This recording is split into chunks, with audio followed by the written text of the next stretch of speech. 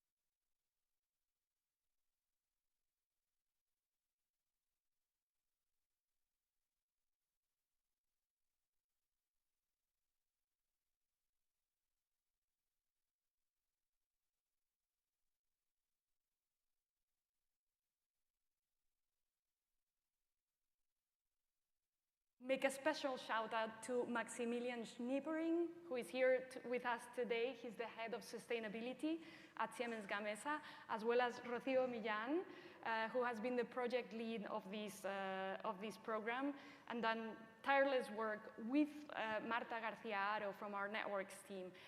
I also want to thank the engineers and the staff at Siemens Gamesa who have spent their time working with these students and apparently have loved the experience themselves. And finally, I want to thank our networks and the universities that have participated in this program and have been working with their students, putting up a number of competitions, selecting the best projects, and also participating in the evaluation committees. Now, let me welcome to the stage, as I said, Maximilian Schniepering, the head of sustainability at Siemens Gamesa, as well as Professor Sachs, president of SDSN, who are going to help me announce the award winning. Please join me. Good morning. Good morning. I'm going to come out first just to say a few words. Excellent. So good morning, everybody, and also good morning to people online all over the world. We really live in a virtual world now, so it's very special that we are face-to-face with the people in the room for the first time in a number of years, but we know that people are also participating all over the world. And I wanted to just say a word about where we are in this great week of sustainable development. Yesterday, there were the political leaders issuing a declaration recommitting to the Sustainable Development Goals at midpoint. As you know, this week is the week of the UN General Assembly, so the opening high-level debate started yesterday. And in that context, there was also a 2-day meeting of leaders on the SDGs, the stock taking. The conclusion was, on the one side, grim. We've lost a lot of time, obviously. The pandemic and the war and the fallout of the geopolitical tensions are very bad for the world. On the other hand, there is at least an attempt by world leaders to find a way back to some kind of cooperation. And we could see that even among the major powers yesterday. It wasn't a breakdown of the international system. It was a grudging acknowledgement that, not an enthusiastic one, but a grudging one, that we had better work together if we're going to solve the problem. So at the end of yesterday, a political declaration was issued recommitting to the Sustainable Development Goals and recommitting to accelerating actions, specific actions, most notably finance and engagement of the private sector. So this is very timely for us today, because throughout today we'll be listening to world leaders in business, in politics, national leaders, multilateral organizations, and from all parts of society, we'll be seeing that there is a commitment and a readiness to lead, and now we have to get the work done. After 7 years of insufficient progress, we need to speed up. One very good point that came out of yesterday's session is that the first speaker in the high-level debate after the Secretary General was President Lula of Brazil. And President Lula is not only a beloved and distinctive figure in the world who brought smiles across the chamber of the General Assembly and huge and warm applause, but also he is the president of the G20 in the 2024 cycle. And he committed in his remarks yesterday to carry through the breakthroughs for the SDGs, and that led to a rousing applause of world leaders around the world. So it was a very heartening moment. We have another heartening moment now, because we have a great company, as you have heard from Maria, Siemens Gamesa, which is one of the most important renewable energy companies in the world, that has been partnering with SDSN for a couple of years, and we have a leader of Siemens Gamesa coming out now. Maximilian, thank you so much for being our partner. We're really grateful. And you have a mic also, that's great. Before we announce the winners, I wanted to ask you how you, as perhaps the world's leading wind turbine producing company, see the landscape right now. How are the winds blowing, both in your turbines and in the marketplace for renewable energy? Perfect. Thanks, Jeff, and thanks for having me today. Yeah, I mean, if we take a look back in the past, then like 50 years ago, there were like around 70 catastrophic climate-related events recorded on a yearly basis. Things like severe floodings, heat waves, or like, if we take a look nowadays, then we can find that more than 300 of these events are recorded on a yearly basis. So basically, our world is slowly dying if we continue with business as usual, and we need a miracle to save it. So I got a little bit overwhelmed by my German nature then, and I was thinking, how could we plan for this miracle? And for us at Siemens Gamesa, it's pretty simple. It's driving a sustainable energy transition. And if you think about it, then you can see that investing into renewables, it's not a nice-to-have hobby. No, it's really a means to drive economic competitiveness going forward. And we've gone through massive developments in our industry when it comes to our environmental, social, and economic footprints. So costs have been reduced by more than 60% in the past decade. And once installed, wind turbines produce energy at marginal costs nowadays. And if you take a look at our carbon footprints, then it's comparable to the footprint of a truck. And if you take a look at the US, then there are like 13 million trucks registered here, and we need like 50, 60,000 wind turbines to fuel the energy transition in the US. So the plan is sketched out. So we know what we need to do. But what we need to do to achieve it is a lot of talent. And that's why it's so important for us also to partner with the UN SDSN and create the challenge, Universities for Goal 13, because we need to jointly work together across the whole value chain and think end to end, how can we drive forward greener technologies in the current setup? And that's not only our industry, but also beyond the related industries when it comes to green steel, green hydrogen, or like. These will be the professionals later on working in the machine room to fuel the energy transition and make our today's promises the realities of tomorrow. And that's why partnering and inspiring the next generation via this challenge is really, really important to us. It's incredible. For us in SDSN, we're a network now of nearly 2,000. I don't know your latest. 2,000 probably. 2,000 universities, think tanks, research laboratories around the world. So the chance to partner with you is really phenomenal because this is what graduate students need. Students need the hands-on experience, the motivation, the connection with the world-leading companies, also the mentoring that your engineers are giving to these teams. So it's a great partnership, and I love it, and I think it's a role model also for other companies. So we're trying to encourage others to follow your lead. Well, thank you so much, both of you. I think we have a slide showing the 5 finalists. So here it is. These are the 5 projects that have reached this stage. So reducing carbon with students. Oh, we're moving on to a video. But yes, let's take a look at these.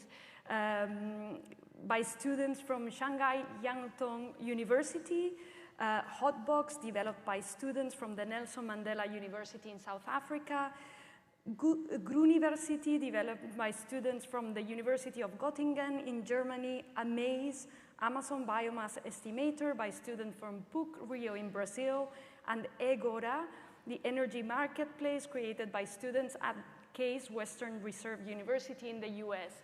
So we do have a video, I believe, that could be played now. And otherwise, yes, there we go. So, we want to help fight the climate crisis. In the transition to renewable energy, the average consumer can, and often is, willing to be part of the solution. Nonetheless, entering the market is confusing, and there's a lack of easily accessible information about how to participate. Persons that start researching may find that their geographic location, budget, and even local policies will constrain their viable options. We have a problem with access to sustainable energy solutions. In the United States, many of us know about sustainable energy generation, but don't possess the knowledge on how to get started. We would like to introduce Jake. Jake wants to get into solar, but with so much information out there, Jake can get overwhelmed with all the options available for him. All he knows is that he wants to jump into the sustainable energy space and lower his utility bill while doing it. After doing some unclear research, Jake realizes that installing solar panels may not be as easy as he anticipated. Installing solar panels on his own roof is out of his budget. And in looking for a lower cost solution, he stumbles upon a long-term contract method called Power Purchasing Agreements, or PPAs, which only serve very big customers, like corporations or cities. Jake is not alone in this. Like him, many people are interested in entering the sustainable energy space. For Jake, community solar as a renewable energy source might be the best option. In community solar, a large array of solar panels produces energy that is directed back to the grid, and people can subscribe to the energy that is produced. Community solar has precedence in several states in the US and has been growing year over year for the last decade. But where can Jake find more information about community solar projects near him? How can he connect with like-minded individuals and those that know where to start? we present Agora, a platform that bridges the gap between producers of renewable energy and new investors. On Agora, Jake can choose who he works with. He finds a community solar project close to him that fits his budget and his community benefits from the green energy. He also shares a portion of this investment. Jake's project was also built in Agora. Agora allowed developers, landowners, solar installation companies, and financiers to connect and form partnerships that resulted in the project he chose. In this way, Agora allows businesses and investors to collaborate on projects at several scales, from crowdfunding with your neighbors to making a large investment from your company. In current community solar models, the solar array and the electricity it produces often does not reach you. They can be states away, not impacting the energy profile of your local area. With Agora, the community solar project is close to home. An Agora user entering our website will be provided with the option to categorize themselves as someone just browsing projects, someone who wishes to contribute to a current or developing project, a new project owner, or a service provider. Each user will then be asked for input information specific to their role and provided with output information appropriate to their role. In the US, the Inflation Reduction Act, or IRA, was recently signed into law. New tax rules under the IRA allow for individual investors in a community solar array to receive tax benefits that have traditionally only been extended to developers. Using untapped sources of capital, such as crowdfunding, can extend the financial benefits of renewable energy to broader populations, and our state, Ohio, is primed to do just that. Just a few months ago, Ohio State representatives introduced House Bill 197, which will kickstart the community solar market in Ohio if it passes. We plan to take advantage of the burgeoning market by decreasing the downtime between each project's benchmarks, and Agora will take a portion of each full transaction that is facilitated by the platform. At the forefront of our project is a focus on SDG number 7, aiming to promote affordable and clean energy. In addition to this sustainable development goal, we recognize that Agora will have positive impacts on SDGs 8 and 9, with improvements to the other goals seen here. Diversifying energy generation profiles across the globe has an additional purpose. Moving to clean energy allows regional and global economies to move away from fossil fuels, reduce their carbon footprint, and contribute to their own decarbonization goals. This is a direct positive contribution to the Climate Action Sustainable Development Goal, number 13. Agora wishes to contribute to the fight against climate change while supporting the improvement in quality of life that an electrified world offers.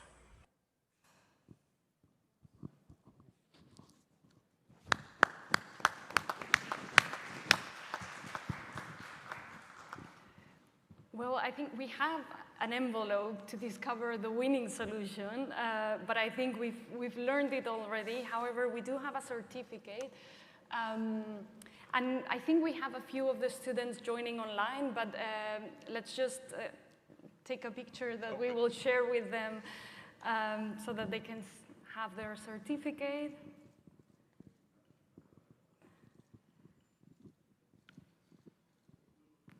And so once again, Maximilian, please do the honors for us. Very good, yeah.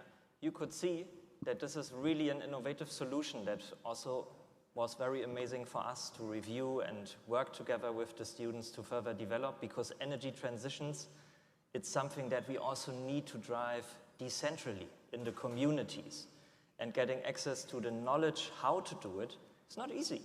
So therefore, we proudly welcome now on the stage representatives from the Case Western Reserve University to hand over the certificates. They're joining online?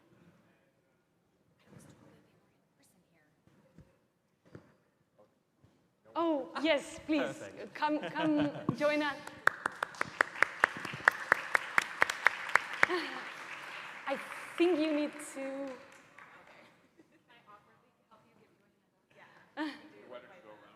Yes.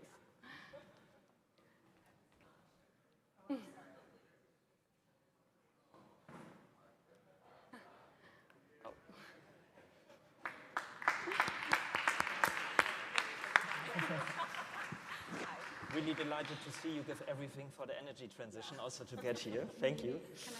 Can I borrow your These are the microphone for certificates. her? Congratulations. So, Sorry, let me give you the mic if you want to say a few words. maybe we can go a little bit. Yes. Okay, hi everyone. So first of all, I'd like to thank my mentors within the SDSN, Grant Goodrich, for helping me be here in person, which was, kind of a run. But along with Grant Goodrich, I'd like to thank everyone at the Great Lakes Energy Institute who introduced us to the competition in the first place through something in our university called the Think Energy Fellowship. And they were instrumental in helping us get this project started. I'd also like to thank my fellow students who helped me with this project. And I think there were a couple more names under the acknowledgements who helped with kind of the proving grounds of this project in its early stages. So yeah, that's everyone. Thank you, and congratulations. Yes.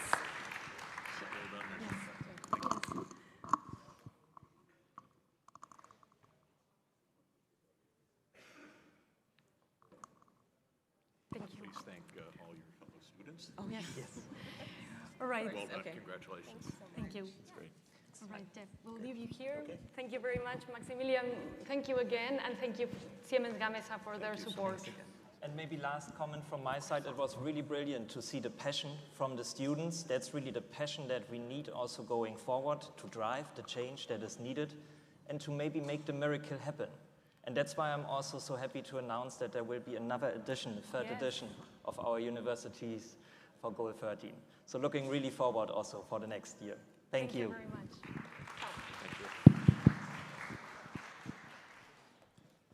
It's wonderful to see the creativity and also what can be accomplished now digitally that was completely not possible or even imaginable just a few years ago. And certainly the digital technologies give us new solutions to sustainable development that really will accelerate our progress.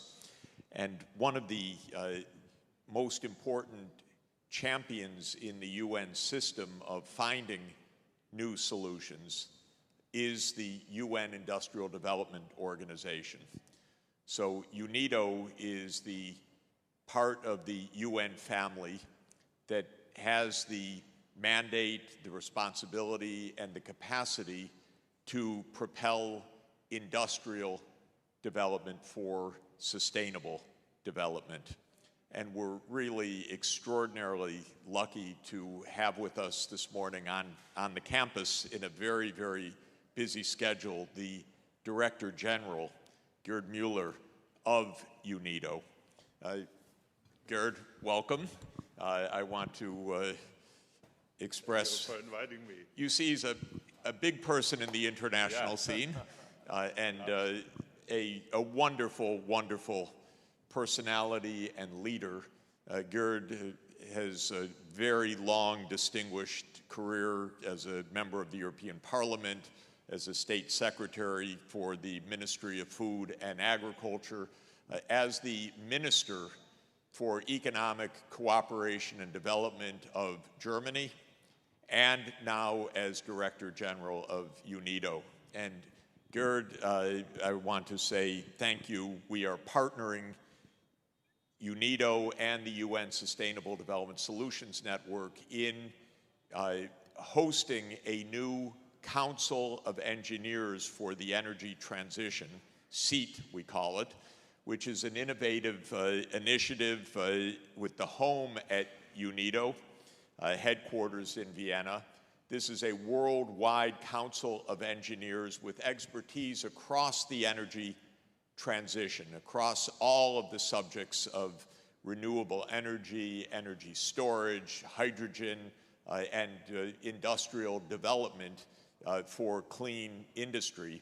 And I could not be more thrilled to be doing this together with you at UNIDO, and have watched during our past year when I was privileged to be in Vienna during much of the year UNIDO's great leadership. So thank you, welcome, and know that you have a worldwide online audience, and this is our first gathering in face-to-face since the pandemic ended, so we're delighted for the people warmly greeting you in person, but also to the worldwide audience listening to you. Gerd, thank you so much.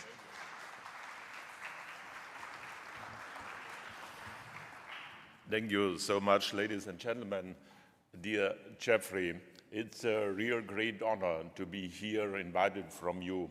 And Jeffrey Sachs, you are the world's most competent and prominent scientist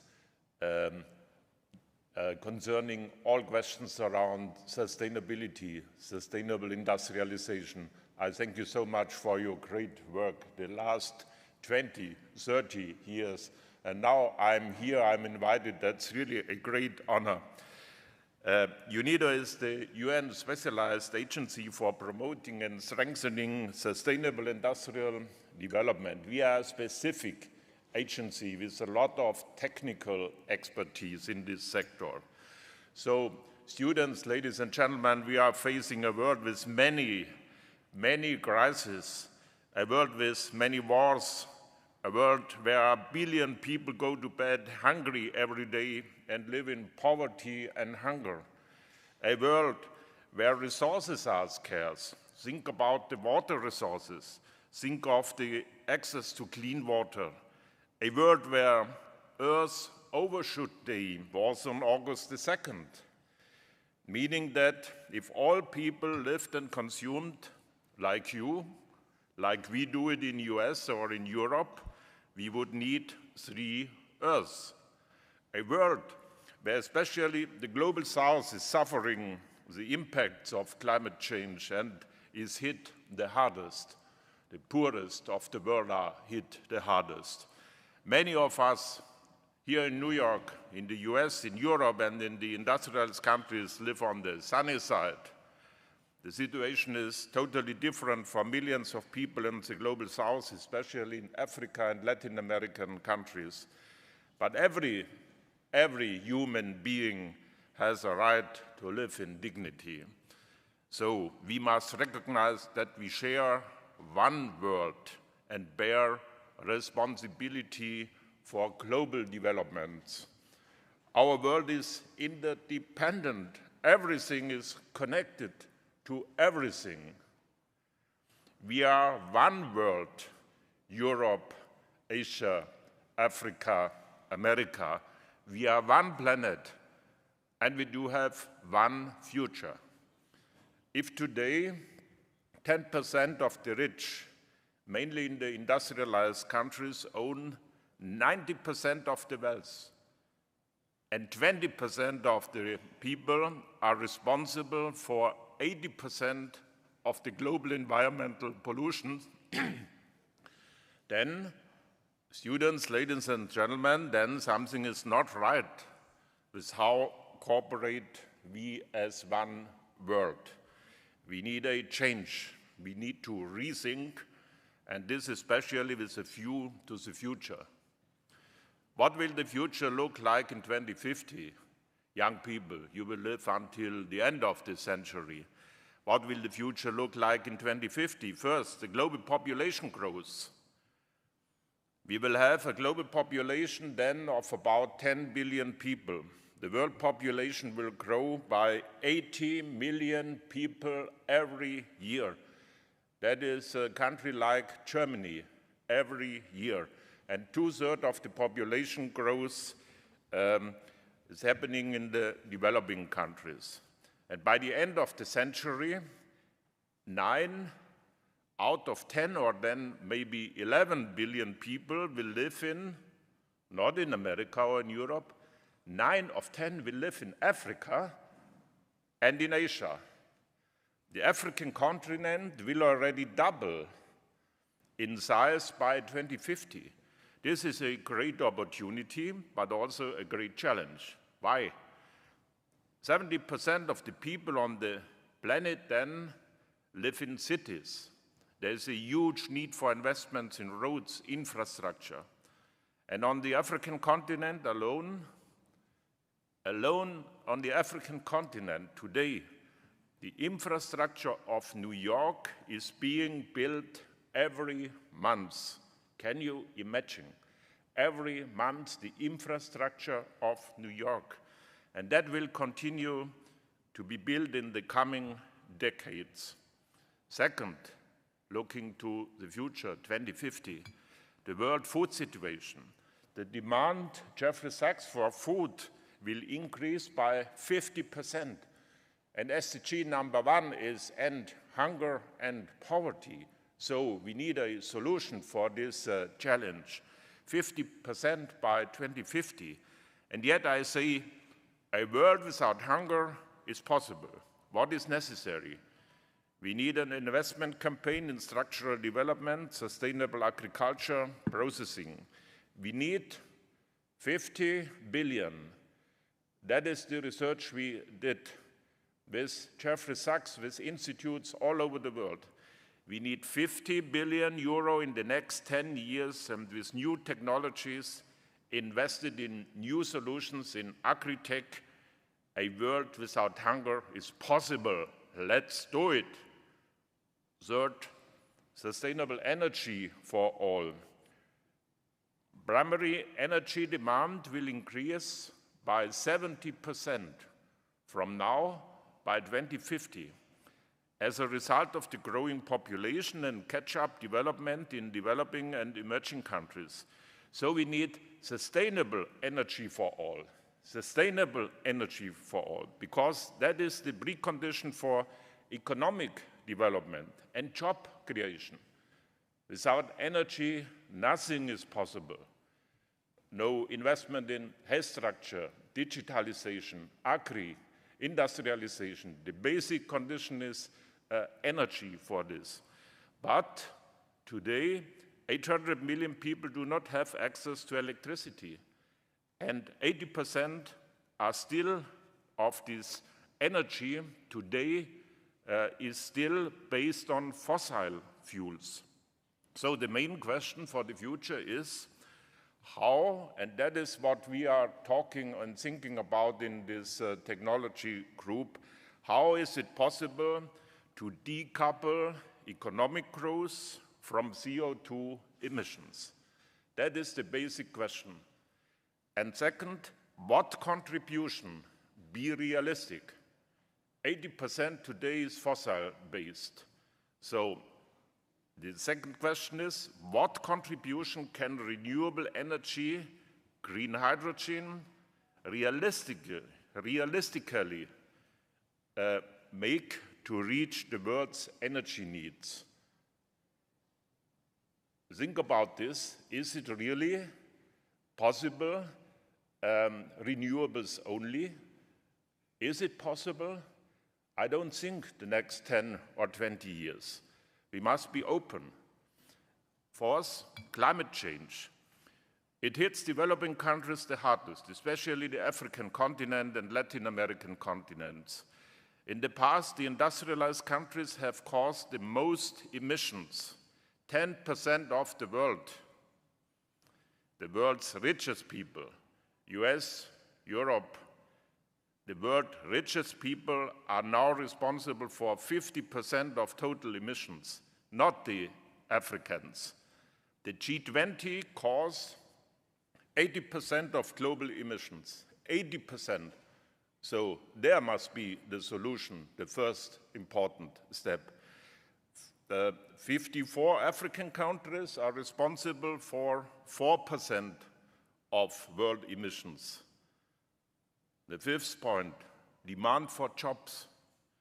Because of the population growth, especially in developing countries, hundreds of millions of jobs, especially for young people, are needed.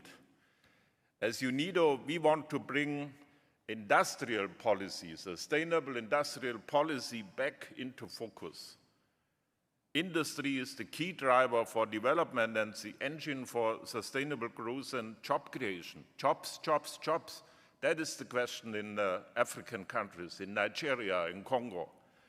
Without industry, no well-paid jobs, no medicines, no food security, no higher standard of living and quality of life. So, sixth, digitalization and AI is a game changer worldwide. Digitalization is turning our planet into a global village. AI is the game changer. Knowledge is now available to the world's youth all over the world, here or in Kinshasa. It doesn't matter. To push a button anywhere in a fraction of a second, that is great. For you, the young generation, that it's daily life, that's normal, but that is changed even the last 10 years.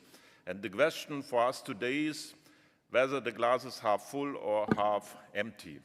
Ladies and gentlemen, today far too many people are increasingly simply describing crisis scenarios, spreading alarmismus.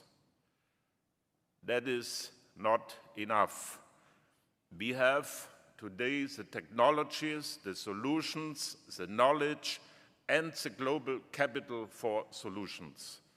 A world without hunger, I will underline again, is possible. And climate change can be limited. It's up to us. So we know how to do, but we need ambition and the will to follow through. And we need a new spirit, action now. The 2030 Agenda, the Paris Climate Agreement, the Biodiversity Convention are the global framework for the global solution approach. Now we need the political will to act decisively. And now this SDG summit and this UN summit, we don't need more speeches, more papers. We know what to do. The only thing what we need is the political will of political leaders in the world to act now and to strengthen global solidarity in a global world. First, peace and tolerance. That also means disarmament instead of global rearmament. Currently, $2 trillion are invested annually in armaments, and only 170 billion, not even 10% of this, in global development cooperation. This trend must be reversed. Second, we need strengthened global solidarity. Industrialized countries not only have an obligation, but a strong interest in solutions and must live up to their commitments to the global south. Specifically, this means delivering on 0.7 pledges. The $100 billion for climate action must be fulfilled now. The G7 and G20 promises to develop 500 million people out of hunger and poverty must be filled. The Climate Change Loss and Damage Fund must be concretized at this scale by COP28. I strongly support UN Secretary General Guterres' call for an SDG stimulus. What we really need is a new deal of a fair globalization, of global solidarity with a new spirit of international partnership. And this also means investing in local value creation, industrial innovation and infrastructure for local production in developing countries. And this means fair global world trade with ecological and social standards.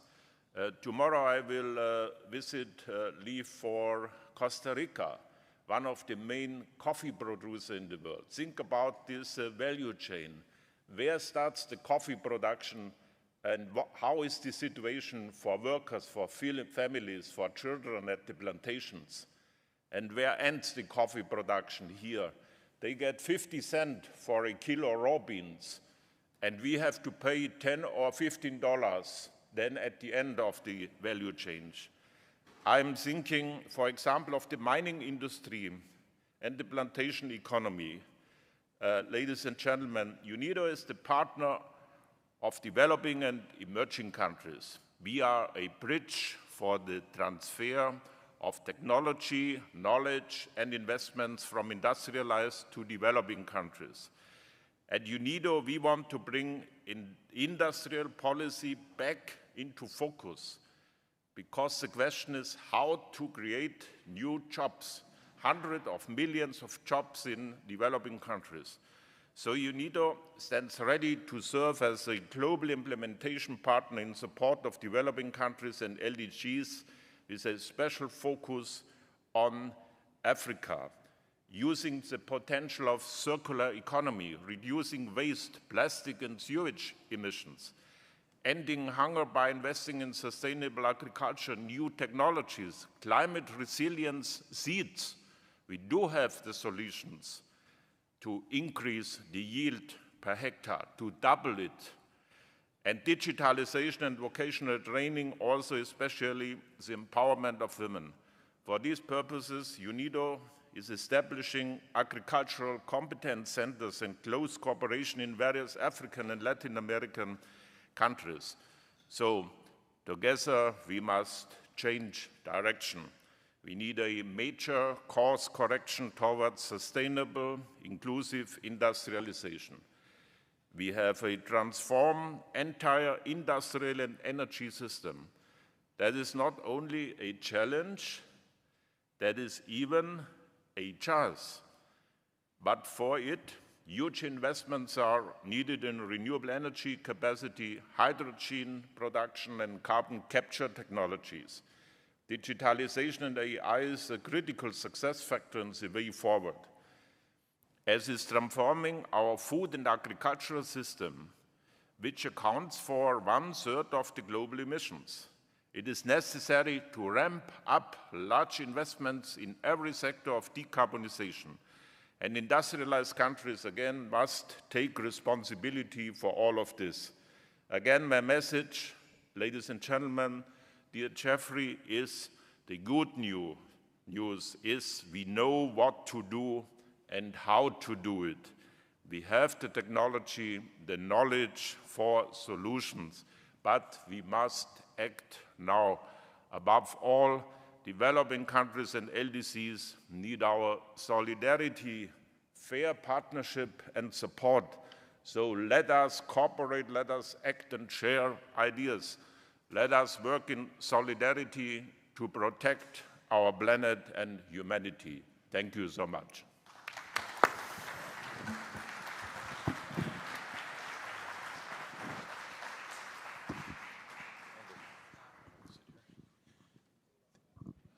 Thank you so much, and you put UNIDO's role so clearly in the middle of this, because we need these transformations. They are technological, they are investment, and they are requiring a policy to bring them about, not just the market by itself, but organizing the public sector, the private sector, the international cooperation, the training, the knowledge. And Gerd, just following your remarks, we will have the pleasure of President and honor of President Tshisekedi of the DRC coming to speak. And you nailed it, because I know that the President is especially interested in two issues. One is how to promote renewable energy, given that the DRC is home to a vast potential of hydropower at Grandinga and other renewable energy, and also how to develop industrial value chains, for example, in batteries, because the DRC, of course, is the world's largest producer of cobalt. And, but that cobalt is now just exported as cobalt ore rather than as an industrial product with a much higher value. So how to develop a battery supply chain. So it seems to me that UNIDO is exactly the partner that DRC needs. I wonder about how to build a stronger and stronger engagement. Oh, thank you so much. I several times visited Congo. First question, Africa, especially the Congo, could become the green continent of renewable energies. There is the potential of water, wind, sun. And my last visit in Kenya, that's the best example. Kenya is based the energy, 90% of using renewable energies. For example, geothermal. Yeah, so what they need is investment, partnership, and our technology transfer. And then that is possible. What can UNIDO, which parts of those challenges is UNIDO uniquely placed to help fulfill? UNIDO is something like a bridge. I like to underline my main message. We do have the technology here in the US, in companies, in Europe, in China, in Asian countries.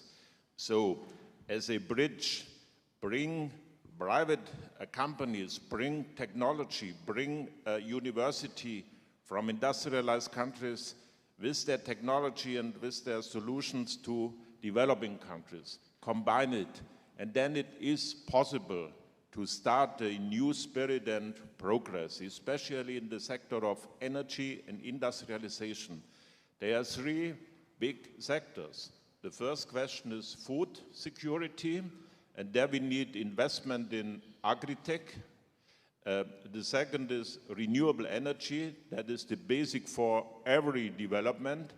And I always call it energy is the bad or the good sister for climate protection or climate change. We need renewable energies. We need resource efficiency. We need hydrogen. The technology is used in China, in US. So UNIDO is the partner to bring technology, knowledge, and investments in these countries, in our partner countries in developing areas. Absolutely wonderful. Very exciting, because we're going to make some breakthroughs today. Not only a conference, but I think some very practical steps to build that bridge that you are so clearly explaining to us is needed and feasible. And also, Gerd, later today, we'll also have the great pleasure to have your colleague as one of the UN leaders, Dongyu Xu, the Director General of FAO. So that's another natural partner, FAO and UNIDO, working on the food security together with Congo and together with other countries. Yes, of course, within the UN family, we have to work close together. And the food sector is the basic. In every family, they ask every day, how is the food today? And 8 million people, they have still not a solution. But we have the solution. I will tell you, one example, how and what is possible within a few years. UNIDO, with some partners, we invested in a cluster, in a wheat cluster in Ethiopia. The last 3 years, with new technologies, for example, new irrigation technologies, new seeds. And what was the result? After 3 years, Ethiopia more than doubled the yield per hectare. Wow. And becomes now from an importer of wheat to an exporter. And that shows it is possible to create a world without hunger. But we must act, and speeches alone don't change the world situation. Gerd, let me thank you so much for being here, but especially for your vision and leadership. You know, listening to you this morning, it gives me, and I'm sure everybody, lots of ideas of very practical next steps, big scalable steps. You just talked about Ethiopia becoming a food exporter, a wheat exporter rather than a wheat importer, a tremendous change in a short period of time. And we are in this age of industrial transformation. Thank goodness you are helping to lead it. I am convinced so much that we need a stronger and stronger United Nations system, because this is the system that really brings the world together. We're organized by nation states historically, but we are living in a global world, and we're building global governance, and one of the absolute central pillars of that is UNIDO and industrial development. We're extremely lucky to have you as the visionary Director General of UNIDO. You have all our support. Please join me in thanking Gerd Mueller for being with us today. Thank you so much. Yeah, Thank you for your fantastic. great work. Okay. Thank you. Thanks so Jeffrey Sachs, I thank you so much, not only for invitations, for your great, great work around the world. And he brings scientists, politicians together from China, Asia, Africa to US, and that is great over years and years. Thank you so much, Jeffrey.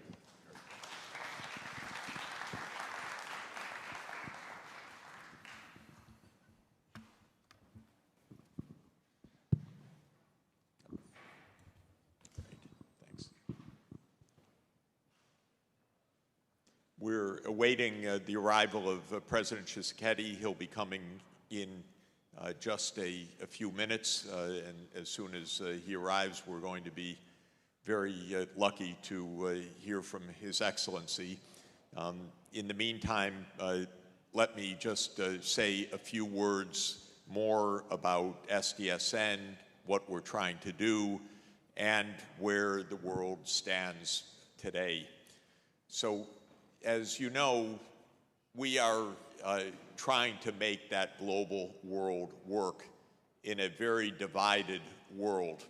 But we need cooperation, and we need to overcome the very deep-set challenges of great power competition. And so what SDSN is trying to do is to support that effort of building a level of global governance around internationally agreed objectives. We are now in the 10th year since the idea of the Sustainable Development Goals was first put on the negotiating table. It was 11 years ago at Rio +20 where the world leaders realized this isn't working. We're not achieving sustainable development. What should we do? And the idea was proposed actually by the government of Colombia to put goals clearly in front of the world for what we need to achieve. The negotiations began 10 years ago at the UN. There was a great deal of interest because it started as a small committee, and then more governments wanted to come in, then more governments wanted to come in, and it ended up as a committee of 193 governments. That's a big committee.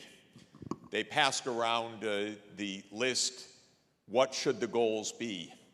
It was very impressive. The first set of Sustainable Development Goals proposals had 300 goals listed. So feel fortunate you only have to remember 17, because it took almost 3 years to discuss, understand, and negotiate a reduction from 300 to 17 goals. The 17 goals were gavelled at the end of the summer of 2015 and adopted on September 25th, 2015.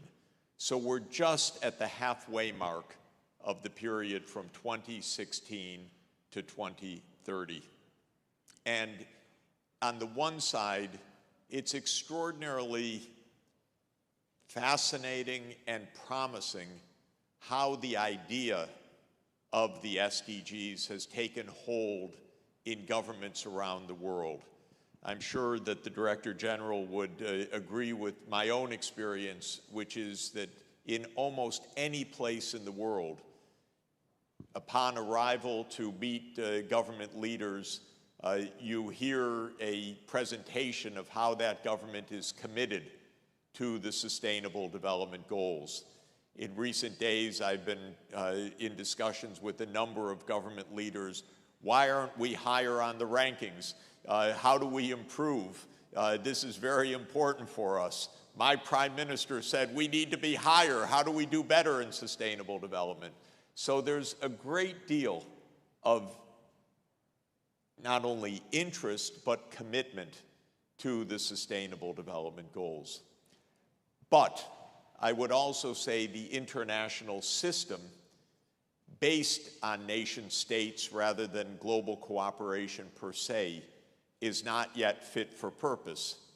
And that is because we are organized around the mindset, my country first, and while that may be understandable, it sometimes is my country first and last, and I don't care about the rest of the world. And that means free rider problems, it means lack of cooperation, and of course it means what Director General Mueller just told us, reminded us, conflict.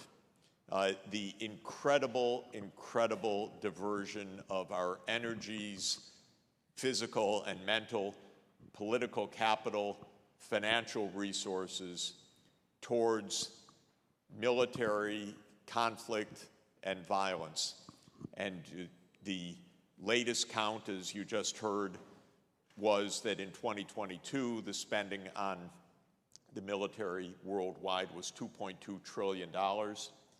Though the Global Peace Index research team says that the costs of conflict and violence above the direct outlays, but adding in all the losses of lives, all the destruction of property, all of the law enforcement expenses, all the lost opportunities, if you add up the direct and the indirect and the opportunity costs of conflict and violence, it's closer to $13 trillion a year, 13% of world output per year. Now, for $13 trillion, even for $2 trillion, we wouldn't have any shortfall at all in achieving the 17 Sustainable Development Goals. So the paradox is that we have within our means the capacity to build the future that we say we want, and yet we don't yet have the institutional design and the governance structures to achieve what we want. The more I think about it, and the Director General has been a politician at the regional level in Europe, at the national level in Germany, and now at the global level. You've seen governance at all levels. And this is a fascinating issue because we need governance at the global and regional levels more than ever. The nation states still have a role to play, but they shouldn't be the center of everything. And yet our world system grew up among nation states and among the competition of nation states rather than at these levels of global problem solving that are absolutely needed now. So that, to me, is the real challenge that we're facing. We have the solutions, we have the means. When we say we don't have the political will, it may be because the politician is elected locally, but the problem is global. So we somehow have the institutions. Has the president arrived? Yes, he's getting a mic right now. Oh, good. Okay, wonderful. We're almost ready with the president. But just to say, we need to think about how to strengthen the global and the regional problem solving. And one modest point I want to put on the table before we reach the president, who's just about here, is that one of the problems of the international financial system is, again, that finance rests at the national level. That's where taxation lies, tax power. But funding global public goods, therefore, remains a profound challenge. So thinking about how to increase the funding at the global level is one of the big opportunities and challenges that we should focus on. And one of the ideas that will play a role at the coming climate conference at COP28 is, of course, the idea that the rich countries so much responsible for the emissions and the climate change to date, and therefore imposing so many burdens on the poorer countries of the world, should pay a levy or a tax or a historical account for what they have done. And I made a quick back-of-the-envelope calculation this week that if we considered the cumulative CO2 emissions from 1970 until today and charged just 12 cents a ton for historical emissions of CO2 from the high-income world, and a small amount, $3 a ton, for continuing emissions, and charged the upper-income countries a much smaller rate, 1/3 of that, we'd have $200 billion per year available for global solutions, for problem solving. So even a tiny charge on what historically has contributed to the current disasters would fund the climate adaptation and the agricultural transformations that we need. So let's brainstorm how to strengthen this international cooperation. And again, we're so fortunate to have world leaders present to help us lead that and to think through that. And again, thanks to the Director General of UNIDO for getting us so wonderfully started. And thank you for being here, as I have the very great privilege now to introduce the President of the Democratic Republic of Congo, and a good friend and somebody that I admire and who is doing a great job in leading, Mr. President. Professor Sama. So wonderful. Thank you.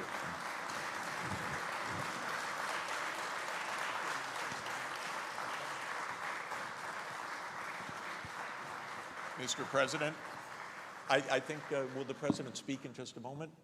Just to, if I could introduce the President briefly. Mr. President, yes. It's a great privilege to have you at Columbia University. Thank you. And to have you on the campus. It has been my great privilege and honor to meet with you several times in Kinshasa and other parts of the world, at the United Nations, in Paris, on many occasions, to discuss the challenges that your country faces and your vision for how to surmount those challenges. And you have a big vision, and this is absolutely exciting and wonderful. You have in front of you, as well as your distinguished delegation, I want to make sure you see the Director General of UNIDO, Gerd Mueller, whom you know as one of the world's leaders in sustainable development. And before you arrived, we were talking about how UNIDO can play a great role in helping DRC to develop the battery supply chain, or Grandinga, and the other great opportunities that you face.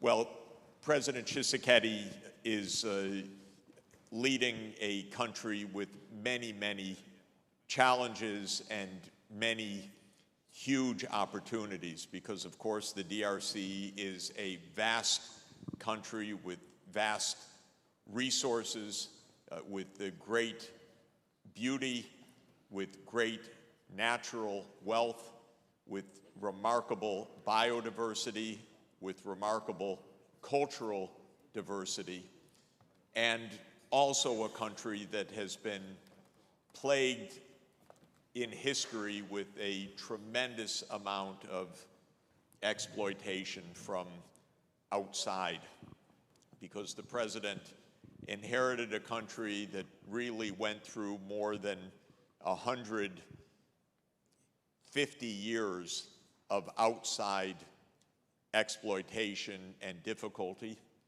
a country that was brutally colonized, by an individual who happened to be a king of the Belgians, but he took much of the region of today's DRC as a personal fiefdom, not even as a Belgian colony originally, but just as a personal possession. Told the world that he was engaging in humanitarian activities when in fact he was engaging in ruthless, brutal, slave-based exploitation of the great resources of the country. That continued for many decades. It was followed by Belgian direct rule of what is today's DRC. At the end of Belgian rule, there was a really horrible period where instead of what could have been the beginning of a bright democracy with a brilliant young political leader at the time, Patrice Lumumba, the CIA and the United States got in between and really destroyed the early days of DRC's chance for democracy, even with the assassination of this young leader that is still admired around the world. And what ensued was many decades of dictatorship backed by the United States, I'm afraid, and then many, many years of conflict, and there still is conflict. So, Mr. President, we know the great challenges that you hold on your shoulder. We admire you and your country. We're here also to hear you, your ideas for the future and how the world can help to support them and to build the Democratic Republic of Congo that you seek and that we all seek. Thank you for being here, Mr. President. Merci. Merci.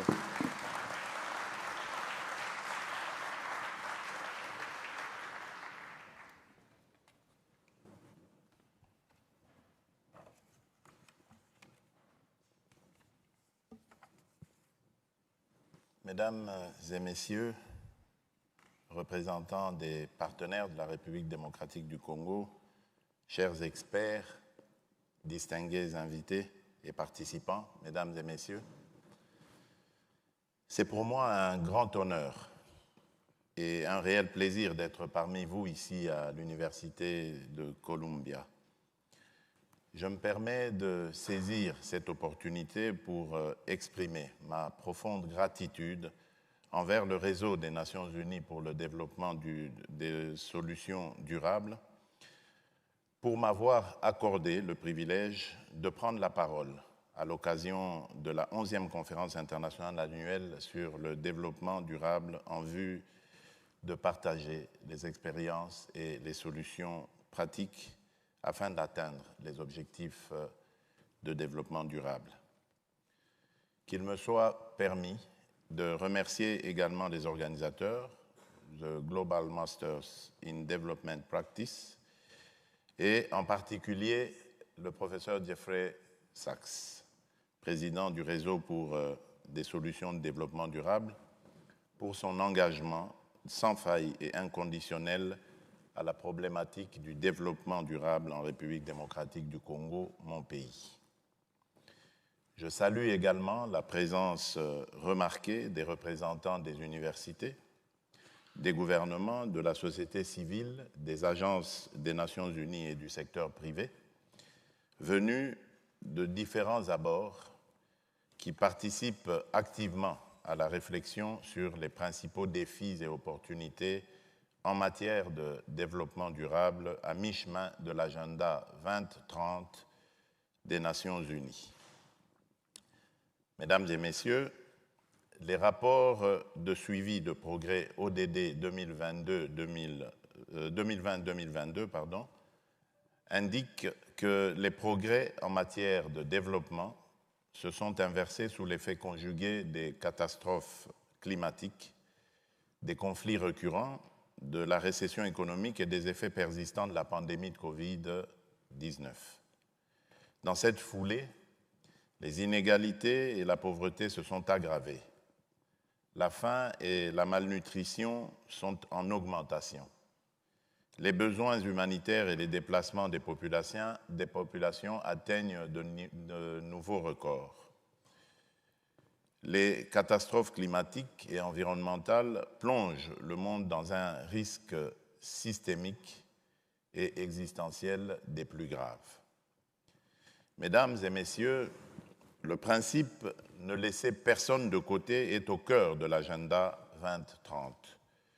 Une cible ne peut être considérée comme atteinte si elle n'est pas atteinte universellement.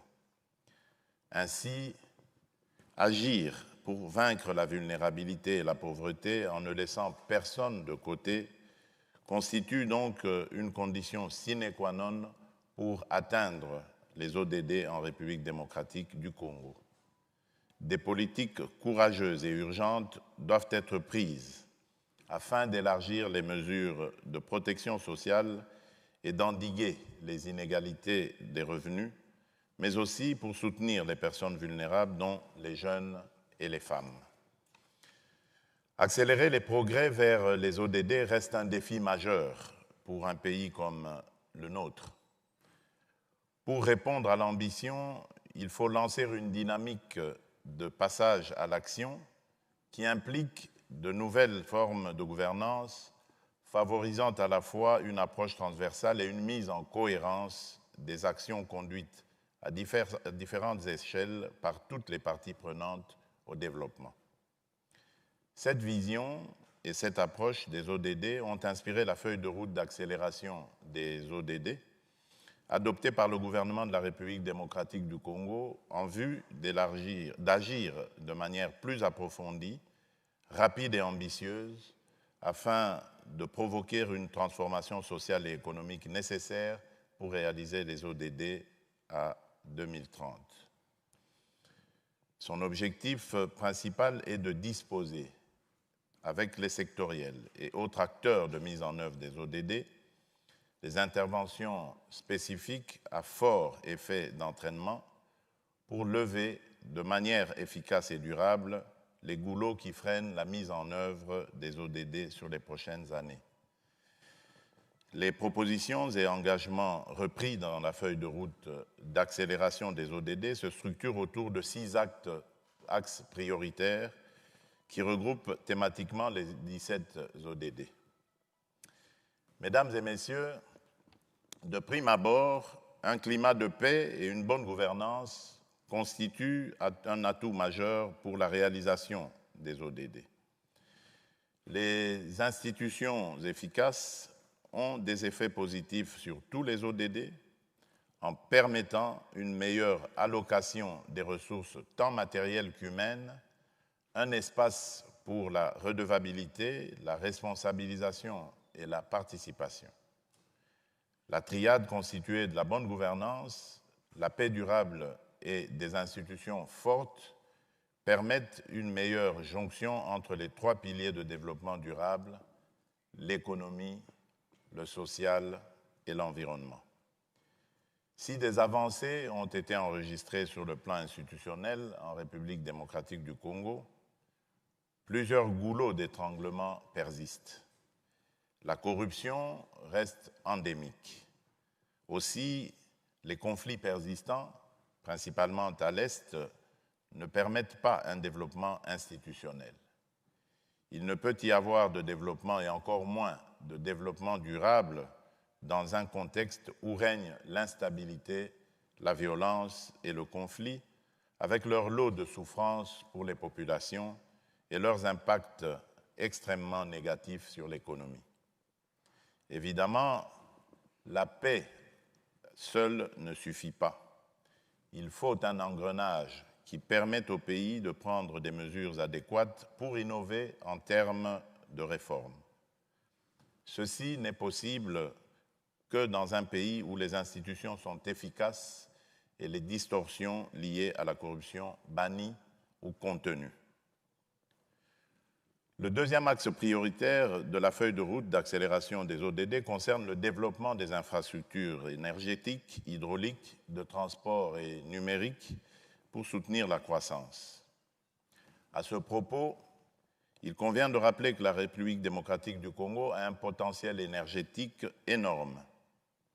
Hormis le potentiel solaire, éolien et en biomasse, 890 sites ont été identifiés et localisés pour des aménagements hydroélectriques sur l'ensemble du pays, totalisant plus de 100 000 mégawatts. Paradoxalement, plus de 80% des Congolais n'ont pas accès à l'électricité, avec de fortes disparités. Avec une économie de plus en plus intensive en énergie, cette carence constitue une des principales contraintes à une croissance durable et inclusive. Les technologies modernes, la croissance de la productivité et le développement d'activités à plus forte valeur ajoutée nécessitent davantage d'électricité. Le déficit en énergie, couplé au déficit en infrastructures de transport, constitue une des principales contraintes à l'accélération de progrès vers les ODD en République démocratique du Congo.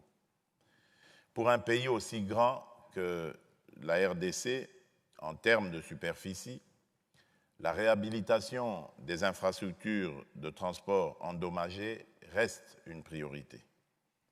Une meilleure connectivité peut raviver l'activité économique et stimuler la croissance, condition nécessaire pour sortir des millions de Congolais de la pauvreté et de la vulnérabilité. Par ailleurs, l'accès universel à une source d'eau améliorée se pose avec acuité dans notre pays, principalement dans les milieux ruraux où moins de 40% de la population a accès à l'eau.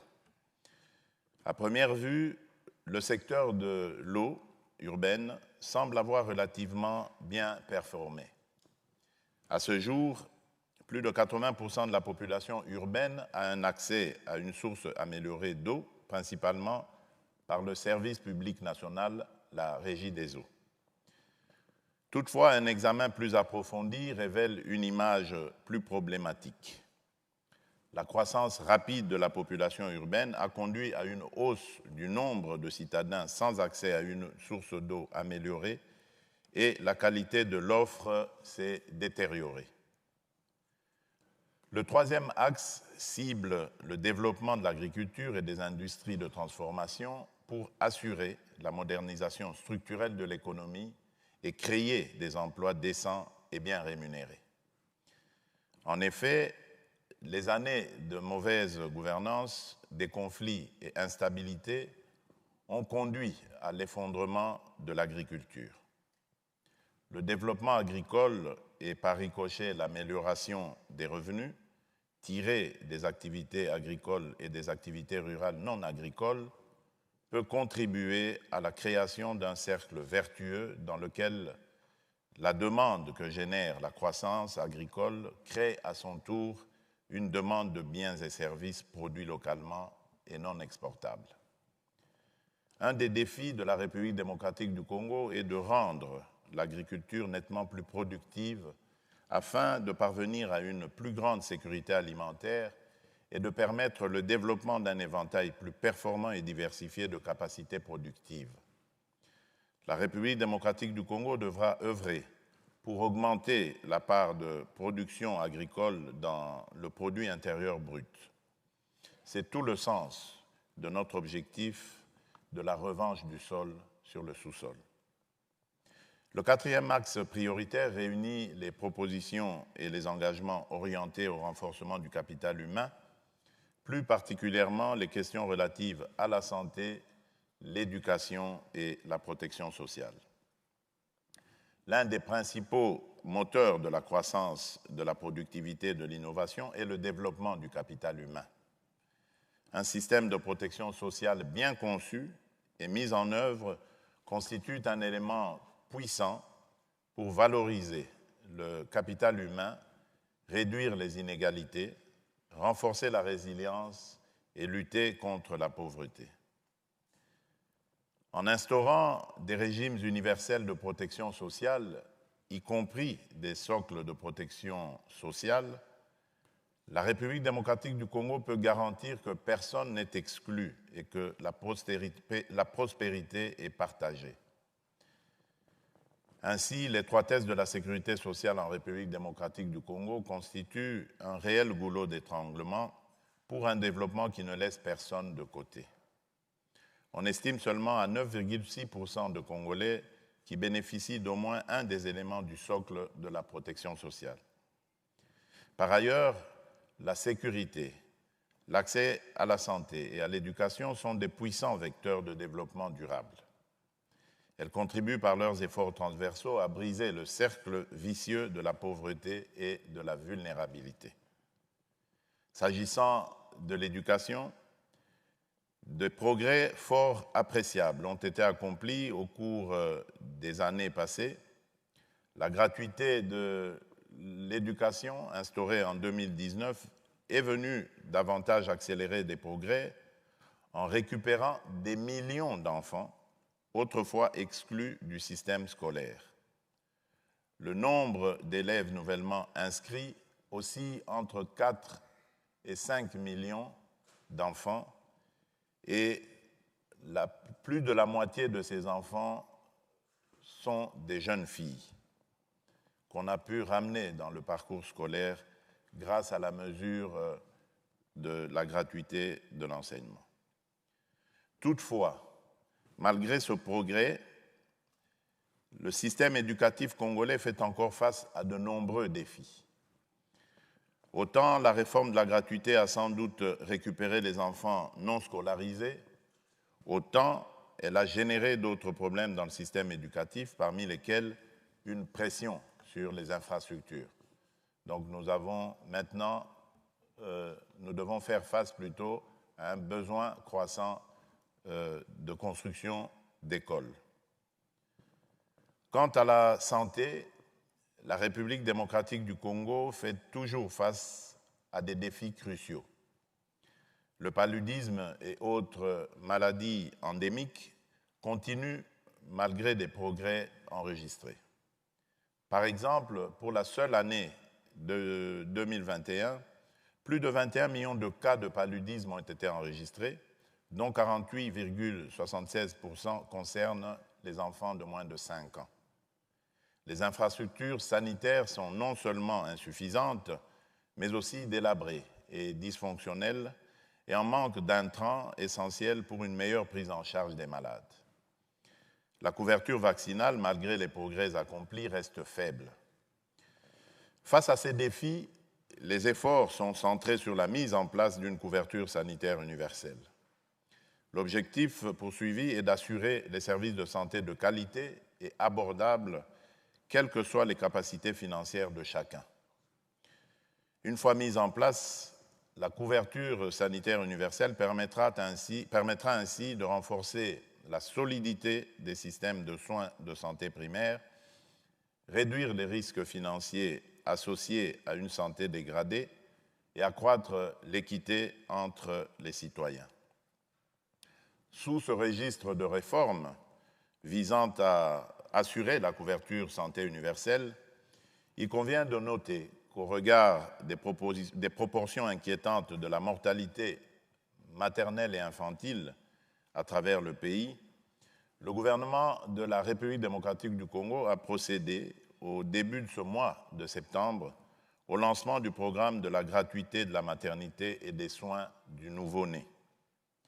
Par ailleurs, dans la perspective de réduire rapidement la pauvreté ainsi que les inégalités spatiales, le gouvernement congolais a initié le programme de développement local des 145 territoires, PDL 145T en sigle.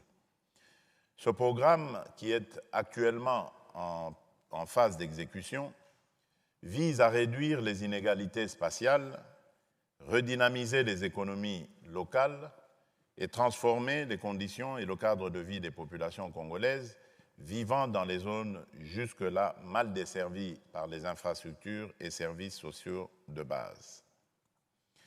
Le 5e axe concerne la lutte contre les changements climatiques. Il regroupe tous les engagements, les programmes et les projets visant à restaurer les écosystèmes terrestres et marins. La République démocratique du Congo détient 10% des forêts tropicales du monde et les plus grandes tourbières du monde couvrant 100 000 km². Le bassin du Congo est l'une des dernières régions du monde à absorber plus de carbone qu'elle n'en émet. Il absorbe chaque année près de 1,5 milliard de tonnes de CO2 de l'atmosphère, soit 4% des émissions mondiales, équivalent à 10 ans d'émissions mondiales. Le pays devra œuvrer pour la préservation de ses ressources forestières en luttant principalement contre la déforestation. Cela est d'autant plus crucial que la forêt congolaise est sous pression. Il est inéluctable que la lutte contre la déforestation et la bonne gestion de la forêt doivent se baser sur le développement rural, la réduction de la pauvreté et une meilleure sécurité alimentaire. Le pays devra donc mobiliser des ressources diverses pour répondre au double défi de la sécurité alimentaire et du changement climatique. Par ailleurs, le gouvernement congolais met tout en œuvre pour lutter contre les changements climatiques et limiter, voire même mettre un terme à la destruction des écosystèmes marins et terrestres. C'est dans cette perspective que le pays s'est résolument engagé depuis 2015 à réduire les émissions de gaz à effet de serre de 21% d'ici 2030 en fonction des financements internationaux avec des actions clés dans les secteurs de forêt, de l'agriculture et de l'énergie. Le dernier axe de la feuille de route se propose de renforcer la mobilisation des ressources et des partenariats diversifiés pour soutenir la mise en œuvre des ODD.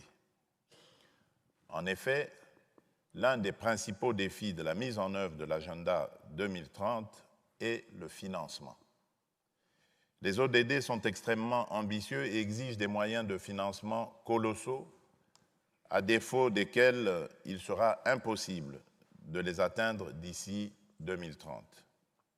Selon le Fonds monétaire international, un rapport de 2023, les dépenses supplémentaires nécessaires à la réalisation des progrès conséquents dans 5 domaines primordiaux, la santé, l'éducation, l'électricité, l'eau, l'assainissement et l'hygiène et l'infrastructure routière, en 2030, s'élèvent à 43,9% du PIB, 9% du PIB.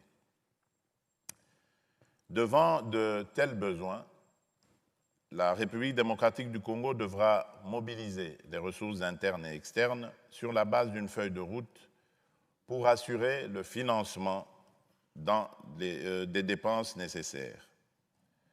Toutefois, il est aujourd'hui largement admis que le financement des ODD repose en priorité sur des décisions à prendre au plan national et local, car c'est à cette échelle que peuvent être assurées la cohérence entre les différents objectifs et la redevabilité qui en découle.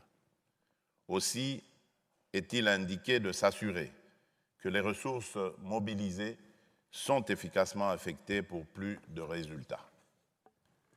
Pour accélérer les progrès vers les ODD, le gouvernement doit repenser la dépense publique en la protégeant contre les chocs des prix par des mécanismes tels que le fonds souverain, mais aussi en créant suffisamment d'espace budgétaire afin d'investir les ressources publiques dans les secteurs porteurs de croissance. Aussi, il est crucial que le pays accélère les réformes dans la mobilisation des recettes intérieures hors ressources naturelles. Mesdames et messieurs, représentants des partenaires de la République démocratique du Congo, chers experts, distingués invités et participants, mesdames et messieurs, alors qu'il ne reste que 7 ans avant l'échéance de 2030, nous sommes bel et bien devant un défi majeur qui ne peut souffrir d'aucune négligence. Tout en réaffirmant la vocation de mon pays à continuer à mettre en œuvre des mesures accélératrices au cours de cette décennie d'action, je voudrais terminer en rappelant à la mobilisation générale en vue d'inverser la tendance actuelle et de répondre aux urgences auxquelles font face les Congolais. Ainsi, l'accélération effective des progrès vers l'atteinte des ODD en République démocratique du Congo nécessite un accompagnement efficace et durable de partenaires de développement, du secteur privé, de la société civile et d'une jeunesse inspirée et engagée, telle que représentée aujourd'hui dans l'enceinte de la prestigieuse Université de Columbia.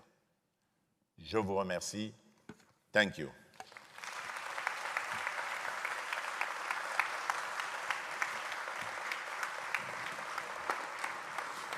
Merci. Merci. Merci. Merci. Je mets là. Oui. Voilà. We just have a minute to thank you. We know you have a busy, very busy schedule. It's a really great honor to host you here and also to hear about the roadmap to sustainable. Oh.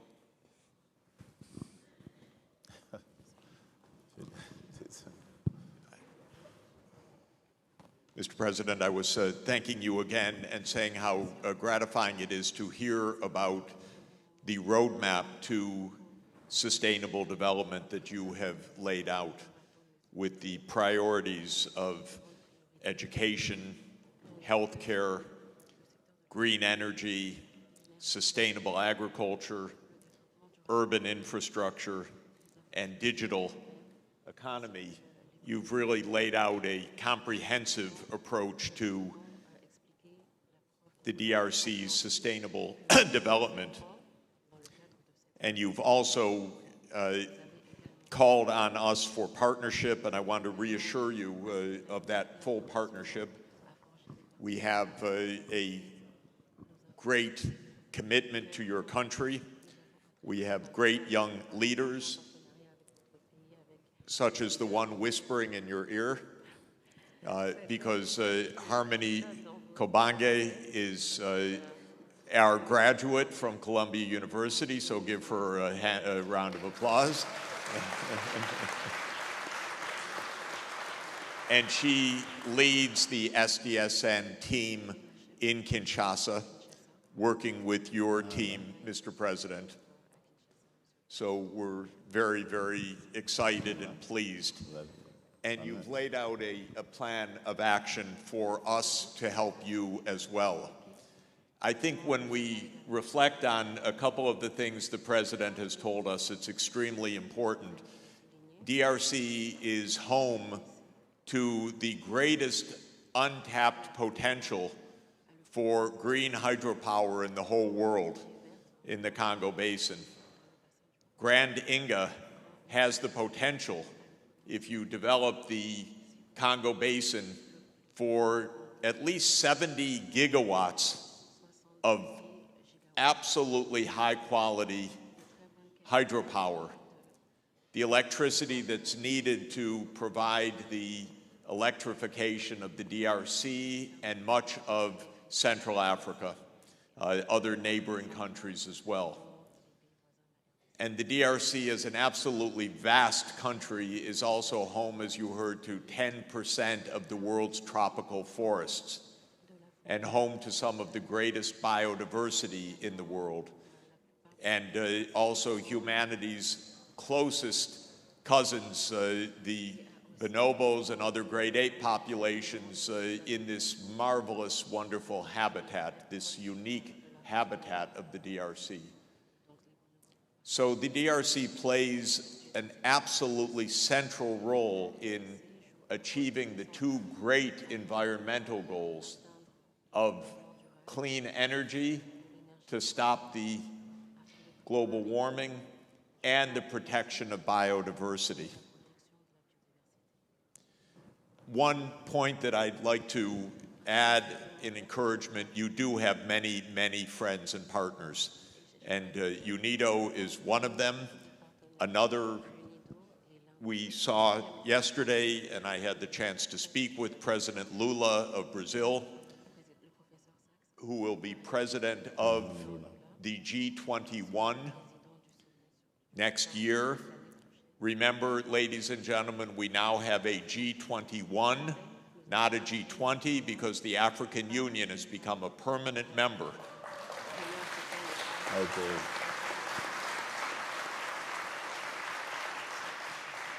And this is very important, Mr. President. If you, as one of Africa's great leaders, can help all of your colleagues to really take advantage of this new important opportunity, this puts Africa right at the front of the world's deliberations. And with your partner in Brazil, President Lula, who is a great partner, this is a tremendous opportunity in the year ahead. Exactly. And Brazil also, just to say, together with the President, President Lula, President Tshisekedi, and President Jokowi of Indonesia, have launched a partnership for the great tropical rainforests around the world. So there are the BRICS, but there's also the BICS. Brazil, Indonesia, and Congo.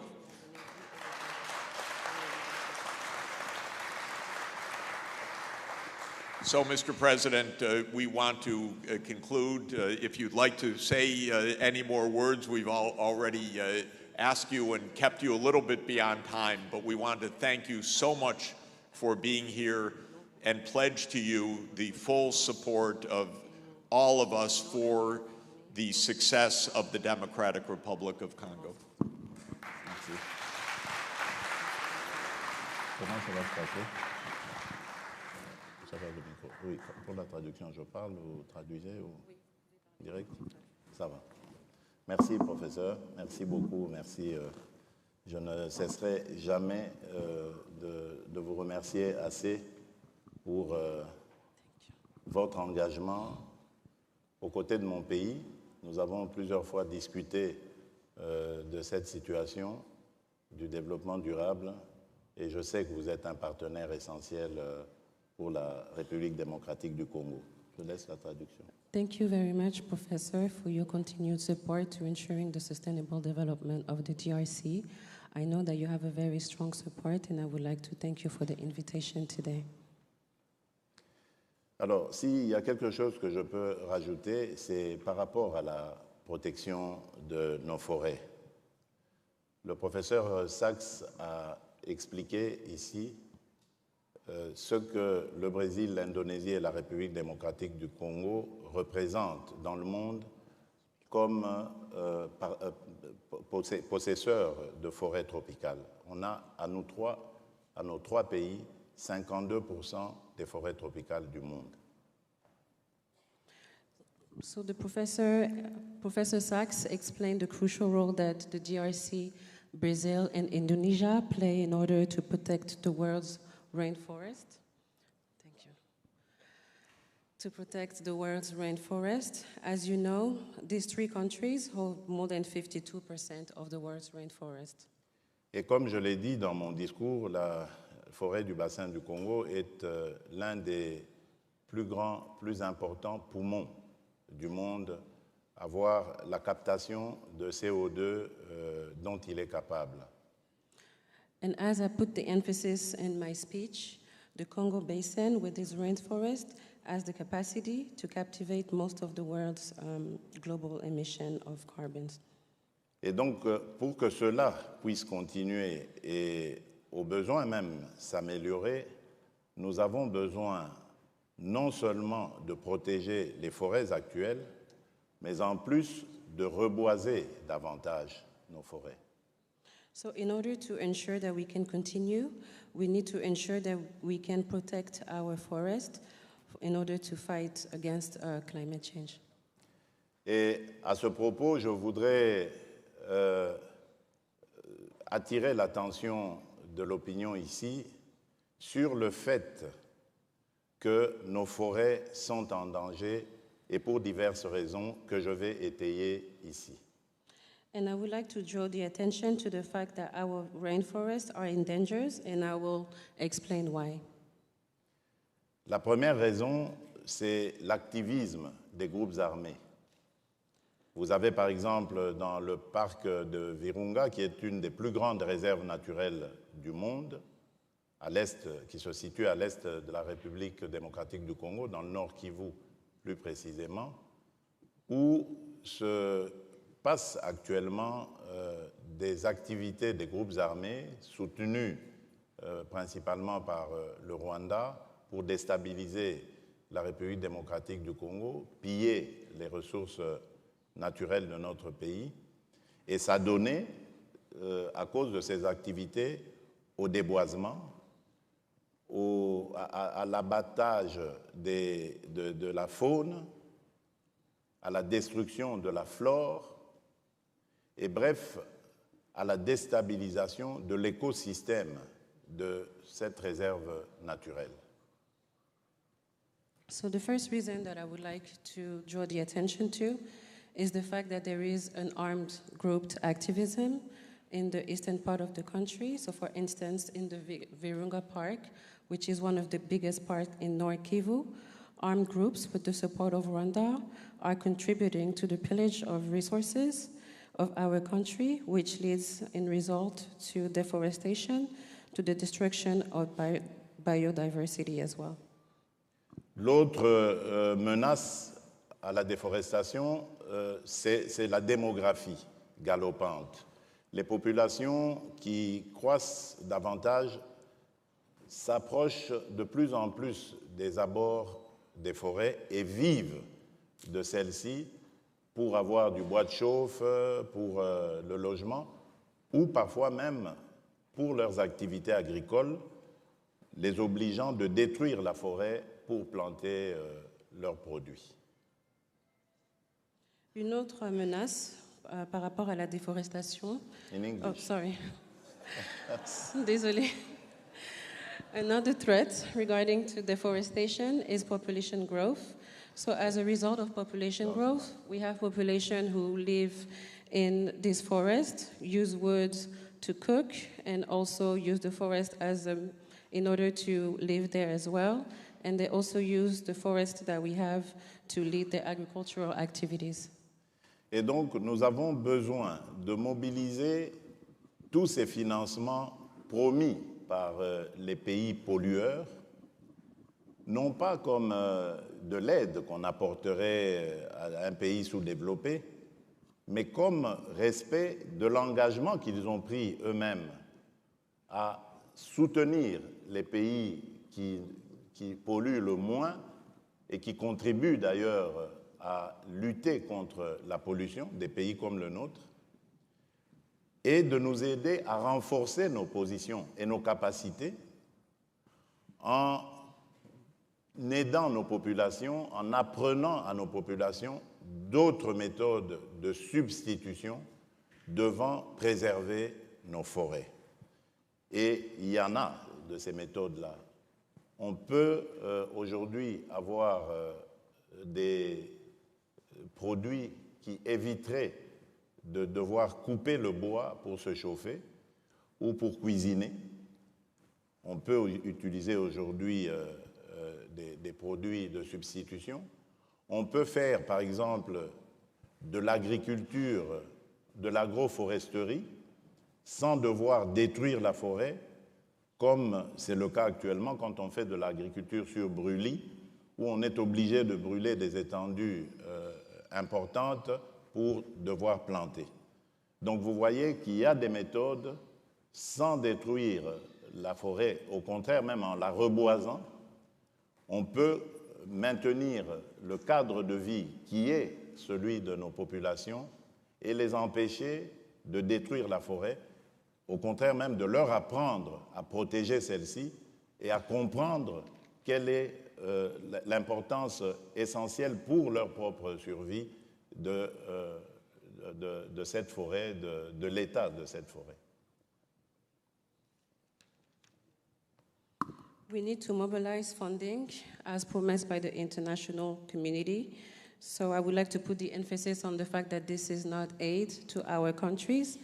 This is in fact to ensure that they can support countries that pollute less in the world in addition to helping reinforcing our capacity to teach our populations the means to preserve our forests. For instance, we can have products to avoid cutting woods in order to cook. We can also engage in agroforestry without destroying the forest. There are methods to ensure that we don't destroy the forest and to ensure that while doing so, we can preserve the way of living of our populations while teaching them the importance of preserving our forest. Mr. President, just to say that this is exactly our commitment to help raise the practical means for protecting and saving the forests. We know that's also President Lula's objective. You and President Lula and President Chakawi have a big voice in the world. And so I think that this is something absolutely practically achievable during the coming year, even for commitment and announcement and funding during the coming year. So we're going to work with you on that. My colleague, Emma Torres, who is in the front row, works with the Brazilian government and the Indonesian government, and now with your team to help put this in place. And we can assure you of our strong, strong commitment to that. Very practical results, exactly as you call for. Let me thank you, Mr. President, again for being here. Ladies and gentlemen, please thank President Tshisekedi. How is Madame? Yeah, very good. Thank you. Okay. Thank you. Merci.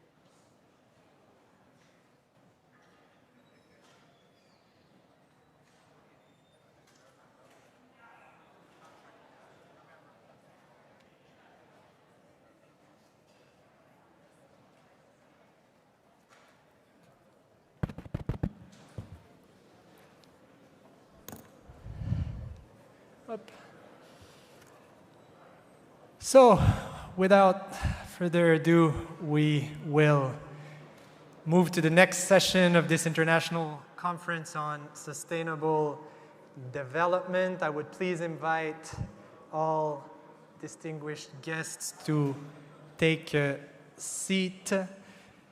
We will move to the first discussion of this conference, which is on pathways to achieve the Sustainable Development Goals. We'll be hearing from national governments, scientists, and international organizations on how to maintain this long-term vision and leverage long-term planning in the context of multiple crises to achieve the goals. So let me welcome our distinguished panelists. First, I would like to invite on stage State Minister Mr. Abdoulaye Bio-Chane, Minister in charge of Development and Coordination of Governmental Action. Monsieur le Ministre, je vous invite à me rejoindre sur l'estrade. Please, if everybody could take a seat, that would be great. We will move to the next session of the conference. Then I would like to invite Mrs. Lamia Kamal-Shawi, Director of the OECD Center for Entrepreneurship, SMEs, Regions, and Cities. I would then like to invite Mr. Obidjon Kakimov, Vice Advisor to the President of the Republic of Uzbekistan and Director of the Center for Economic Research and Reform under the administration of the President of the Republic of Uzbekistan.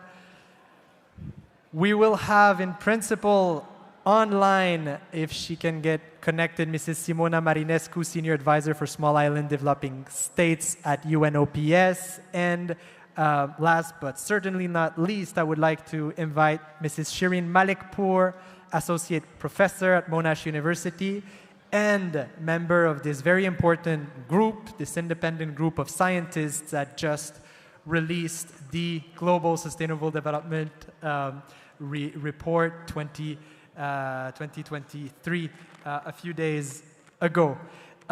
So without further ado, I'd like to invite State Minister Chane to kick us off with a keynote intervention on the progress and the strategies that Benin has put in place to achieve the SDGs. And for context, Benin was the first African country in 2021 to issue a financial instrument at the sovereign level, an SDG bond, to finance long-term progress for the SDGs.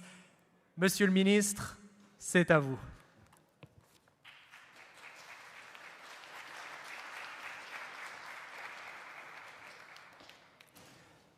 Thank you very much, Mr. Guillaume. Ladies and gentlemen, Jess has left, but I would like to, salute him for his work as professor, but also as leader on SDGs. A friend from the panel, ladies and gentlemen, halfway toward the deadline of the SDGs, it is now possible to get a precise idea of the trajectory that allows us to achieve them. In our discussion today, I would like to propose that we consider such trajectory as the continuation of all the activities that lead us to the SDGs. It's also often said, and I quote, all roads lead to Rome. But what the thinker misses to tell us is how soon. Regarding SDGs, time is an important impediment, and therefore we cannot take just any path. It is precisely this time constraint that justifies the relevance of this exchange, of this discussion we're having today. While I believe it's relevant to talk about it, at the same time, I think it's pertinent or pretentious to do so. Of course, it's pretentious to talk about it because when it comes to the SDGs, we are all learners. No one has yet fully succeeded to be lecturing others. On the other hand, the nuance, as well as the positive point, is that many are doing well in certain areas, and we could effectively learn from each other. And as a result, by tracking these successes in the various SDGs, we should be able to map out a trajectory that will lead us to be refining over time. It is therefore, these successes, these good practices whose promotion will be beneficial to the SDGs. An important point on the road is a vision or planning that carries the ambition of achieving the SDGs. There is a quote that says, and I quote, "If you fail to plan, you plan to fail." So everything starts with good planning. It puts the SDGs at the heart of a strategic framework, provide for the necessary reforms and investment, and define the appropriate programmatic monitoring and evaluation framework.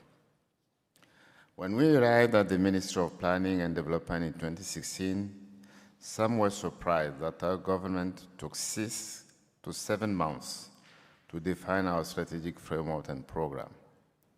This planning involved, among other things, the prioritization of the targets, the localization, the appropriation, and the costing of the objectives to be achieved. Public opinion pressed us, and this impatience was justified, as there was so much to do. But we took the time to do some good planning because we agreed with Nelson Mandela that, and I quote, A vision that is not accompanied by action is only a dream. An action that does not stem from a vision is wastes time. Vision which is followed by action can change the world.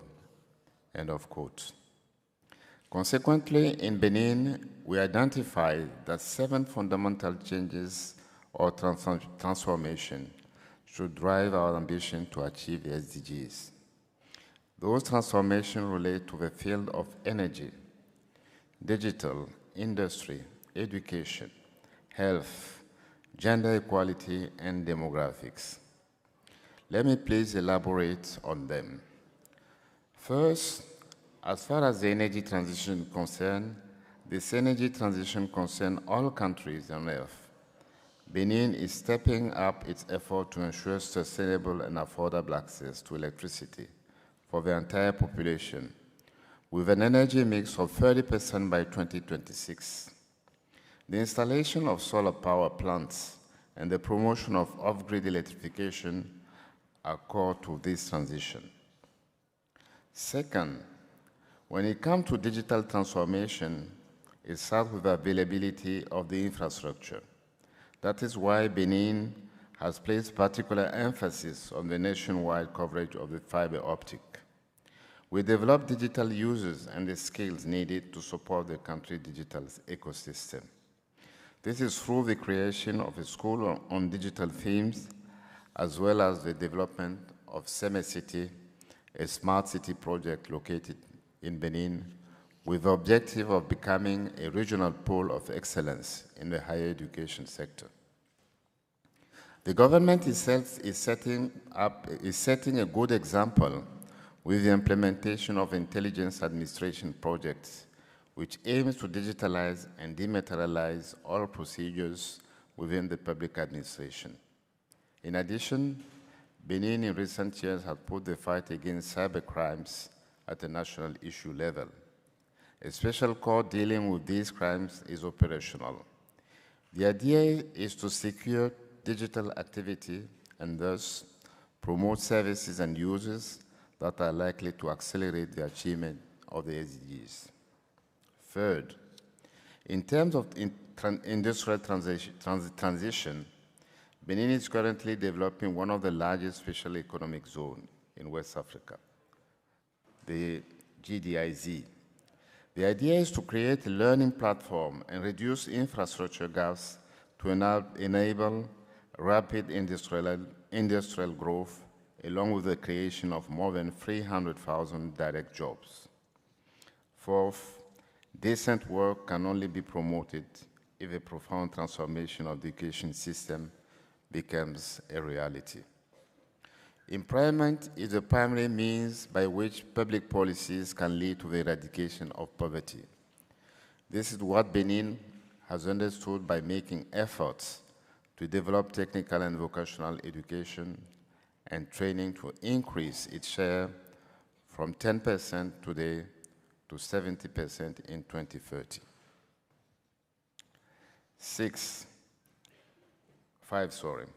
The other important step is gender equality.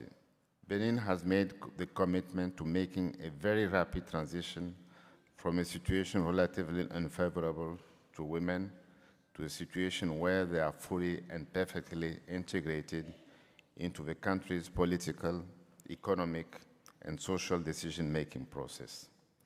To this end, a series of reforms has increased the proportion of women in parliament from 7% 5 years ago to 27% today.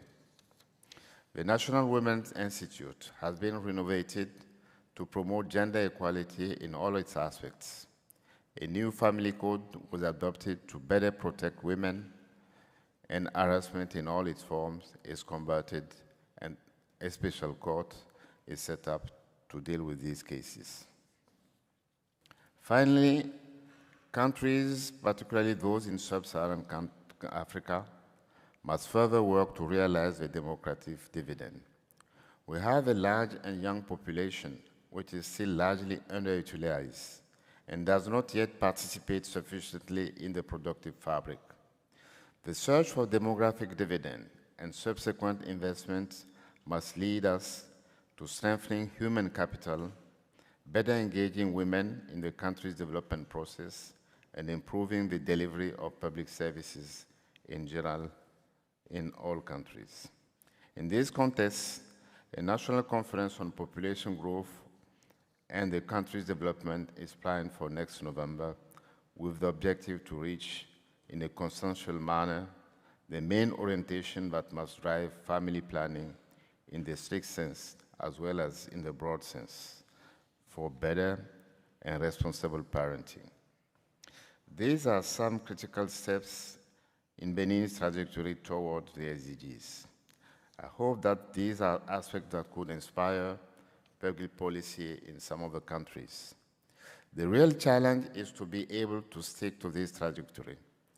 Emergency sometimes trumps up over what's important, as emergency or shocks related to health, economic situation, security, or political issues can drive countries away from what's important.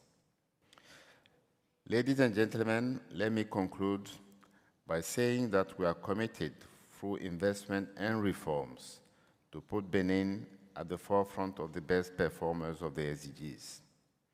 But in such an integrated global world, we need the same commitment from others, particularly from other countries and development partners. That's why I'm happy to be here today, and I thank you.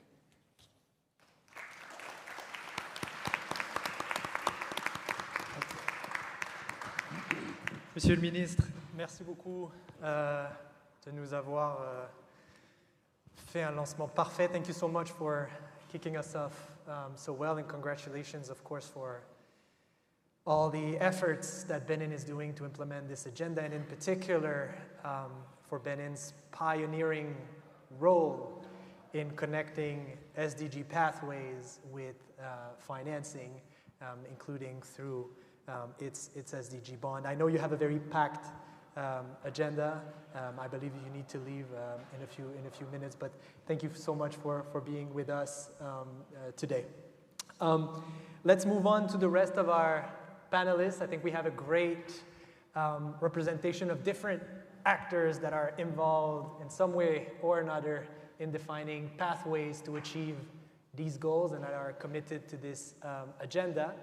And I'd like to actually start, because we're talking here, we're at the midpoint, and when we speak about implementation, pathways, key actors are, of course, cities and regions. I think there's obviously an SDG 11 that's dedicated to cities and region, but there's also, I believe, 2/3 of the goals, that's one of the estimates that have been pulled out, that 2/3 of the targets, actually, that won't be achieved without the involvement of cities and regions. Lamia, at the OECD, you've been doing phenomenal work in tracking progress of cities and regions on this agenda. And not only this, but also looking at how cities have been incorporating the SDGs into public policies and planning and monitoring. So can you tell us what are some of the conclusions at the midpoint of this work? And then I'd love to hear from you also, because we're here to talk pathways, but pathways without the financing needed to implement the investments that are needed to achieve the SDGs is not enough. So can you tell us also a bit about the conclusions of the work of the OECD when it comes to financing the SDGs in cities and regions? Thank you very much, Guillaume, and good morning, everybody. I'm very happy to be here at the Columbia University with students. I see a couple of students in the room. I love to talk with students because, you know, they remind me what are the realities. They are always challenging us. You know, in this discussion on SDGs, we really have to remind that cities and regions are very important actors. And by the way, the president of the Republic of Congo mentioned of one of his pillars was to go really local and regional. He was mindful about the question of spatial inequality. So at the OECD, we have a dedicated department that is looking at the role of cities and regions in doing a lot of things, including in advancing the SDGs. And Stefano Marta, who is now taking a photo of me, so I have to behave, is the head of this program. So what we have been doing, we have been first doing what we do the best at the OECD is to create indicators and measurement framework. We need the data, we need to have stats, we need to understand better what is going on. So we have produced what we call a localized indicator framework for SDGs. We look at all the SDGs, not only this SDG number 11, because we believe that cities and regions are relevant for all the SDGs. And we have created a web tool. And by the way, any of you coming from any cities in the world, you go on the website, you type the name of your city, and you can see how your city fare vis-a-vis the national average to achieve the SDGs, for all the SDGs, but also how it fares vis-a-vis the peers. So this was the starting point. We have been able to do that for 600 cities and 600 regions from OECD countries, plus Argentina and Brazil. Now we are enlarging the sample to other countries. And in parallel, we have been using this result to work really with a number of cities. We produced 10 case studies, engaging them in a policy dialogue because they have been using this data to discuss, okay, what we're going to do now, to advance the SDGs. So based on that, I want to share you a couple of findings where we are today with this type of data.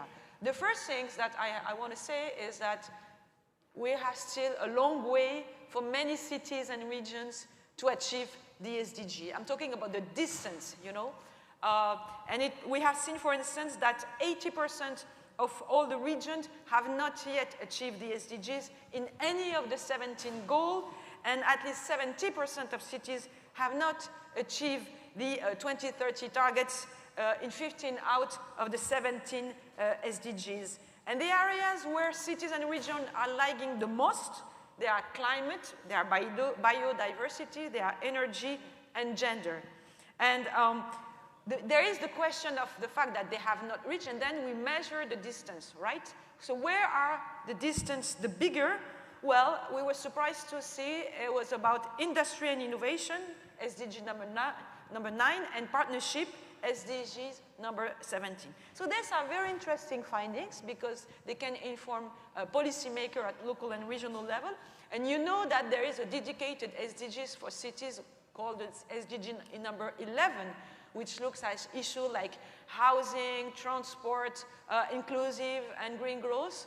And here, all the work that we have been doing show that we have to be very, very careful when we interpret the data. The question of the pathway to achieve the SDGs.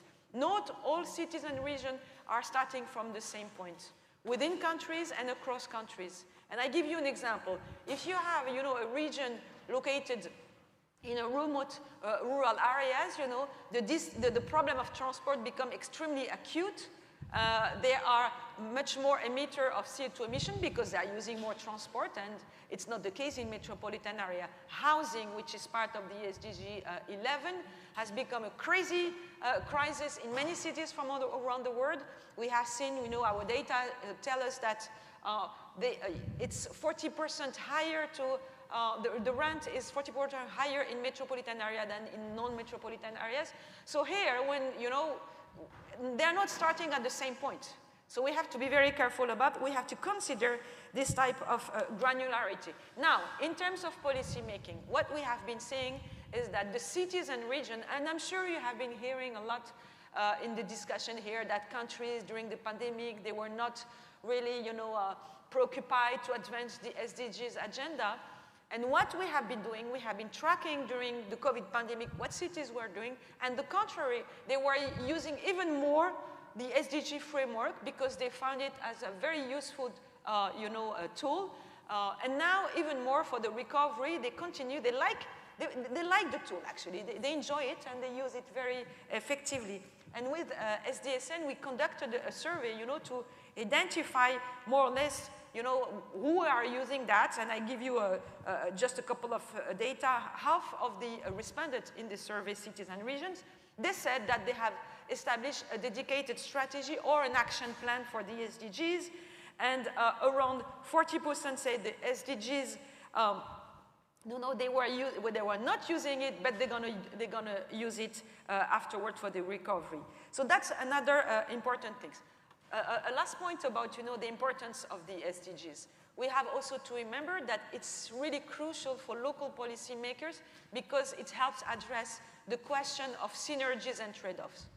We know what to do in any individual policy areas. The big problem is how to reconcile the trade-off. The synergy, we identify if we invest in climate, whether it's going to be good for also, for people and for firms. But the trade-off is when, you have to make a choice between, for instance, equity and the environment, right? And we did a lot of analysis, and one example that I like to mention is, for instance, the city of Bonn. They have a big problem. They use, the car use in the city. So they were considering introducing a congestion charging, which is a good instrument to limit, traffic within cities. But they made, because of the SDG, they were forced to make an assessment to see the potential impact on inequalities. And they found that it would have been too high, so they decided to go for another instrument. So this question of trade-off is essential. Guillaume, would you like me to say just one word about financing? Please talk to us about financing. So about financing, of course, which is here a big subject everywhere at national and international level. Yesterday, it was the big topic in the UN General Assembly. So that's the big issue, how to fund the climate transition, how to fund the implementation of the SDGs. This is a national issue. This is international. At the local level, it's super relevant. It's essential. So on that front, we have been working a lot in the OECD. We have collected the data. I invite you. Everything is available online, by the way. I wanted to tell you, you can take anything you want on the website. Here, we have a unique local finance database called the WOFI. It looks like a dog name, but it's WOFI, World Observatory on Subnational Investment and Finance, where you can find any type of indicators. And thanks to the result of this database, I'm going to give you two interesting data. Around the world, subnational government, when you aggregate all the subnational government, they're responsible for 40% of public investment. In OECD countries, it's 55%. And when it comes to climate, they're responsible for almost 70% of climate-related expenditures. So this is something that we have to remind because, they are very important actors. So if we want to make things happen, we have to count on them. So what we have been doing, we have established a subnational finance climate hub. Again, I invite you, one-stop shop where you can find anything related to local finance. And the OECD has been very, very active in contributing to the G20 presidency for Indonesia, for now India. So I'm always saying we have progressively infiltrated the G20 by pushing this subject about the importance of looking at the local dimension to make sure that ministers of finance, governors of central bank, they recognize the fact that they have to work with cities and for cities in advancing this agenda. So what we produce for them, first they endorse a G20 OECD policy toolkit on financing and funding quality and inclusive infrastructure for cities. I want to remind that we have calculated that there is a $15 trillion infrastructure gap now to address for for cities. And the other thing that is really recent, that just 2 weeks ago, they endorsed for the first time a report called Financing Cities for Tomorrow, where they recognize the importance to finance cities. They recognize the financial gap. They discuss the different type of instruments. They recognize the fact that cities, they need to have more local revenues. And they discuss also the fact that there are some alternative type of local revenues like land value capture because the fiscal environment is very tight. They recognize the importance to provide a conducive environment for cities to leverage private investment because it's not going to be all public. So there are many interesting recommendations. And there was one point that we wanted to put in the report that we are pushing very hard is when we talk about funding or financing, it's not only about money. It's about having really good urban planning tool, because if you want to leverage private investment, you need to demonstrate that behind you have, a serious urban planning, you have a framework, you have master plan that can provide some stable, predictable, transparent indication for the private sector. That is really essential. I'm going to stop here. That's fine, Lamia. Thank you so much. But I was just thinking on your last point, I think this is the key, this combination of those long-term plans, pathways that can then be backed by the adequate financing that's needed to implement them. Thank you so much for highlighting the specificities also of the financing challenges faced by cities and the need to integrate those conversations, especially at the midpoint now on the SDGs, in those international discussions, including at the G20, possibly also at the next COP in Dubai as well, and in all those international discussions where the question of financing is getting picked up. And I really encourage everyone to go take a look at the work that your team has been doing on tracking the SDGs, including those very interactive data portals that the OECD has developed. I think another interesting point is what you mentioned about how much the SDGs have been picked up by a number of local leaders and regions, even though those goals initially were actually developed and applied at the country level. So there's been a lot of efforts also, if we look at the positive side of things, over the first 7-8 years on the SDGs to translate those goals also at the local level. We're going to move up one level up, go to the national level with Mr. Kakimov. First, I don't think we will have Simona Marinescu connected. She had to join a panel with 2 Undersecretary Generals, so unfortunately she won't be able to join us. But Simona was supposed to speak about the specific challenges of small islands, developing states, which are of course not responsible or very little responsible for the global warming, but that are paying very serious consequences for this. So unfortunately, Simona will not be able to join us, but that's a good opportunity for me to mention that this is a hybrid event, so we have hundreds of people also connected online with us today. So, Mr. Kakimov, Uzbekistan is also one of the countries, and I think that must be mentioned, that also pioneered those innovative financing instruments for sustainable development. Uzbekistan issued an SDG bond. I believe the inaugural issuance was in 2021. Yes. So can you tell us a bit more about this SDG bond, but also why this is an important financial instrument to accelerate SDG progress in your country, Uzbekistan? Thank you very much. First of all, I say thank you for University of Columbia for organizing such, the important event. Good morning, dear participants at this high-level event. So I would like to say that this year we, marked halfway past to the SDGs, and as 170 countries in the world, Uzbekistan also, became part of this, the big action. So we also in 2018 set 16 SDG goals and 127 specific indicators in order to achieve SDGs.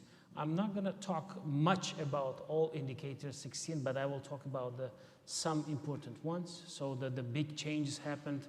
So since 2017, I would like to mention that especially this goal number 1, poverty eradication.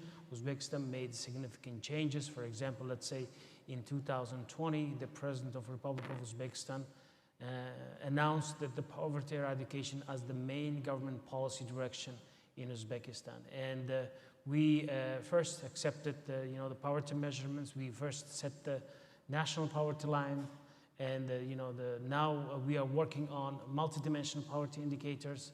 And as you can see that when we talk about innovations, especially achieving SDGs and or in poverty directions, I would like to mention one innovation in Uzbekistan which was established since last 2 years. So the working at the community level, the setting the responsible people for poverty eradication and entrepreneurship programs at the community level. gave significant results in poverty reduction. So they start working at the household level. They worked with each household, depending on each household's demands, yes? And this kind of, helped us a lot. So as returning to your question, SDG bonds, yes, in 2021, we issued $325 million worth of, the sovereign bonds.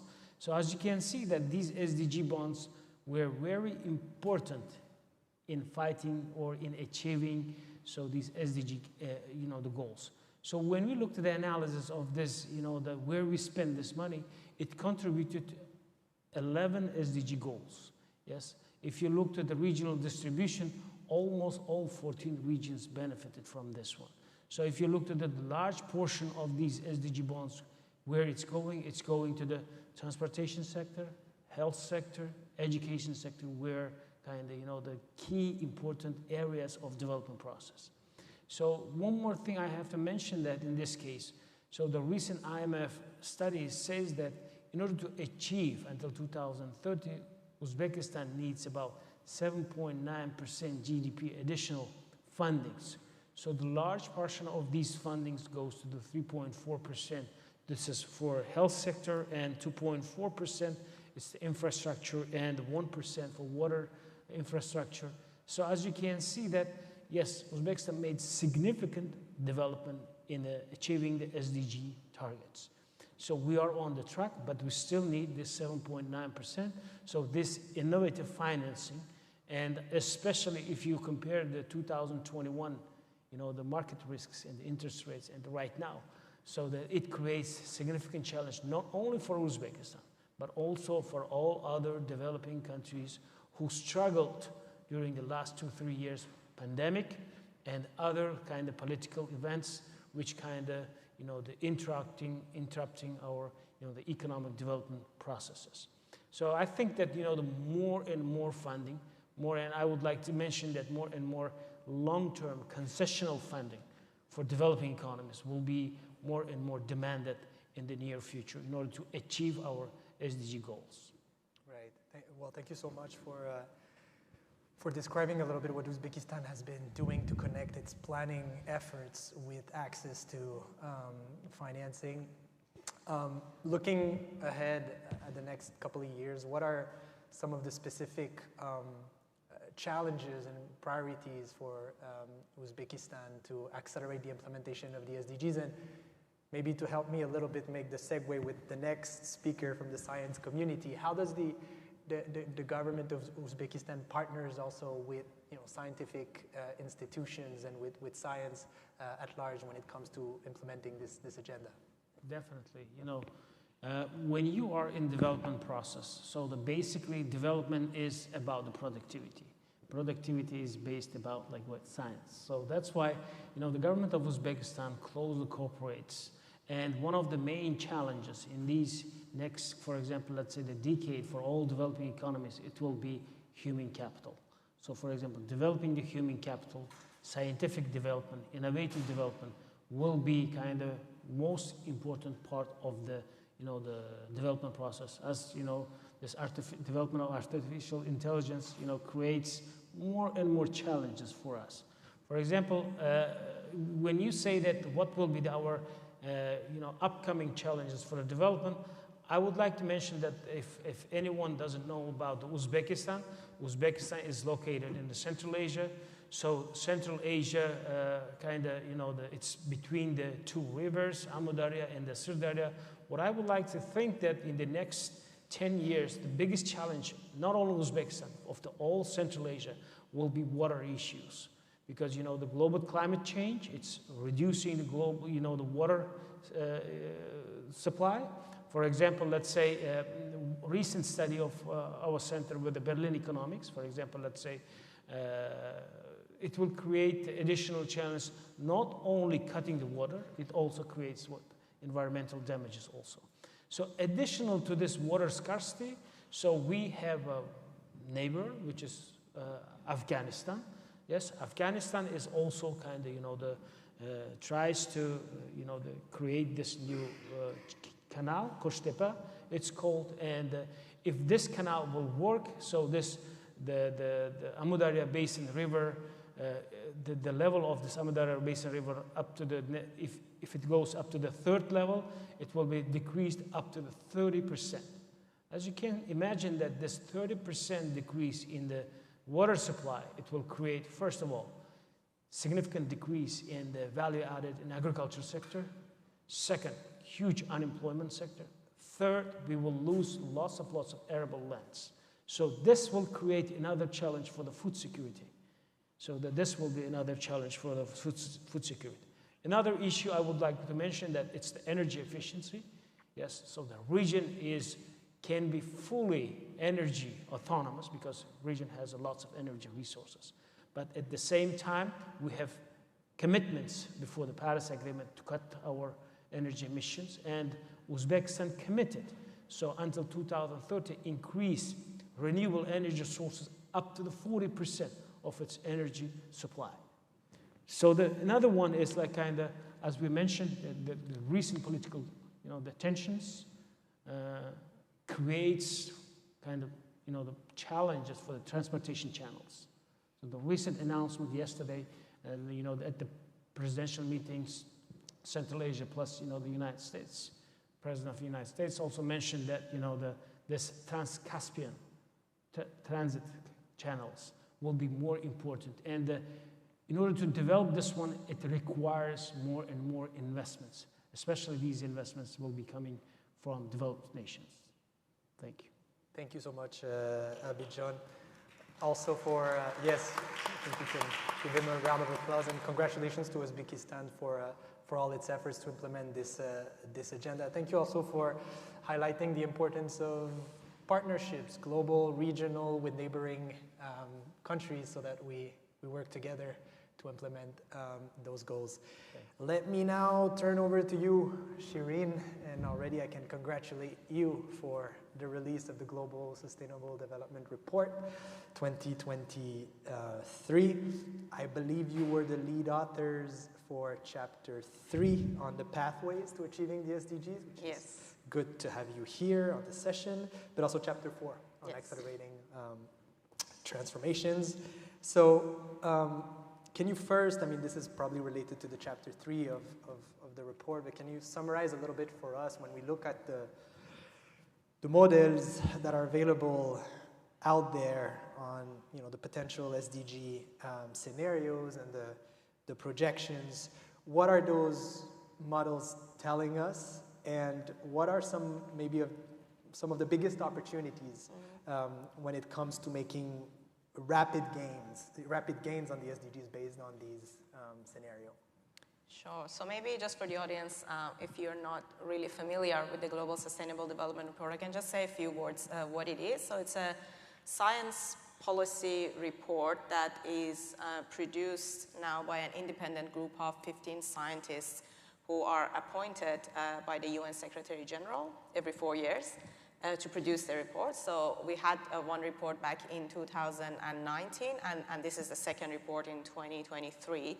And it was meant to also work as sort of like an input into the SDG summit, which we had on Monday and Tuesday under the auspices of the General Assembly, and really inform the political declaration that came out of that summit as well. In the report, as you say, in one of the chapters, we talk about scenarios and scenario modeling exercises, really looking at what has happened in scenario modeling across the world to really try to understand the SDG outcomes, and also understand what policies and interventions really work for the SDGs. One of the key findings of this scenario literature that was particularly interesting to me is that basically on a business as usual trajectory, we are not going to achieve any of the SDGs by 2030 or even by 2050. So, there are some discussions here and there. You could see, some people say, oh, maybe the 2030 deadline is just too soon, too short, and we are really only have 7 years left to get there, and maybe we should move the deadline back, shift the deadline back a couple of decades, and then maybe we can work with that. But the scenarios are showing that if you shift the deadline, nothing is going to change. What is going to change, actually, is a shift in policies, a shift in the way governments, but also other societal actors organize themselves around the SDGs, and also a shift in the way financing and investments work and are reoriented towards achieving the SDGs. So I was really pleased when I heard also this morning by the President of Congo, when he was also talking about, there is partly that international financing that we're talking about, but also really about how national and local resources could be mobilized and could be reoriented towards achieving the SDGs. So to your question about some of the rapid gains based on this scenario literature, there is no silver bullet. So there is no such a thing that you can do one thing and then you will have a rapid gain. Interventions and things that work vary across different SDGs and also vary across different contexts. But one thing that we know for sure is that we always need a mix of different interventions in place. So some of the things that, for example, some of these mixes that work is that in the human development space, for example, a mix of investments in health, in public infrastructure, in education, actually get us really quick gains on human development goals. For example, one study showed that doubling investments in these areas would lift more than 100 million more people out of poverty by 2030. Or on environmental goals, so the mixes that work really well are carbon pricing, phasing out fossil fuels, EV mandates, but also really looking at shifting lifestyles towards more sustainable diets, for example.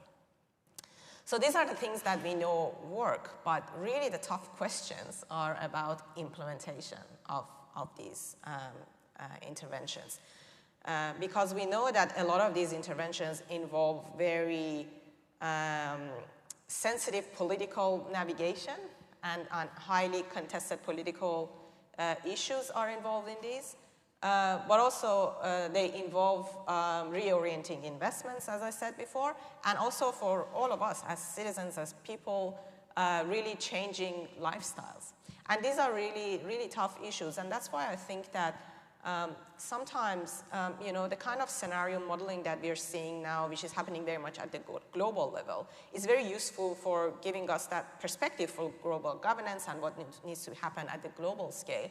But also, a lot of national scale modeling exercises is needed on the SDGs. And currently we are seeing very, very few of that. One was done actually in Australia, where I'm from, by my colleague Cameron Allen and others, really looking at what works in the Australian context. Because I think we really need to get to the specifics, and that is not possible really when you look at the global scale scenario modeling exercises.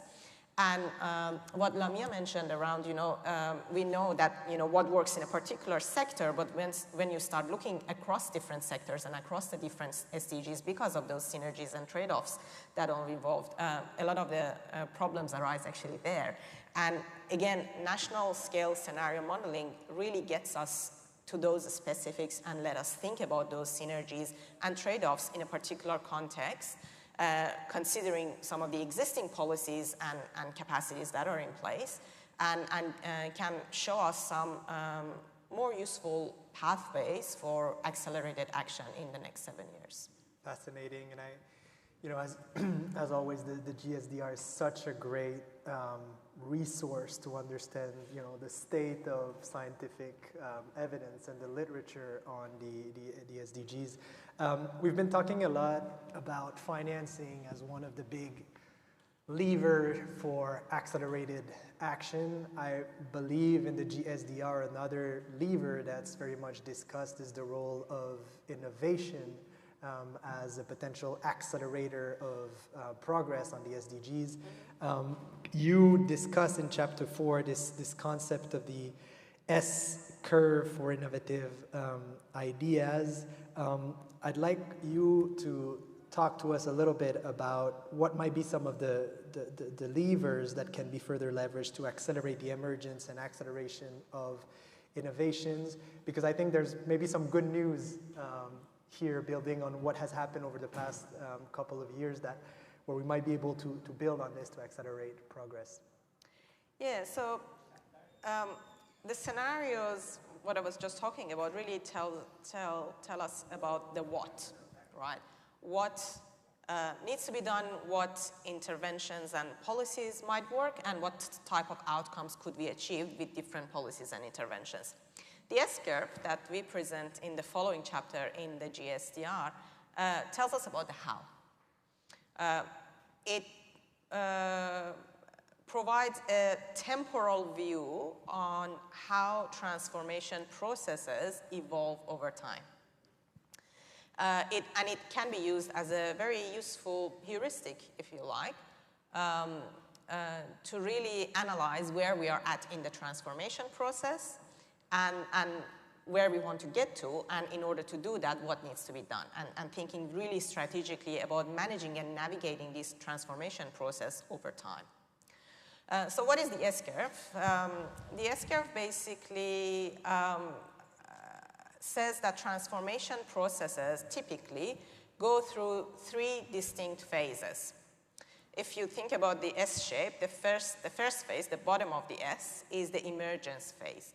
This is where new technologies, innovative behaviors, sustainable practices start to emerge. After some time, these innovations could kind of like join forces, get stronger, mature, and then through targeted interventions, decisive actions, targeted policies, or sometimes triggered by crisis events or things that might happen in the external environment, these innovations could actually scale up and become widely adopted. So this is the steep part of the S, if you like. And they become widely adopted. This is where we are in the acceleration phase. And finally, the top of the S is where these innovations start to stabilize. They become the new normal. They become embedded in our institutions. Now, this is, of course, a highly stylized model of how the transformation works, and it glosses over a lot of the dynamics that are involved in the process. But it is still a useful tool for us to really think about the transformation process. And one of the usefulness of it is actually in thinking about levers, so what you were asking about the levers. Because it also tells us, because transformation goes through these different processes, you actually need different levers in different stages of transformation. So again, we heard here today that different cities, Lamia was mentioning, are in different stages, and they have different distances and different starting points also. And this is, again, one of the ways that the S-curve can be used to really think about what sector in what geography is in which stage of the transformation. And then in order to move to the next stage, what are the things that are needed? So we know that these levers need to change as you go through this process. For example, in the emergence phase, the kind of things that work are investments in R&D, piloting, prototyping, experimentation, and sharing the learnings from these experimentations.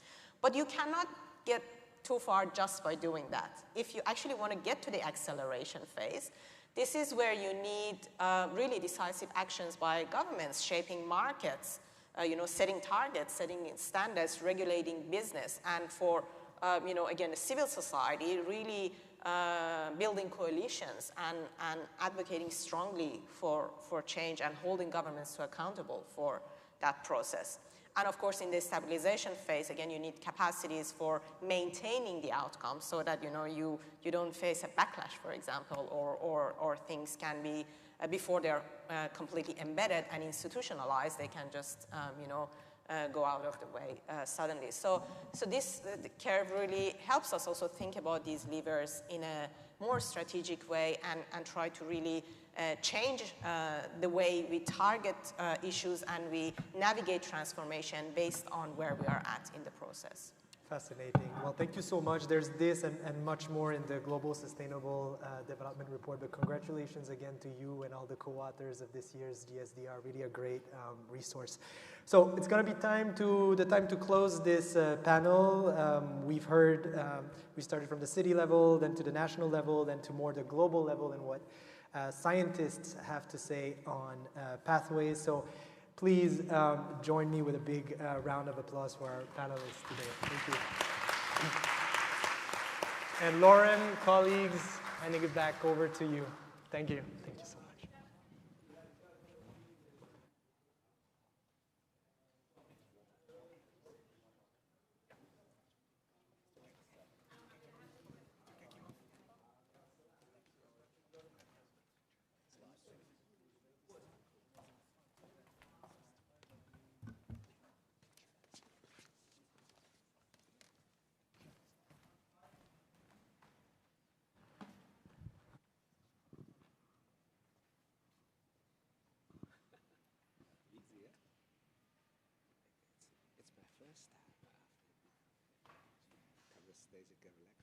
Really? Yeah.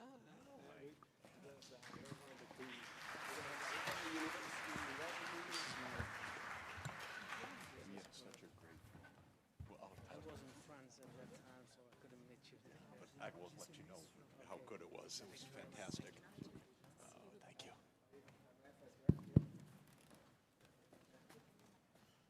That was a great panel, and now we have really an absolutely remarkable person, and I will introduce you in a moment. I mean, you're welcome to the stage, but it's the Director General of the Food and Agriculture Organization, Dongyu Xu. Could you please give him a big hand for being here? Thank you. And Dongyu, there are people in the virtual world from across the SDSN network globally watching as well. So we have both an in-person greeting for you and a worldwide greeting for you. The Director General of FAO is really a remarkable leader.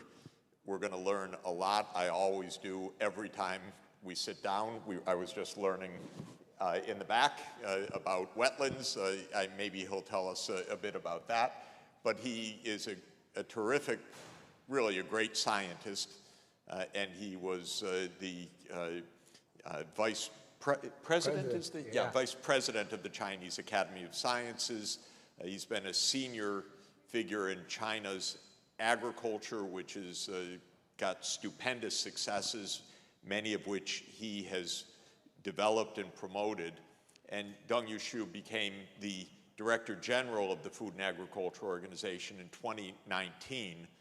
And he did it because he won a worldwide campaign saying we can bring scaled changes to agriculture for sustainability, for food security, for nutrition, for environmental, biodiversity, sustainability, for quality of life. So a holistic vision at scale. And I've watched him put that into effect because his management style is to think big and bring everyone together. We had before you, starting in the morning, Gerd Mueller from UNIDO. Yes. He said he wants UNIDO to help on the food and agriculture sector. And I said, of course, that's the natural partnership with you, because they do the industrial transformation side of things. And I thought that was very exciting. And then President Tshisekedi, who was here an hour ago, said that agriculture scaling up for the DRC is absolutely essential. So we're going to hear a phenomenal lesson, I guarantee you, in the scaling up of sustainable agriculture and solutions to the world's challenges of poverty, hunger, rural livelihoods, and agricultural production and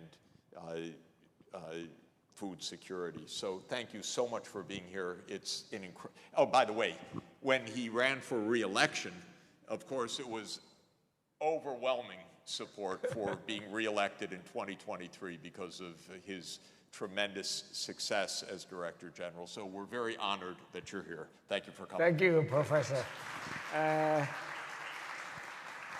You know, Professor Jeff Sachs not only famous in Colombia, he is famous in the world. You can trust me, because not only from the media and from the ground, and a lot of politicians and farmers and scientists knows Colombia through him. Yeah, so that's a real legacy asset for Colombia. And I'm honored to be friend with Professor so many years. So I learned from him, from his vision, his critical point. It's very important because we are scientists. Before joining FAO, I was a natural scientist on the genetics and breeding for about 25 years. So I really enjoy my previous life. Of course, now I enjoy my current life to help the more people through our enabling policy, science innovation, and responsible investment. So I will share with my thought. How many minutes are you? As long as you would like. No, we are professor. You gave me 5 minutes, I talk 5 minutes. You gave me 50 minutes, I talk 50 minutes. How about 15 minutes, 10 to 15 minutes? Okay, thank you. Perfect. Thank you for your generosity. I will stay here, and they have some slides to follow. Dear my Professor Jeff Sachs, so exciting to come to this famous university as my humble FAO Director General. So it's my first time to stand the stage to give some kind of academic lecture since I become FAODG. So I made a special reservation for Columbia University for my friends because I got so many invitations to get. I said, no, I wanted to give my first most to you and to this university. I wanted to start with a small review or memory, small history tours. You know, why the food and agriculture so touch America government and American people? Because only UN Special Agency was initiated by the President of America, at that time, President Roosevelt, and was established the first meeting, United Nations Conference on Food and Agriculture in Hot Spring, Virginia, 1943, May 19 to June 3rd. Of course, during the World War, and so many people suffer from starvation. That time, I think 90% of the population. And that's why it's so important that President Roosevelt with other founding members from China, from Canada, from Latin America, from South Africa, Europe, Asia. And so, and FAO was officially established under the UN. It's become the first UN special agency. So that's why the FAO birthday is October 16. And now maybe some of you famous to know now for the World Food Day. That's picked up FAO birthday, official birthday. So, and that's what we should not forget. And then, of course, fortunately, we start the first DG is also renowned scientist on the nutritionist. That's why the FAO, we always talk about the food security and the nutrition security. Yeah, and from early on, he set the tone of FAO mandate and the business. And I'm so fortunate to become number 9th FAODG, back to another scientist. I'm a scientist on the genetics and the breeding and culture in general. Yeah? So it's one cycle after 75 years. And agro-food systems, where we are and where we needed to be. That's I want to share my thought freshly, shortly with this 50 minutes. And you see, overarching driver of agri-food system, population, dynamics and urbanization, industrialization, and also digitalization. That is above all, not only about the agriculture, about the economy. All the sector of economy and social and in fact, globally by urbanization, industrialization, and digitalization. So all we have to transform agri-food system based on that bigger scenario. Otherwise, we lost ourselves on the middle way. But also, world food insecurity. The reality is especially pandemic, heat, and other crises, and also the man-made crisis, natural crisis, war in Ukraine. So made the reverse, or economists always say off track. But actually, still a lot of people, I don't want to repeat all these numbers because you can search on the web from FAO flagship publications online. Because since I come to FAO, I established a digital FAO. Everything, include the photo with your dean, with Professor Jeff Sachs. I think 30 minutes later, you can download from FAO website. So, and annually we publish several articles, SOFIA, SOFA, COFIA, all related to commodities, fishery, forestry, and even last year we first published studies of situation in rural women. So we look at all the angles and areas related to agriculture and food and rural development. But the daunting situation is still we have more than 600 million people, even by 2030, are suffering from starvation or hunger in general, or malnutrition. And health deaths, even more people still not affordable, 2.4 billion. And of course, look the figures here, world prevalence or undernourishment of the number and the undernourished people. It was somewhere between the year of 2011 to the 2018. It was the lowest during past years and about since 2000. This 2015. So it's about the 20 years already. And it's climbing during the past 3 years. It's quite complex. And not only because international ban or sanction, disruption of the supply chain, but also the pandemic, and also the man-made the crisis. Not only war in Ukraine and in Afghanistan, Syria, Somalia, Sudan, South Sudan, and Haiti, you name it. So I think all this, and also the food is, in general, is available. So food availability is, in general, is not big problem, but food accessibility, food affordability, everywhere. Even in the richest country in the world, still have a big number of the people have no money to buy food, to access food, to affordable food.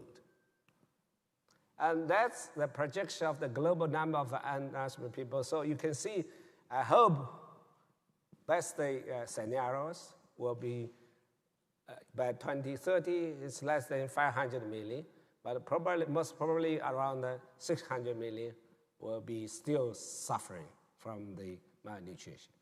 And of course, we have to repeat, say, unsafe food affect 1 out of 10, high food loss should be, that's how, expected. That's our target. By the 2050, I think Professor Jeff Sachs was very familiar with this also tag when you be the special advisor to that Secretary General, Pan Ki-moon, that time, I think. And so all the target is set in there, but off track and reversed even. And especially look the health deaths. still it's not so much increase. But the others increased too much, but it's not good because non-communicable disease is coming from the obesity and overweight. And stunting among children should be needed to be decreased significantly. We should recover from lost decade in the rural poverty. So that's why on Monday, the SDG summit, its a political declaration is to give the clear message to recite, recharge, and re-emphasize. That's the common sense now during this summit. And of course, agri-food system sustainability, we should examine holistically, and the holistic vision comes with a potential synergy between the dimensions and the trade-offs. Agri-food system excessive pressure on the environment. Of course, climate change is there, but the agriculture is suffer from pollution, and also it's contributed to the gas emission. And especially from the subsector of the livestock and some others. And also biodiversity loss is so much because based on FAO professional assessment, as 80% of threatened terrestrial species are in danger due to the land use change driven by the agriculture. In general, agriculture includes forestry management and not only crop and fishery, land and water management, and water scarcity. That's why the FAO last Minister Conference in July in Rome, we focus on the water management, not only water scarcity, and water flooding and water pollution. There's three areas we should look at the same time. And pollution from the industry, and the pollution not only to the land, lake, rivers, and also marine for the long term. So that's we have to be more carefully look at the current situation. Just before this lecture, I had a very substantial discussion with the dean. How the mapping the wetland, what is the emission, external emission from the wetland globally, because they have a man-made wetland, like a Pateras field. We have also natural wetland, from riverside, from lakes, from shallow of the coast regions. So all this, we have to, it's a challenge, but also it's opportunity, yeah? Also, again, because time limit, I don't want to read all the details information. If you like, you can download it. And that's a homework for the students, for someone who is interested. And the carbon neutralization is the only solution. I said industrialization and urbanization, digitalization. But first, we should aim into carbon neutralization. Improve the red dots and increase the blue dots or green dots, reduce the red dots. That's the solution. We needed a package of solution, improve all the related areas. Agri-food strategy, what is we should go on? What is the real solution for? We need a growth, yeah? And that's why with my colleagues, since I come, through the international consultation with the different members, country and academic people, private sectors, civil society, and we come up with the 4 betters. Better production, better nutrition, better environment, better life for all, leaving no one behind. That's covered all the different types of countries at the different stage of the development. Let's here, Great America, you are a developing country, but you need a better production to improve your productivity, produce more with less. Yeah, we need more food, definitely. But how? Produce more quantity, high quality, more food diversity. In Asia, especially Far East Asia, Southeast Asia, we enjoy so much food diversity. So let's produce more. And with less input. Not only fertilizer, chemicals, water, you name it.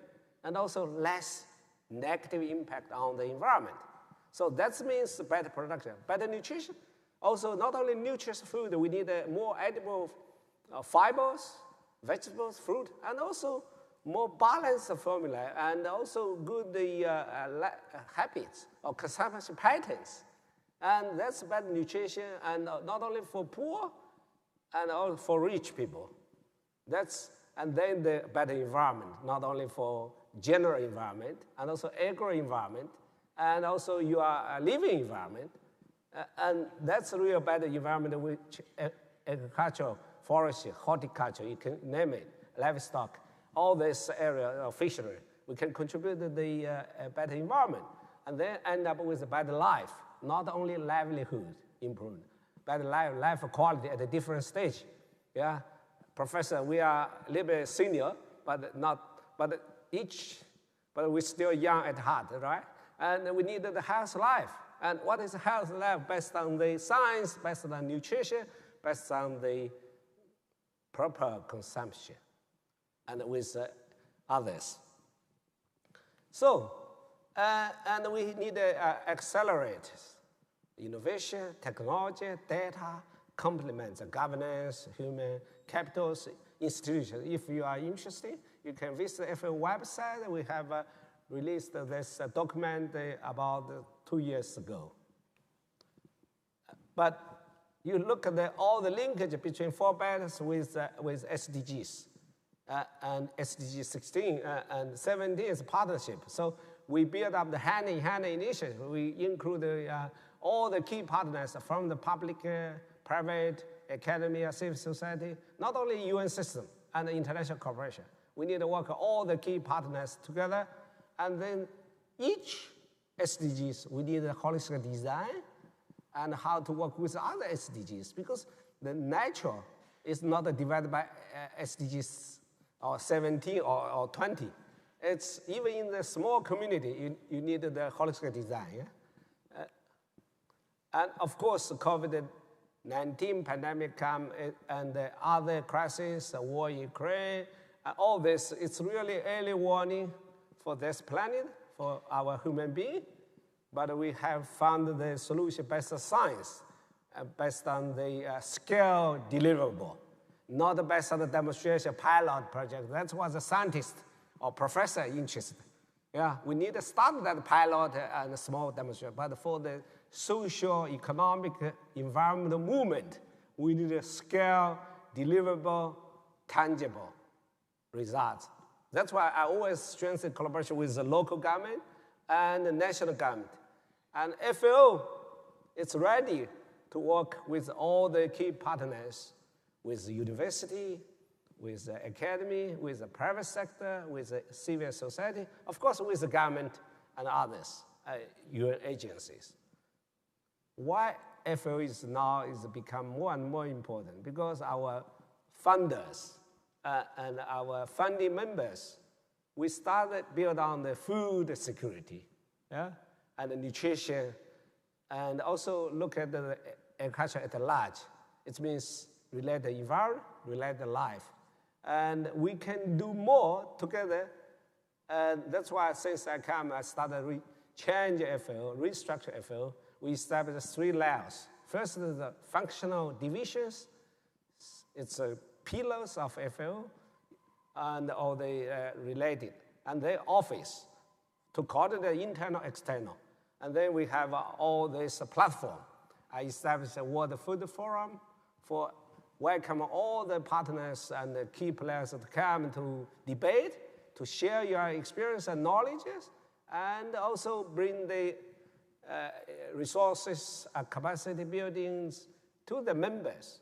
And all the members, ministers, and the relevant partners come to FAO to promote their own project, initiative, whatever. So FAO become a knowledge sharing center and become the open platform to advocate the new science, new technology, and also new partners to build it. It's a matching place for you.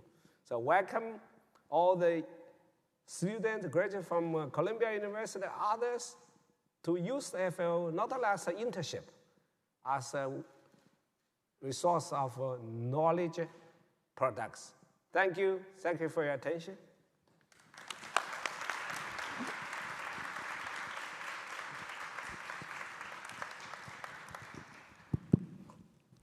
Thank you very much, and for showing us how FAO is being really made into the central integrative hub for all of the issues around farming, nutrition, land use, biodiversity, because we need that integrated vision, and the UN system sometimes either leaves out major areas or parcels them out in a way that they don't get integrated, and FAO is doing exactly what is so vital, which is bringing together all of these different components. So I really congratulate you, and also say that at Columbia University we have tremendous interest and capacities in this area. My colleague Glenn Denning, whom I think you know, our lead in teaching food policy and agricultural policy in the School of International and Public Affairs, and we would love to support you in every practical way and to engage in all of this really thrilling work. I want to ask you, from your perspective as Director General of FAO and your previous leadership in China, I know you were assigned the challenge of upgrading agriculture in one of China's poorest regions. Yes. And you made a major contribution there. And a lot of your members are asking you in very poor settings, well, what can we do? Yeah. And you did that in Ningxia. Yeah. So could you say a few words for, in a low-income setting, where the people are in agriculture and perhaps just subsisting, what is the right approach, and what institutions, government, the farmers' associations, the individual farmer, and FAO, how can we put the pieces together to tell these poor regions, here's how you can approach this scaling up problem? Okay, I have a. Oh, yeah, you do. That's so thank you, Professor. It's a complex question, but I want to make it simple and mention several key points. First, of course, poor, different region, different even counties, different country, poor, they have a root cause. Some members, some countries, some are depend on the natural resources for agricultural and food production is not so ideal, like Near East. But when I went to the poorest province in China, Ningxia is a Muslim autonomous region. The weather is harsh. The rainfall annually is 200 millimeters. So a lot of people look I'm a scientist, huh? So I look at the holistic way. Drought is not good for cropping, for sure. Even not good for grass. But the drought, one advantage, also not good for disease to grow, right? And then you can develop the livestock because you have no disease infection. So first, we encourage and develop the livestock. Yeah, livestock, you need the buildings inside, give the limited water supply, and then keep the much clean. But the tropical, subtropical, rain-fed areas, it's not good for that because there's so much microorganisms also growing flourish. So we have to change the way of thinking, right? Jump out the traditional box. And then water saving, because years tradition want to have enough wheat supply. Wheat is, in that area, it depends on irrigation, it's a lot of water consuming crop. So first, change the mindset. Second, find the proper commodities which are value added, complementary to other regions. Not that you are not allowed to use your disadvantage condition, compete with some variable. It's, in my opinion, not wise. Huh? So that's the second. Third, you need a science support. First, the water in that salted lake, it's not drinkable. So local farmers, local people don't like that's a lake is useless. But pH value more than 8.5, it's a good place to grow the high quality of fish. But you need the selective problem of species of fish to grow, like the sea water. So people that can catch fish from sea, even develop aquaculture in the sea, near east, near coast. But if you grow the fish in that salted lake, it was, so you turn the negative to the positive impact. That's also, and last but not least, you need the government to support first. Because no any individual farmers or farmers organizations start. The government, the role, you should create the examples, create the hope, and then the private sector will follow. Because it's opened a new window for them. And last but not least, you have to establish an enabling policy to attract the investment. Because any poor country, poor region, they have no money. Definitely. Poor families. Yeah, that's a definition. And that's why I started in FAO, one country, one priority products initiative. Any country, small seeds or LDCs. Last time I met the president of Malawi, I said, you ask your minister, your local government. They are so poor, but focus on one. And then they build a whole value chain, not only production, and they make money, and they can make copy another proper crops or animal product or fish species. So that's the solution. I think now through the hand-in-hand, through the one country, one priority product, and the digital value chain, all this come together. And then you can sell it online. But you need to introduce international standards. So Cortex, hosted by FAO, 60 years, how to use Cortex to scale up, speed up the high-quality production and the development. It's not a negative. So a lot of people consider the high standards will be block their opportunity. No, if you jump out, you can leap the development. So this is, I hope everybody is hearing very clearly what the answer to the question, this development of an aquaculture industry, it starts with vision, but the vision based on a scientific insight and the local ecology. Yeah. Well, this isn't the place to grow this crop, this isn't the place to grow this crop, this isn't the place to grow this crop, and this lake, which you think is useless, that is your new income source, if you think what's really possible. Yeah. And then I want to underscore, because I think it is so essential, and in my view, China has proved this time and again. When you have that strategy, it doesn't just implement itself. It's not good enough to say this is a good place for aquaculture. You need to create two things. You need, first, the government to help lead, so that, because in impoverished community, they can have the idea, but they can't implement it without resources to start. Yeah. Almost everything requires an investment at the beginning, and then come the results later. But investment up front, when you're impoverished, is not easy. So you need the government there to start the process, and then, as the Director General said, an enabling environment.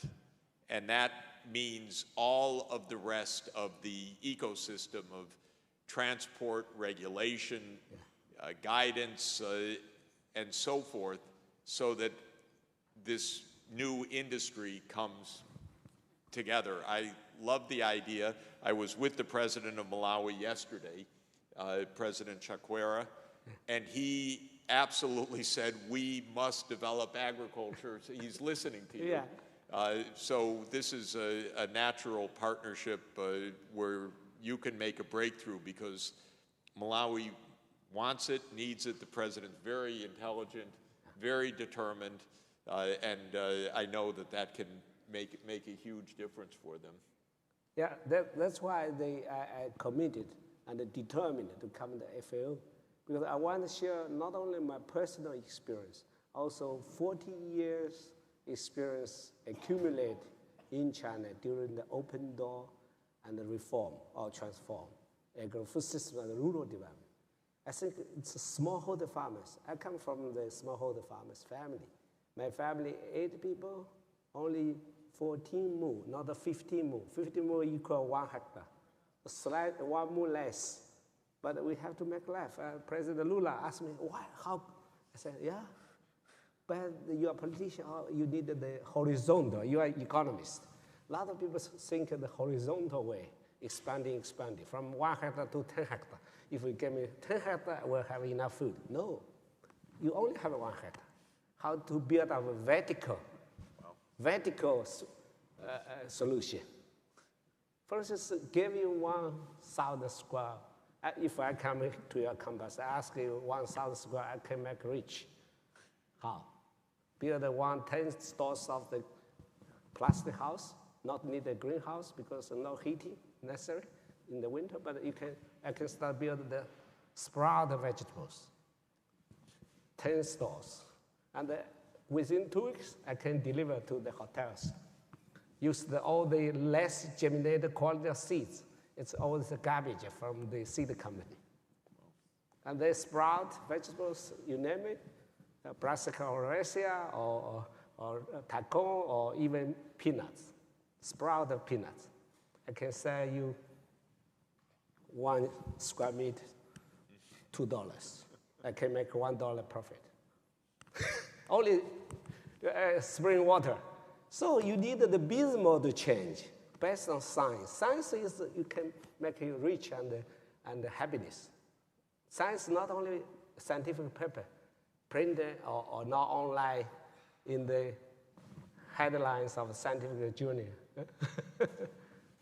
This is incredible, and we were also reflecting this morning that this coming year, of course, President Lula is the host of the G21. Yes. And this gives, I think, you also a great opportunity to work with him. And I told him yesterday we will completely support him, and he asked for the support to really make his presidency the world scale-up of these ideas. Yeah. So I think it's a fantastic opportunity. Yeah. You met with him and yes, know him I well. had a long discussion with him, and we have a passion. We say he's from poor family. I'm from first FODG, from smallholder farmers. I'm the first one. I grew up from a small village. A commonality. So we have to be survivor first. So first time I had enough food because we planted hybrid rice in 1973 when I was 10 years old. Because they increased about 50% a year compared to conventional rice that time. Yeah? So 1 hectare equal 2 hectares. Now South cooperation between FAO have them in Africa, Madagascar or Uganda or others, introduce a new technology, new varieties. The land of Africa alone, they can feed at least 2 billion or 3 billion people based on current technology. But we need to invest to improve the irrigation systems, the soil mapping, and then we can use the fertilizer more efficient, more consistent, more sustainable way. That's why FAO we say support the members, the agro-food system transformation more efficient, more inclusive, more resilient, and more sustainable. Not only sustainable. I know you are a father of the sustainable, but development. But we need, the efficiency, means produce more and with less. More inclusive means also share the development with all the families and communities. And more resilient, you need the investment in the rural areas to improve the precondition of agricultural food system production and storage post-harvest. Yeah. So that's a food loss that you can reduce dramatically, easily. 30–40% lost before they reach the storage. And then food waste also. That's why FAO, we advocate the food loss and waste day 29th of September each year. And that's also, it's a marginal utility, is the highest action globally. Reduce the food loss, stop food waste, I'd like to, in closing, first to recognize, if I could, you have a wonderful team here, and I want to pay tribute to your chief economist, if I could, because economist to economist, Maximo Torero, really a great leader and supporter of all of this effort. So I really want to thank Maximo for also all of the wonderful collegiality and the leadership. And I'd like to ask Glenn if he would just say a word or ask a question, because Glenn Denning, you reminded me after the Cambodian disaster in the 1970s, Glenn helped get Cambodian agriculture up and running again with Erie and replanting seeds that otherwise had been lost, but they had been saved, stockpiled. So just, Glenn, just to say a word with the I won't climb up on the stage, but it's very difficult to say any more than what the Director General has already said. But I'd really sort of underline how important it is for FAO's leadership at this time. And as the headlines have been screaming, we have a food crisis like no other. There's no question about that. And FAO's own statistics, the undernutrition coupled with what I call, incorrectly probably, the overnutrition and all of the diseases that come with that, we're really looking at a world where about half of the world's population, as many as 4 billion people, are not getting it right in terms of the diet, combining these two and even allowing for some overlaps. So it really is a crisis like no other. And everybody's aware of this now. Why? Because of the price of food and the way it's been increasing, and especially now in Asia with rice really spiking. So again, a huge role for FAO in terms of policy support. We have countries that are panicking right now, and even some exporters are saying, well, we're going to stop exporting. And all that does is trigger further crisis as a result. We've got a number of countries, I think, scrambling to ensure food security in their own countries, sometimes doing it well through social protection programs, less well in terms of price caps. So this is the time when FAO's role is more important than ever. And, it's not just Asia, of course, Africa, but as you point out very correctly, there's great potential in Africa for intensification and to do it sustainably. To feed 2 billion, 3 billion people is absolutely possible. A country like DRC, this morning the President talked about the challenge of productivity there. The yields haven't changed in 50 years in DRC. If you look at the core staple foods, so much can be done. So, all I would say is, more power to FAO and working with countries to, I think, create platforms whereby the policies can be coherent across countries so it's not making matters worse. Learning, providing a way of learning from positive experiences and also some negative experiences.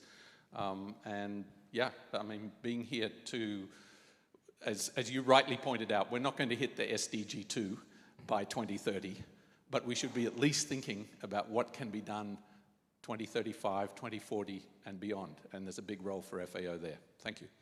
Thank you. So let me thank you very, very much for being here. If this is your first lecture, you're not rusty at all. And it was really, it's such an honor to work with you with your re-election by worldwide demand. We have the time with your leadership in the next few years to really make these breakthroughs. And I think politically, what we're seeing at the UN this week is the realization, even the grudging realization of great powers, that there is no alternative but to work together. And I heard that from President Biden yesterday. I was happy to hear that. The United States said, okay, we know we have to partner with everybody on the SDGs. This was good news and a good speech, and President Lula gave a wonderful call to action. And here you are, a person that's going to lead the action. So thank you so much. Before I leave, I used your holy stages to make the two short comments. First, I'm so happy, with my colleagues, highly qualified colleagues support me. Not only chief economist, chief scientist, also DDG from the United States and from all over the world. That's one big team.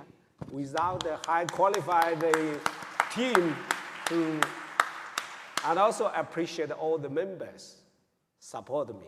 I feel first time in the history, not only because pandemic, because the crisis, the war in Ukraine, we face so much challenge, but the first time in the history we are build one FAO, and with strong solidarity.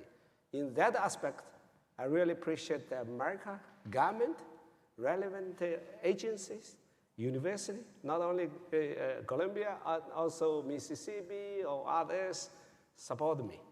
It's one FAO, one solidarity.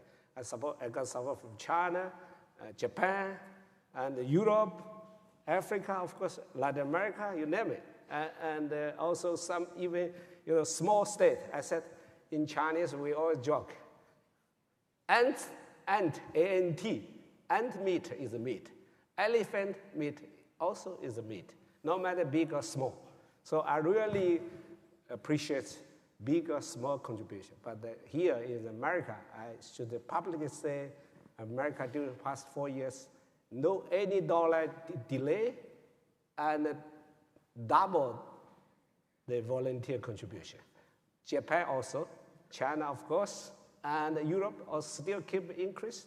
So I manage in that during challenge time quite well, and we can do more and better. I know there's so much and high expectation from FAO, from myself. I will keep around. Thank you. Thank you so much. Thank you.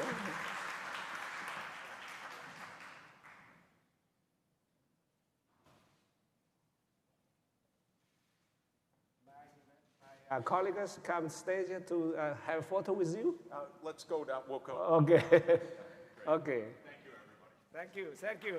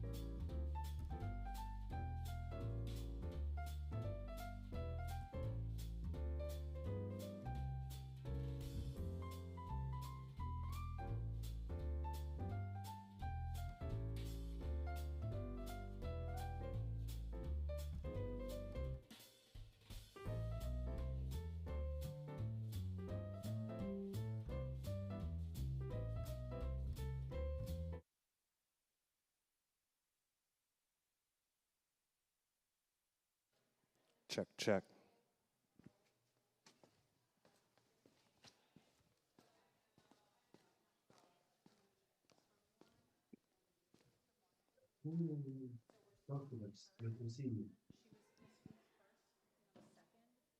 Hello, can you hear us? Yes, we can hear you. And we can Can hear you us? too. Perfect, that's great. Then all should be working then. Yep. So we are gonna turn off both the video and the audio if everything is working, and then we're gonna connect again when the DHG is arriving. One of our colleagues wants to talk to you for a second. Sorry, Yeah, yes. sure. And your timing is still on for 1:40. That's still the plan? That's still the plan, yes. Perfect. We'll be ready for you. Okay, perfect. Thank you. We're gonna turn off the video now. Thank you so much for being on to test. Yay,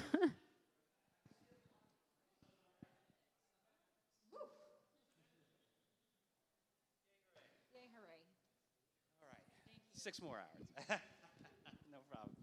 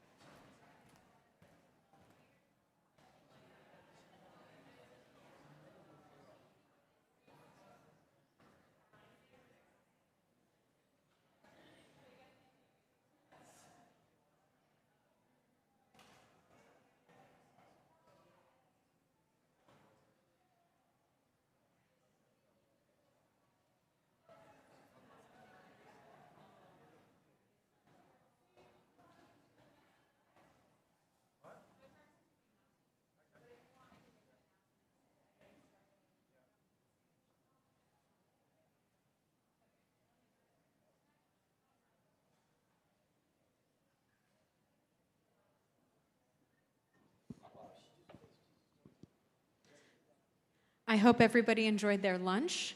It's my pleasure to say that we're getting started again and to welcome to the stage John Thwaites, who's the chair of the SDSN board and a professorial fellow at Monash University.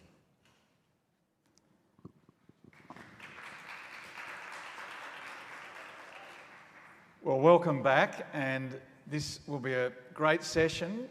We're going to be starting by hearing from Fiona Goodwin, the Deputy CEO at EAUC, the Alliance for Sustainability Leadership in Education. And Fiona, you've had over 20 years of experience working in sustainability in the education sector, and you're leading key initiatives, including the Race to Zero for universities and colleges, the Green Gown Awards, the SDG Accord, the Carbon Coalition, and the Sustainability Leadership Scorecard. So, Fiona, you've obviously got a really big agenda, and this is an opportunity for us here to hear from you about Race to Zero and these other really important initiatives that you're leading. So if I can hand over to you, Fiona. Thank you so much, John, and thank you so much for having me at your conference, and I hope you had a good lunch. Yes, so EAUC is the Secretariat for the Race to Zero, which is a campaign for universities and colleges on a global level to achieve net zero. It is a partnership approach between the UN Environment and the EAUC and Second Nature, and I know Tim's coming up in your next plenary as well. The Race to Zero for universities and colleges is an official Race to Zero partner, which is run by the UNFCCC. So what is it? It's a global campaign to rally leadership and support from businesses, cities, regions, investors, and crucially, universities and colleges. These are known as non-state actors. And this is for a healthy, resilient, zero carbon recovery that prevents future threats, creates decent jobs, and unlocks inclusive, sustainable growth. All of the members of the Race to Zero are committed to the same overarching goal to achieve net zero emissions by 2050 at the very latest. So how it works is that there are 5 Ps. I'll go through them quickly. So at the first one, you have to pledge, and this is at the head of the organisation level to reach net zero. You have to set an interim target by 2030 and have a maximum effort to have a 50% global reduction by 2030. So once you've pledged, you then have 12 months to develop your plan in terms of having interim and longer term actions on how you're going to achieve that. Then you need to proceed. So you need to start taking action and start delivering against those targets. And then you need to publish, and this is a really crucial part. So you have to really report publicly. So this is real for transparency, both for staff, the students and the local community on how you're working against those targets. And this is a new P that has been recently released. It's called Persuade. And this is how institutions can influence and advocate policy at local and national levels. So that's across governments and across regional governments and local committees. So it's a real illustration of how institutions can really have that. There's a handbook to help on this new chapter, and there's an education chapter for that, and that includes case studies on how that occurs. And that can be in many guises. For example, the advisory board that set the criteria for the Race to Zero is predominantly made up from academics and scientists that sit within universities. So that's a real example of how we can persuade action. So that's the expert peer review group, which, as I said, comprises scientific and technical experts from all around the world. We also have a huge amount of help and support for signatories in their journey. We have many videos, case studies, resources, toolkits, and I know you've been talking about the UN SDSN new Net Zero on Campus handbook that came out earlier this year. So we have a huge amount of resources on there to help signatories. We also have the high-level climate champions, which really support the education sector and really raise the profile that the education sector has. And that's through key critical events such as New York Climate Week, COP28, the High-Level Political Forum on Sustainable Development, and many, many other international and global events. So I really urge everybody to join the over 1,188 leading universities and colleges all across the world to sign up today. And we will be having a high profile at COP28 when education is for the first time an agenda item at COP. Just a quick overview of some other international initiatives that we have, as this is an event that also focuses on the SDGs, is that another global initiative is called the SDG Accord, which has over 2,500 signatories. And this is really about embedding the SDGs across teaching, learning, research, and operations. We also have over 200 supporting organisations, and we have a whole wealth of resources and case studies covering all of the SDGs. And so we really encourage everyone from staff and students to sign up to the SDG Accord. We also have the Green Gown Awards, which are run internationally. And this year we had 93 finalists across 25 countries. We have another wealth of resources and case studies and videos from our finalists, from our highly commended and our winners. We have 8 different categories focusing on all different aspects of sustainability, and they are open in January 2024. Both the International Green Gown Awards and the SDG Accord are both affiliated officially to the High-Level Political Forum on Sustainable Development, and the award ceremony takes place at that event. So we have high-level UN support for all of these initiatives. And I look forward to receiving many questions and many more sign-ups and applications for these initiatives. Thank you, John. Well, thanks, Fiona. That sounds great.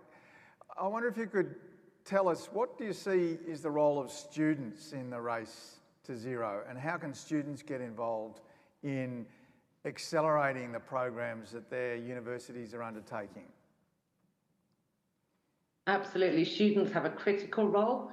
So I think firstly, there's a critical role in students in terms of putting pressure and showing how much that students really value actions towards the race to zero.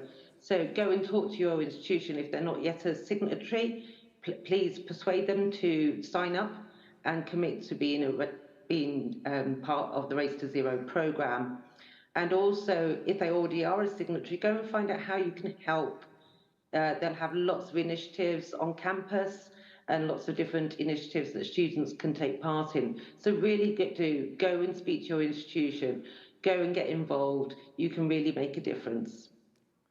Great. Well, thanks, Fiona. We've now heard that the Deputy Secretary General, Amina Mohammed, is on the line, so we're going to pass to her, and Fiona will, I think, still be with us for the next session. But it's now my great pleasure to introduce Ms. Amina Mohammed, who's, of course, the Deputy Secretary General of the United Nations and Chair of the United Nations Sustainable Development Group. Previously, she served as Minister of Environment for the Federal Republic of Nigeria and as a Special Advisor to the Secretary General Ban Ki-moon. At that time, she led the process that resulted in the global agreement around the 2030 Agenda and the Sustainable Development Goals. So it's our great honour, Amina Mohammed, to have you here today to speak to the International Conference on Sustainable Development. And can I start by asking, what is the news from the United Nations, from the SDG Summit, and how do you feel about the week? Thank you very much, John, and thank you to everyone who's in the audience, both there and online. It's fantastic to join you again. Well, the feeling around the UN is one of determination to really pivot from talk and perhaps talk around the 15% of the targets reached, which is pretty miserable, but to find some momentum in the solutions that are there. So we're coming out with new momentum. We're coming out with a lot of hope, direction, and a concrete to-do list. We've had over 5,000 people from civil society, academia, women's groups who've come in to the UN over the weekend, and they have connected, they've engaged, they've shared, they've recommitted to the SDG promise, and they've given us a lot of energy, and they're certainly not leaving here without anything to do. And with that, it has been a clear direction. The political declaration that we had, and it was hard to come by, it was almost like being in 2015 all over again, does convey the commitment of governments to deliver on the SDGs, but better still, it tackles that means of implementation, the finance, technology, and the trade that needs to happen. So they did give us, you know, a nod for the SDG stimulus, which will help us to tackle the debt pressures. It'll help us to look at how we are going to recapitalize and reform the MDBs, and of course, in the longer term, fixing the global financial system. And that's all 193 countries agreeing that. And then last, as the SG closed the summit, he left everyone with a to-do list. Over 110 heads of state and government, really pivoting for commitments to concrete actions. And on finance, it will be about how we translate more concretely the SDG stimulus into action. And it will be what we go to the annual meetings with, it's what we'll go to COP with. So before the end of the year, we will have a really clear momentum of how we can go about some of these actions that need to be taken on finance.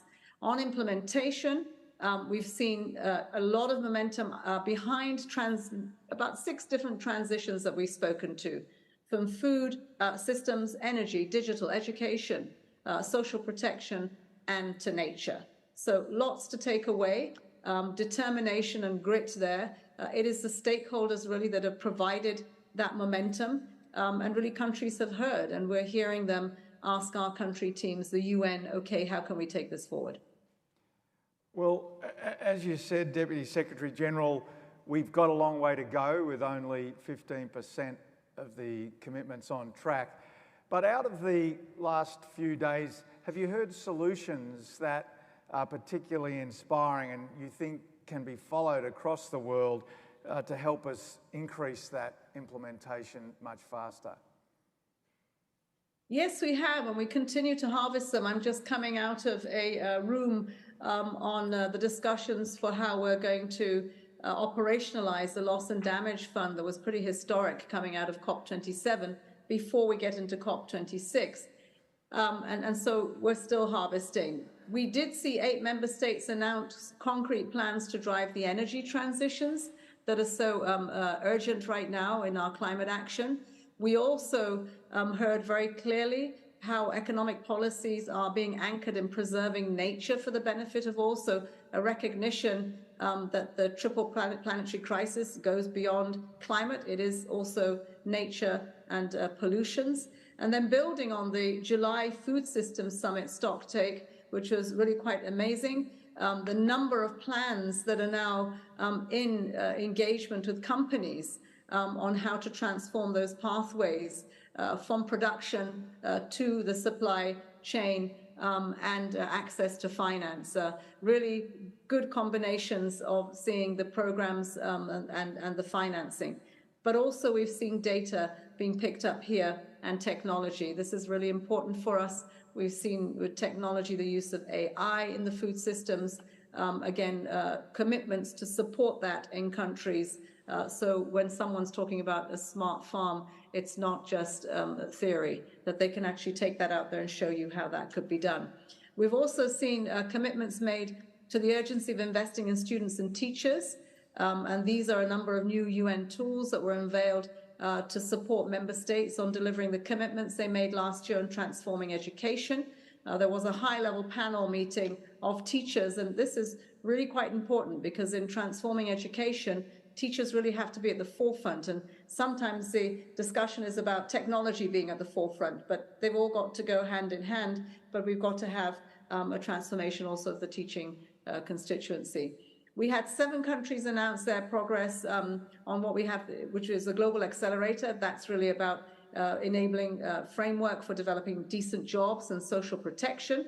And those countries included Malawi, Namibia, Indonesia. So with that, you have more, you have a better discussion on those decent jobs and how they're targeted with some of these green transitions that we have.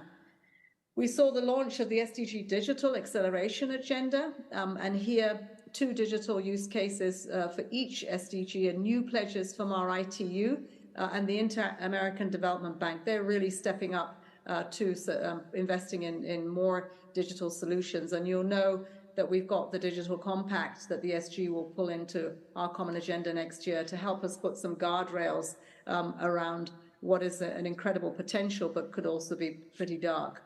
And then I'll say that a recurring theme through the weekend was about effective institutions and multi-level governance. Local 2030 Coalition got a lot of traction. So did the power of data, and we saw 15 national data partnerships announced to revolutionize the decision making. And we saw again a lot more that's being done in the public sector. Finally, I would just say that we took another step forward towards unlocking the SDG stimulus. It's not been easy. We thank Jeff Sachs for the work that he also put into this to give it ambition. And now the follow-up is about how we can take pieces of that and at least make the $500 billion we're talking about available to developing countries, and really robust discussions with the bank, with the IMF, and with other financial players. One of the things that was in the political declaration that I found really interesting was the commitment to SDG localisation and to working with local governments and local communities for the SDGs. Do you think there's real opportunities to boost that as we look at the next 15 years?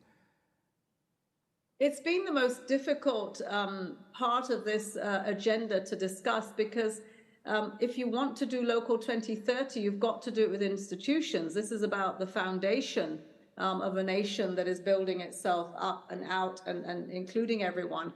But those institutions are pretty weak, and people don't feel they've got the time to invest in them. But now we're coming back to see that without that, we're never going to build this house. So we have seen traction. We've seen traction from mayors in cities. We've seen traction from parliamentarians at the local level who are asking us to engage through some of the sectors.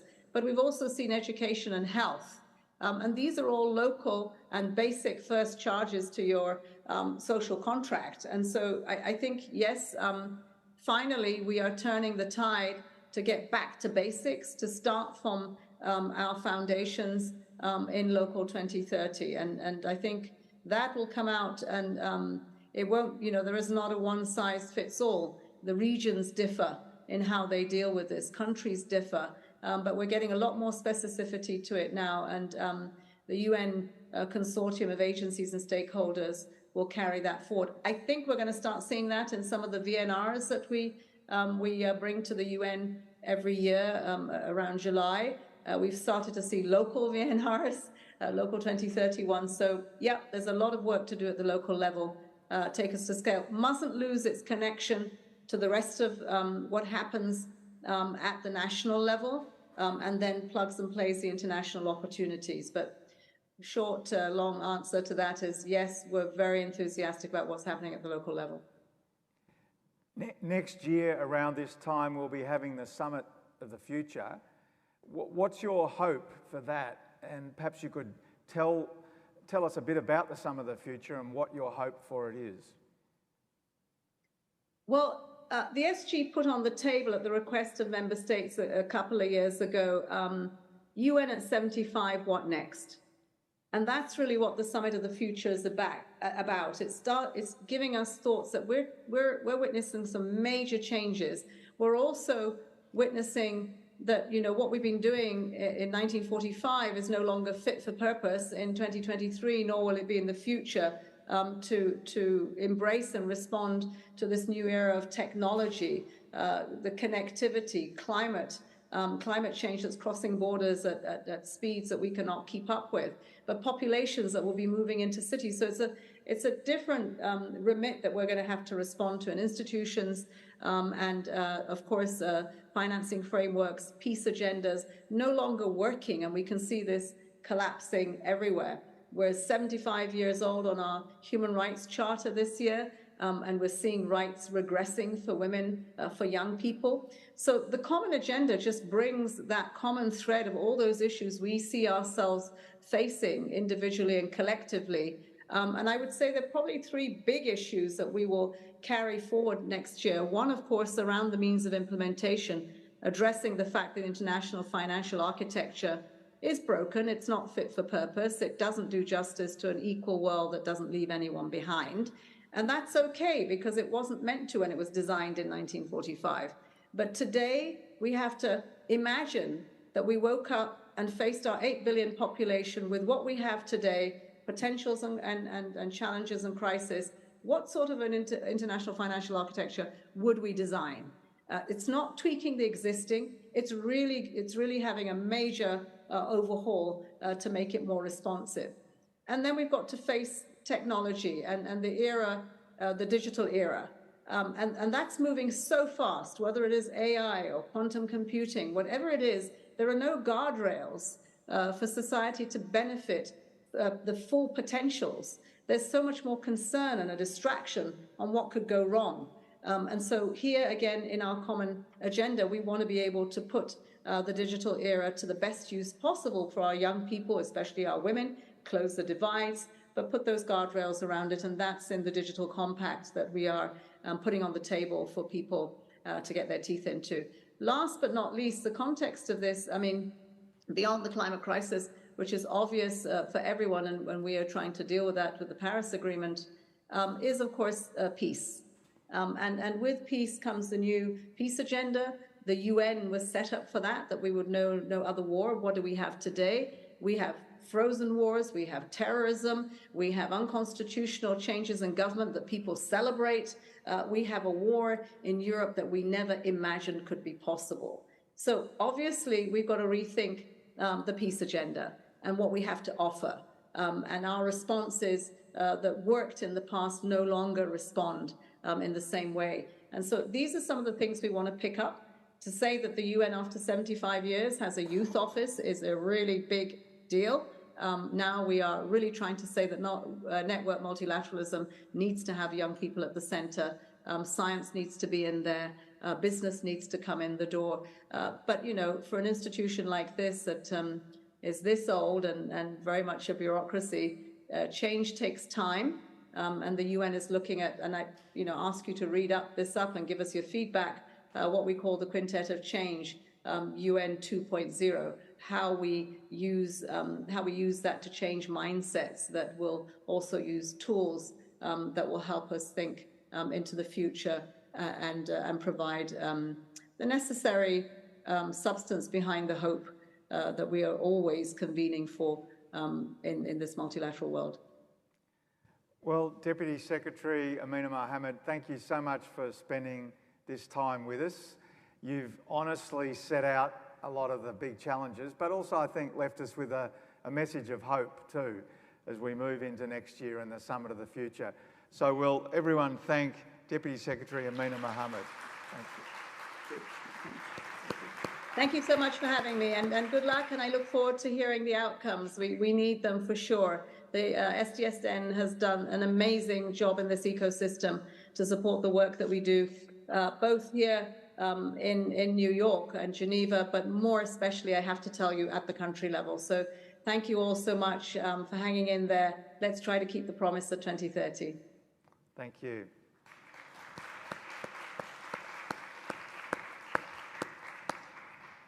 Okay, well, we're going to have a very short pause while I think the next panel is going to be joining us.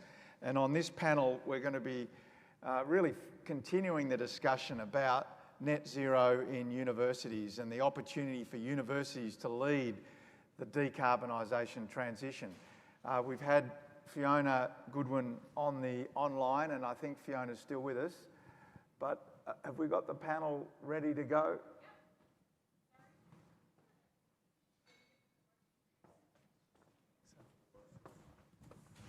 Hey. Great. How are you? John Thwaites. Yeah, Tim. Hi, John. Dan Weisborn. Hi. Nice to meet you. Chris Kendra.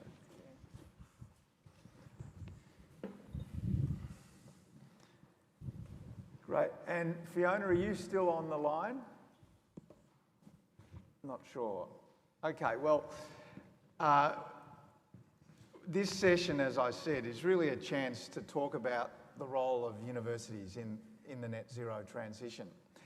And I'm really pleased to be able to chair the panel as someone who's dedicating most of my time to that task. I'm chair of the Monash Sustainable Development Institute in Melbourne, Australia, but also Climate Works Centre, which is part of that. And Monash is very committed to the net zero pathway, and we're going to hear more about that today. But before I introduce the panel, I did want to just talk a little bit about the guide that SDSN has produced called Net Zero on Campus for universities and colleges. And it's important that universities have assistance as they embark on this task. As you heard from Fiona, there are more than 1,000 universities around the world that have joined up to the Race to Zero. And I think there are many more thousands beyond that who are actually part of this transition. But it's a big challenge, and for us at Monash University in 2018, we made the commitment to net zero. But I think it'd be fair to say we, like many universities, made that commitment before we knew exactly how we were going to get there. And what we don't want to see is a situation where universities are making commitments and not able to deliver. And so that's why last year we decided, and when I say we, it was SDSN, it was Monash University, Climate Works, but also a group of universities from 6 continents who provided experts who are on the steering committee for this project.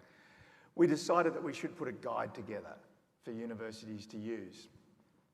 And that guide covers the basic things universities need to do if they're going to achieve this transition to net zero. It's very practical, it's a how-to guide, and importantly what it also does is set up a community of practice that universities can join.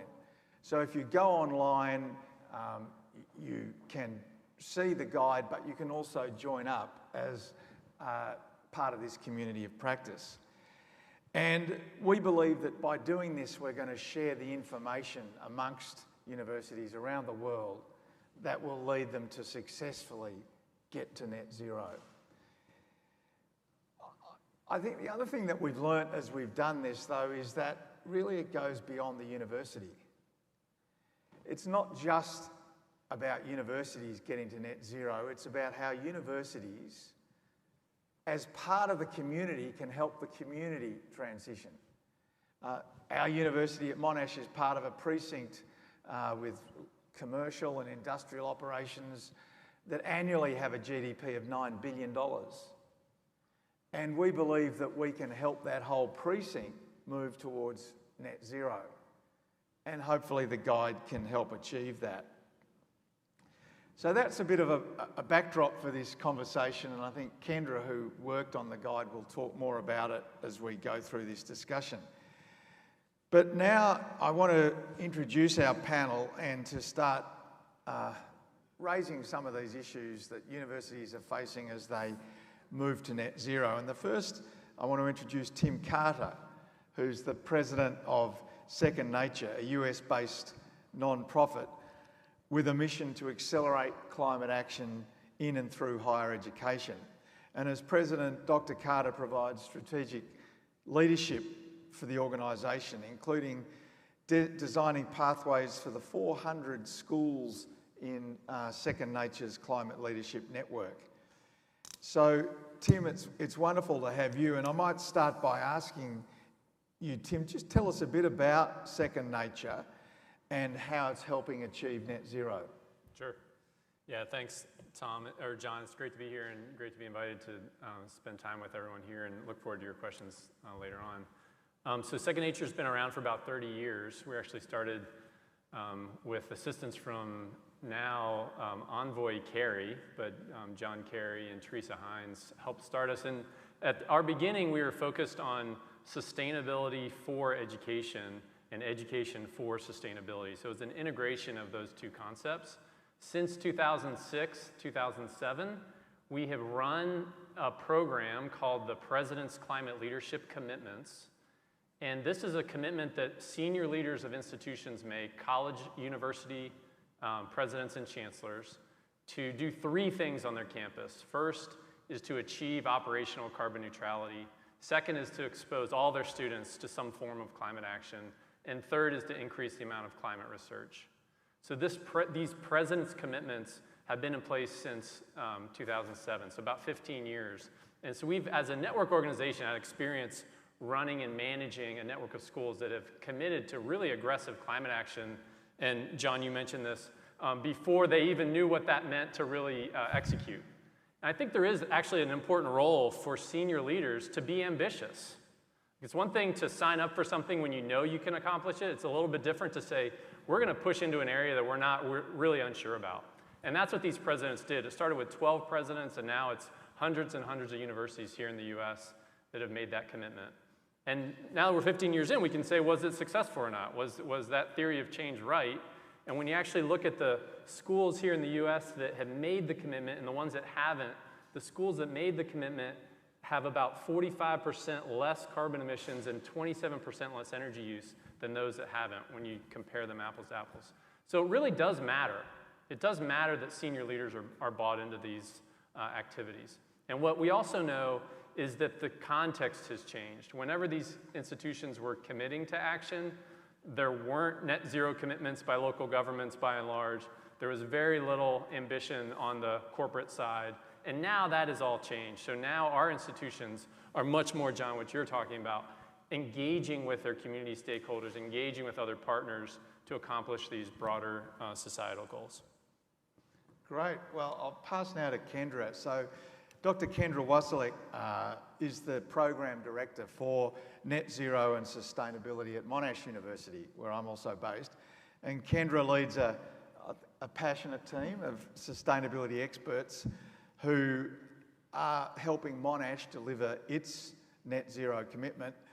And I think it's fair to say Kendra's expertise ranges across renewable energy, the circular economy, low carbon finance, and sustainable building design. But Kendra, could you tell us a bit about your practical involvement in the Monash net zero transition and how you see it going? Yes, I can.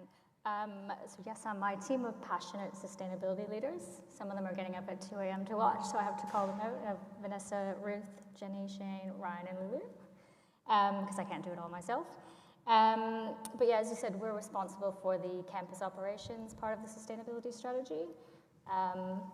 Did we commit to it before we knew what we were doing? Maybe on electrification, but in setting up the net zero emissions target, we used the ClimateWorks deep decarbonization pathway, which was built on energy efficiency, renewables, and transitioning off natural gas, which for us, at the time when we did it in 2017-18, we were sort of that first university and probably even organization that said we would transition off natural gas and do it by 2030.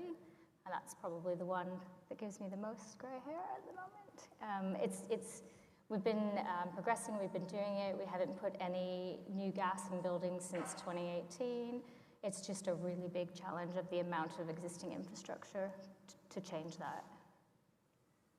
And you talked about that ClimateWorks report, and I'm obviously aware of that, being chair of ClimateWorks.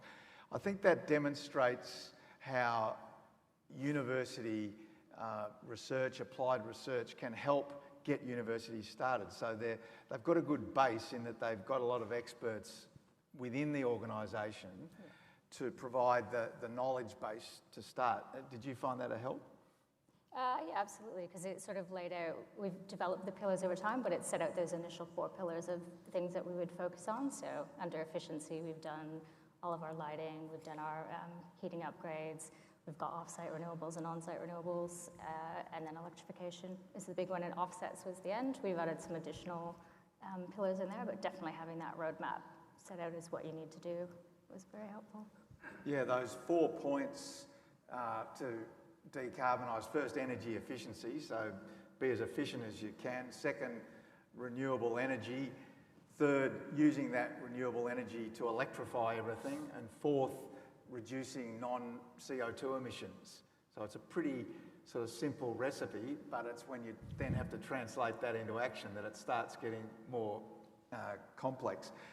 Well, Dano Weisberg, you joined Tufts University in 2022, working with the senior leadership to further Tufts' commitment to be a higher education leader in sustainability and climate matters.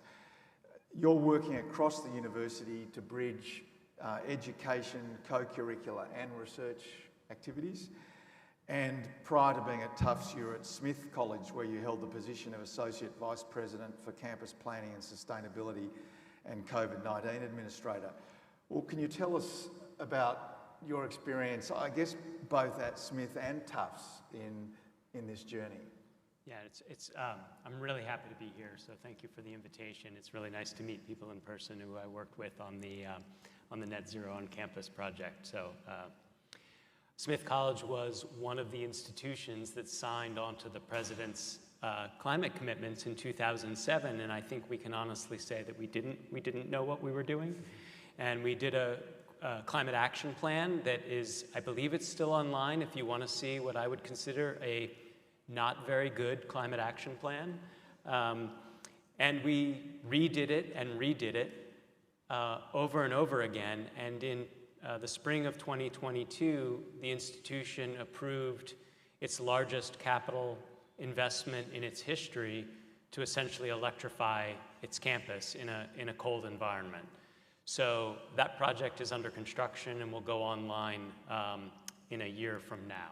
So that's very exciting, and I've shown up to Tufts University to attempt to do that trick again, right? And in a much bigger university that has rural, suburban, and urban campuses. And you talked there about financing there. Can you tell us a bit about the financing and how that worked? Yeah, I mean, I think there's sort of two big challenges, I think, that confront institutions as they decarbonize. And one of them is decarbonizing campus is mission adjacent, but it's not the mission. So if I have $1 and I say to the board of trustees, I've got $1 to spend, we could spend it on a library or on classrooms or on laboratories, or you could spend it on energy infrastructure. The immediate answer is we're going to spend it on classrooms or libraries because that's core on mission, right? So I think it's really important to position these projects as deeply part of the mission. And when the project goes forward, to ask for the money and the approval that it's seen as core to mission. In the case of Smith College, I'll be totally honest, it's a wealthy institution with a large endowment, and I will say that our chief financial officer made a very smart play in the midst of the pandemic and was able to float bonds at a very, very favorable rate. At the time, that was done to save the institution in case the pandemic didn't end. When we learned that we were okay, then it was a question of, this is our next big priority, and we worked with our board towards approval. John, can I just pick up on one point that Dana said? So it's important, I think, especially for students to understand this integration between what is the mission of the higher ed institution you're a part of, and what is the relationship between that and the physical infrastructure of these buildings or the operations. Because if you don't make that case, and then you just stay frustrated when you say, why aren't you spending money on our net zero campus?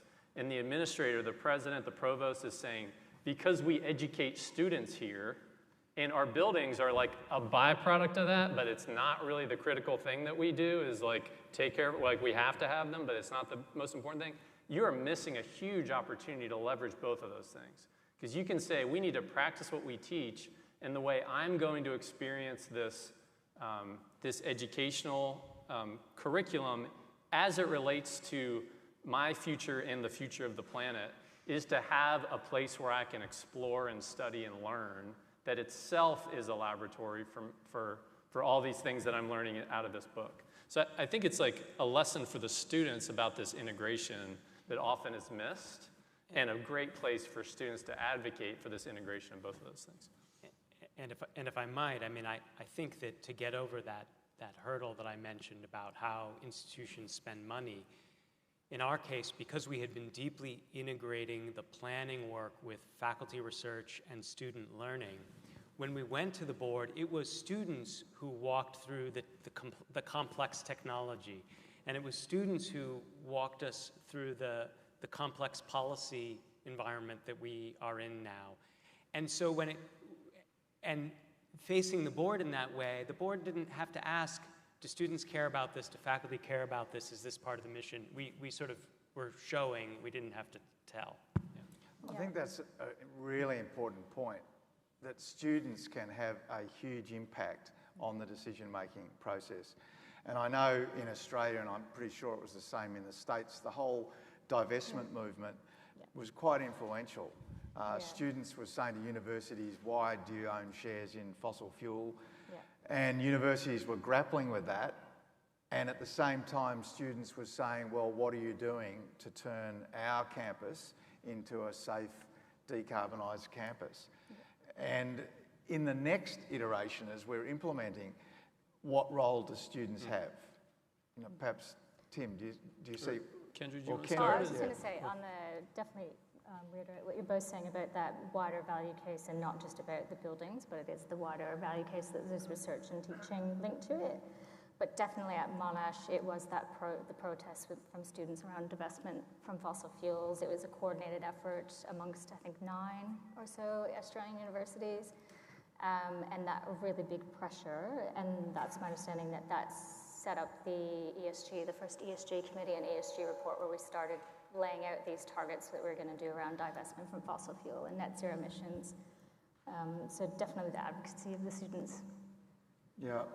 Well, perhaps it'd be worth reflecting on what have been some of the enablers and what have been the barriers to this transition to net zero for universities. If I ask all of you to look at both those, that's the enablers and the barriers. Tim? Yeah, I mean, enablers, there's so many institutions, at least here in the US, there's about 4,000 higher ed institutions in the US. And oftentimes, being the first mover is the hardest thing. So the fact that we have, roughly 10% of that as institutions that have made this commitment actually allowed for other institutions who are not going to be the first off the bench to actually take the same type of action. So I think there's a really important role for leadership in making bold and aggressive target setting something they're going to take the first step on, so that it gives permission for others who are waiting for that first person to go.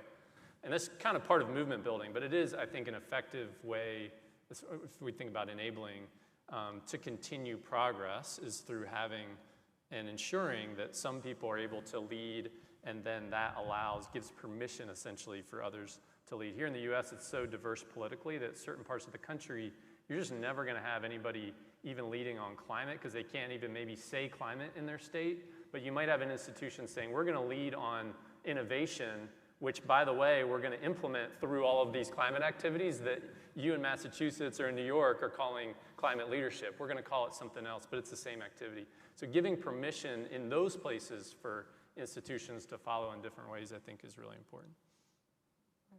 We've got a tension with this whole leading edge, bleeding edge. So at Monash, because we've been first on a lot of things, we kind of say we're at the bleeding edge, trying new, unproven startup technologies. So it is a real tension between wanting to be at the forefront of things, but then operationally also getting a benefit from what you implement. So that's probably been a barrier sort of challenge, is we've gotten some really good research outcomes for some projects, but then operationally they haven't been as successful. So I think just the university executive having that understanding is important to know on that. I think that's a really interesting one. I might just explore that, the things that go wrong, which they do.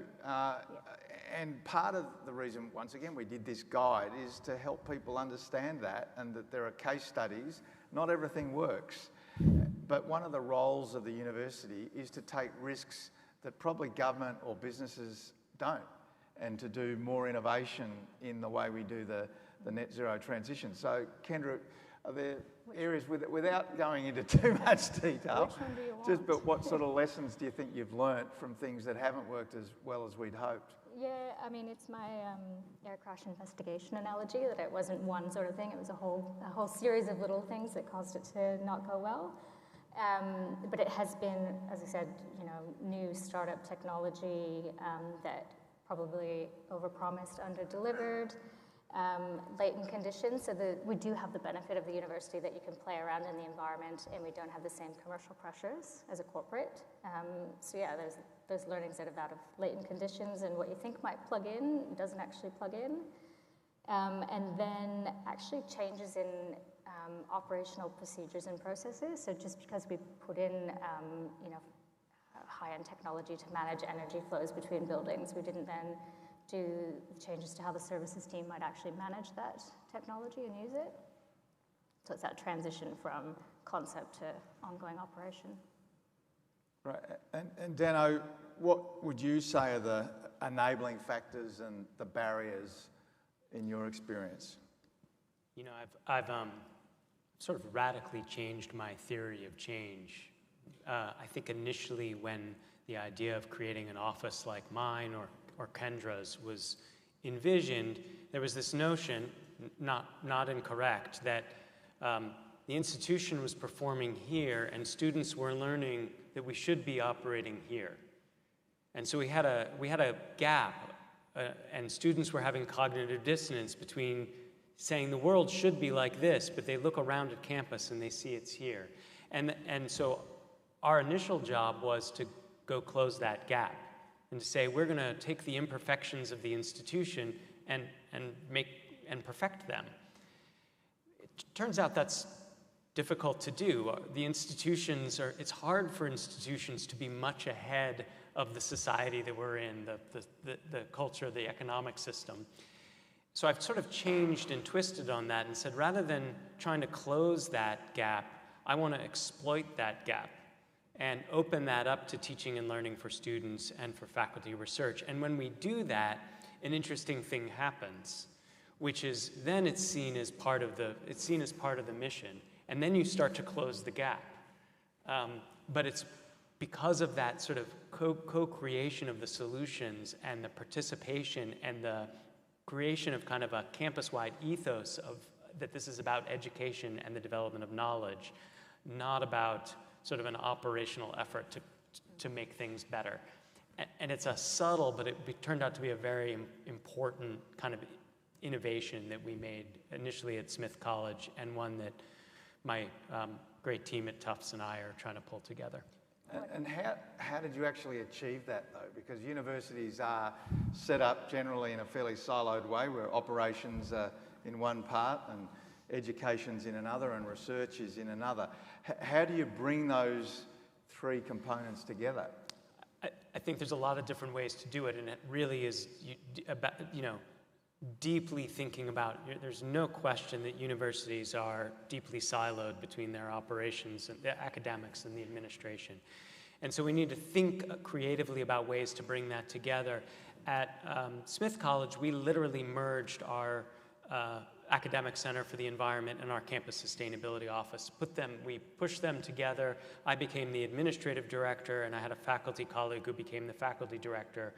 And we really tried to join up and provide funding into the research and teaching and learning systems that helped focus on the challenges that we were manifesting on campus that were reflective of our larger societal challenges. So we literally put it together in terms of governance.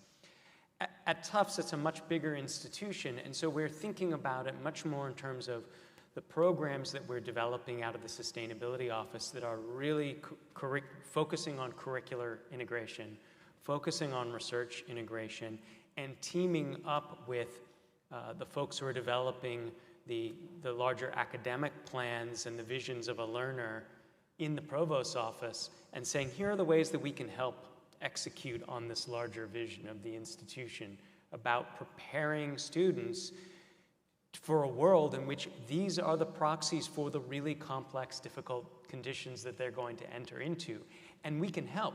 We have the problems right here. Let's have the students exposed to them. Let's have them work on them in the interest of making them effective once they leave. Because that's truly our, right? That's our first biggest impact that we can make as an institution.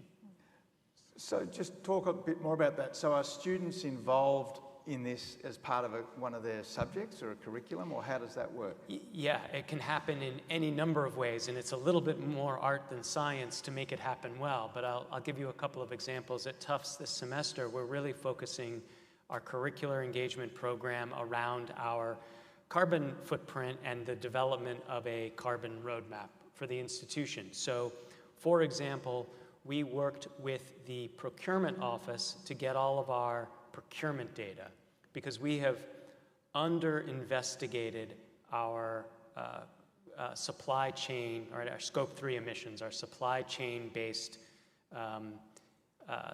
emissions. And so now we have the data. There is a greenhouse gas accounting course that is going to take the first pass at that data and try to do sense-making. I don't know what they're going to come up with. They will present their findings to the director of purchasing.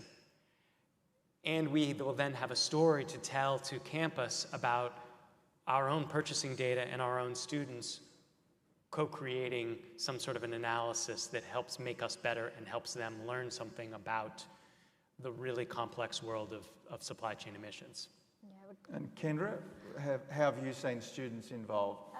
Well, I was going to say it's that same sort of thing that it was in our, I guess, between that operations and research and teaching. So there was the whole of university strategic plan that had a commitment to have the campuses be exemplars of environmental practice. And then the operations plan that sat under that, it was a goal in our buildings and property strategic plan. So I guess that enabled us as buildings and property staff to do more of that engagement and look for the opportunities. And then also apply for like joint funding and grants to try things. And then also on the students, I guess it's a bit, we could probably learn from you and get some more governance around it. So I think where we are now is that it's been ad hoc. Students will email us, they want to get involved. We do some programs with MSDI and the Green Steps program. We do stuff with various courses. We have an accounting one that's going to look at some of our data. So out of everything we've done so far, there's now is it DVC of research infrastructure, I think, which came out of the need that we need a better governance around that engagement between operations, research, and teaching. So Tim, you can sort of look at this from a helicopter because you've got so many universities. How many of the universities are complete or near complete, or what stage are they? And do you have sort of some lessons from that you could pass on? Yeah, so our program is based on this concept of carbon neutrality, a little bit different than net zero. We used to think that was an endpoint. You achieved carbon neutrality. And we've had 12 institutions that have met that goal. We don't think that anymore, actually. So we think of neutrality, and I would even say net zero, as a milestone, not an endpoint. So it is one of the ways in which your institution leads on climate. There are many other ways that it can both support that goal and extend well beyond that goal. Because the end game is not just for your own institution to achieve net zero or to be carbon neutral. It's for society to actually meet the climate goals that we have set for ourselves collectively. So in that sense, this goal-setting process is really important, and the successes are really important relative to our GHG accounting and how much we've achieved, but it's very much like not the end game for us. When we look at the campuses that have achieved those carbon neutrality goals, like American University in Washington, D.C., they did it physically, and they integrated a lot of it across their curriculum, embedded it into their research practice. So it is a whole of the institution approach. And the reason why that's important, I said our model is based on senior leaders making a commitment. Senior leaders last about 5.5 years here in the US, presidents and chancellors. So they will go. They will be gone by the time you even really start to dig into the meat of your plan. And you have to have institutional buy-in across more than just that single person or that single office if you want to extend it into other areas. So that's where I think we would see a more holistic approach to climate leadership beyond just here's the target that we're all looking for, even if that's the one thing that's really easy to measure and count. The successes that we've seen, we would say, like community colleges are doing amazing things here in the US. They have a very, very difficult path to carbon neutrality because 2/3 of their emissions come from vehicles that are commuting vehicles that are from off campus. Until we electrify our vehicle fleets and individual personal vehicles, they are not going to meet that target. And that's okay. They have other strengths. And we just need to, I think, focus on that whole of institution approach. So you've talked about universities going beyond just the commitment and the delivery of the emission number. And I think you also talked about how it should influence the research and the education. What about going beyond the university campus, though? How do we start to impact the precinct, the cities around us? Maybe, Dano, do you have some thoughts about that?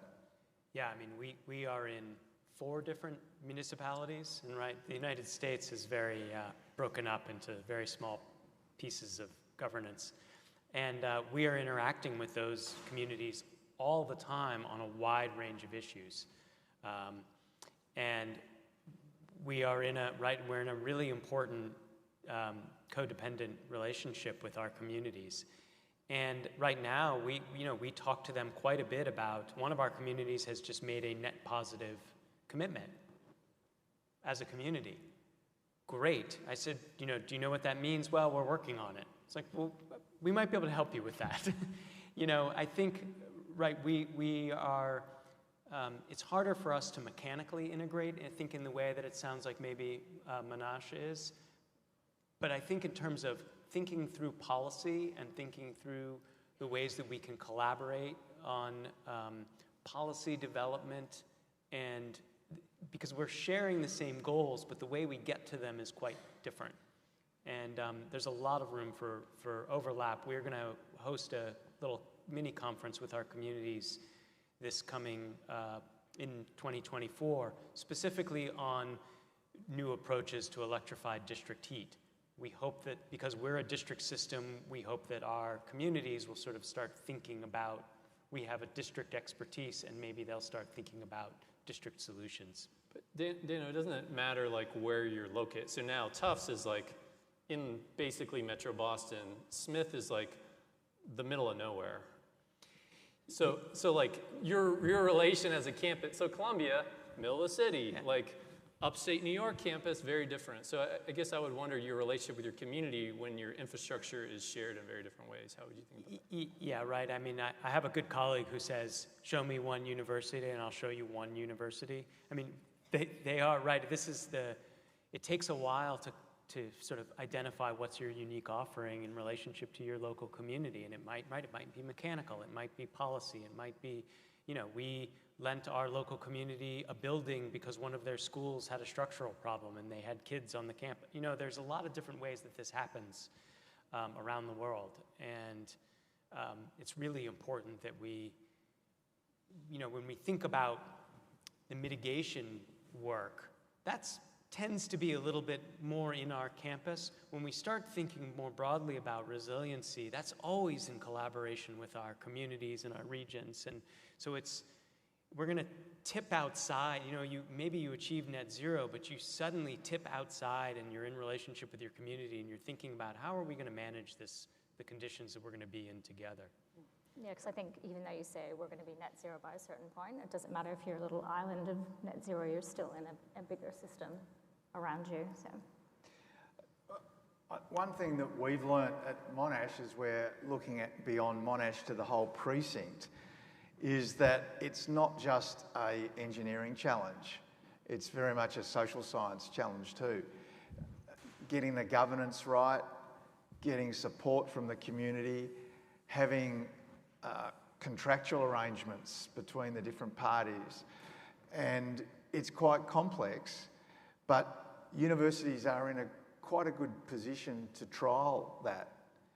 And we have this research project looking at our precinct with researchers, not just from electrical engineering or emissions reduction, but also social scientists working in anthropology, sociology, which you need if you're going to transition a whole community. Move on from that to a few more, I guess, challenging points, and somewhat controversially, offsets. What's the role of offsets, and should universities be using offsets to get to net zero? Maybe start with Tim and... Oh, of course. Give me the harder. I mean, we think of them as you know, a way to meet some proximate targets you might have. And there's, without going into the whole quality of offset thing, there are ways to do that is also consistent with what we've been talking about, which is integrating the academic, the student, and the research experience. So Colgate University is a good example where they've had a long-standing relationship with an offset project in South America, where part of the course is for students to go down, monitor, participate in reforestation activity based on goals that the university has and educational curricular targets that they have. So I think the way that offset projects, it's kind of like divestment, like you just say the word and people get cringy about it, but if you think about the complexity and the nuance that you can bring to the topic itself is a very rich area to explore. We think of it as like kind of a bridge thing. It's theoretically impossible for the world to have offsets forever. So you have to think of it as, while we have offsets, we're going to slowly work down that bucket to be as small as possible in the future, and the ultimate decarbonization plan should account for that. But you intrinsically don't want to rely on it in the long term, but for the short term, it can pay some benefits. I don't know. Campus folks might have different thoughts about that.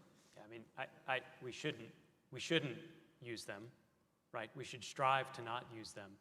However, as you decarbonize any system, the cost curve gets very steep, and those last 10%, 5% of emissions become extremely expensive to eliminate. And I think we can think about offsets as not a unitary device, but it represents a really broad range of products, that some are which are nonsense and some of which are actually high quality. And I think it's actually an opportunity to loop back to your previous question, Don. That's a space that we've investigated in the past of working with our communities to say, are there ways that we could invest sensibly in our local community? We have line of sight, it's educational, and we know that it's a high quality output. And that might be a good space to invest in offsetting. Kendra, did you have? So yes, agree with them all that you don't want to long-term rely on them, but there's some things like at the moment, academics and me, I'm here, fly a lot, and the only way to really reduce those emissions is offsetting. But the conversation that I'm starting to try and start having is, do we have to, so if we buy offsets, you want that sort of impact investment, and what impact does it have, and what, how can you link it to the research and teaching, but also in Australia, for example, there is the Aboriginal Carbon Foundation. So they have a lot of projects that will be eligible to create offsets, but the issue that they have is they don't have the capital funding to get the projects up and off the ground. So my question is, as a research institution, should we be worried about just the offsets at the end, or would we invest in helping give those projects the capital to get going? And I think that's a really interesting point too, where offsets do have the opportunity to provide a whole lot of other benefits, multiple benefits beyond the carbon benefit. So it can be a social benefit, can be a biodiversity benefit, but by the same token, they can be pretty crap too. Yeah. Now, I understand that we can have questions, and I was going to be brought questions from the audience, and I'm not sure whether that's happening, but if I am, if they could be brought through. But while we're waiting for that, Kendra did mention another unmentionable, which is flights and Scope 3 emissions, Yeah.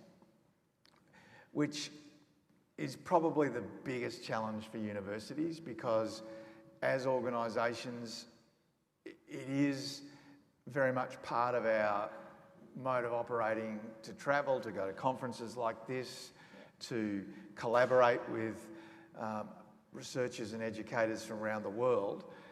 And while we're moving more and more to being hybrid and online, there's still going to be a level of travel. How much, when we're making commitments to net zero, should we be including Scope 3? Tim? Well, it's part of your footprint, so I think you should include it. I do think that you have to recognize the limits to what you can, what you have control over and what you have influence over. Those are two different things. The things around air travel specifically, like you should be advocating and figuring out how to decarbonize air travel. Like that's what we all should be doing, and your research community and others that you work with should work with the airlines to figure that out. We had actually a group of about 7 large universities in the US talk to 3 different major airlines, talking to them about how they wanted to have carbon-free air travel for their faculty and students because of this issue. They're like, we're not gonna not have like international student travel, for example. They want students to have that experience. So how could that happen? And that started a very constructive dialogue, which extends to this day. And I think that's the biggest part of a lot of Scope 3, including air travel, is just how do you engage with other stakeholders beyond just your own operational footprint that you normally wouldn't talk to. And starting those conversations can be some of the hardest things because you don't have relationships with them necessarily. What's your, Dana, you mentioned supply chain, so. Yeah, I mean, I think, we roughly know that air travel is one of our 3 big hotspots within our supply chain. It's probably air travel, food, and construction. And I actually prefer to look at the whole. I prefer to look at the whole thing. Air travel is tough, and we have one faculty member who's very engaged in the Flying Less initiative, and he has been piloting projects in his school, doing virtual events, and so that's been a really nice sort of effort to raise the awareness. What I learned yesterday was that our dining program had been measuring their carbon footprint, and in fact, by changing menus, lowered their carbon footprint, they say, in the dining area by something like 17%. I didn't even know they were doing that. I didn't know it was happening. That's a big number. That was a pretty stunning outcome. And I'm really interested in getting into the supply chain more deeply because I wonder if there are some other quick wins, and we really badly need quick wins right now to change our emissions profile. And so are there other quick wins out there that might have real impact? Because I feel like air travel is not a quick win, it's a slow win. So that's my sort of broader question. Well, I think that's a great point about food, and I know there's a report that was done in the UK on the circular economy, which identified changes in food habits as one of the quickest ways to have major reductions in emissions. And you think of eating less red meat, less packaging, maybe eating a little less, I have to say, probably good for our health as well. So there's some great opportunities there. We're just about out of time, but I'll ask each of you if you had to choose one thing that's the most important element in net zero planning, what would it be? And if I start with you, Dano. I'm just going to come back to sort of as deeply integrating those faculty research and student learning activities into the planning and execution is really, really important for institutions because it brings mission coherence to the effort. Kendra? I would say financial literacy. So for students to financial what? Literacy. Yep. So to understand how operational budgets work, capital budgets work, not in depth, but just to understand that financial aspect, not only of your institution, but just of the system generally. Because if you want And just on that, who has to understand that? In what way? Definitely for students. So that's one thing I think, having done my environment degree, I didn't really learn much around financial literacy. Like I knew you'd get you wanted a return on investment and you'd save this, but learning more about how universities fund themselves, finance themselves, what sort of types of capital they might be open to doing it. So it's really familiarizing yourself with that. Right, and Tim? Every university, if you ask a leader, they will say they don't have enough resources. So it's never a question of do you have enough resources or not. No one has enough resources. They will always tell you that. And that's because they're thinking of resources in like a dollars and cents term. Our universities have amazing assets that could be mobilized to address climate in a variety of ways. So I think the best way to think about not just developing a plan, but implementing a plan is mobilizing all of the resources you have at your university, and don't think about it in a scarcity mindset. We don't have enough resources, everyone thinks that. You actually have tons, you just haven't tapped them yet, and you just need to look harder at your university to figure out where those assets are that you maybe didn't even think of as potential ways to help you accomplish your goals. And I think it is fair to say, and I know Monash has found that what seemed expensive a few years ago sometimes turns out to be quite a good investment. Yeah. And 4 or 5 years ago, renewables seemed like they were going to cost a lot more, and yet now with the price of gas, for example, going through the roof, renewables look pretty good. They do. Yeah, that's the one good thing about gas prices tripling, is that the electrification looks better. Yeah, and so as you say, it's how you look at that resource question. Well, this has been a great discussion. I think we're just about out of time though, but can you thank this panel, and we'll get ready for the next session. Thanks very much.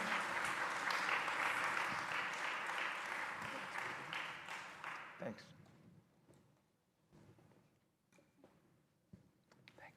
Thanks, Dano. Oh, we've got to.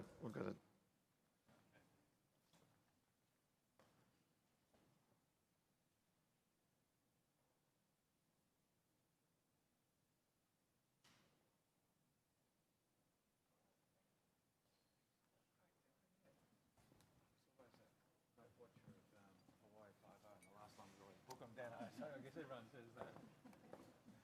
It's true.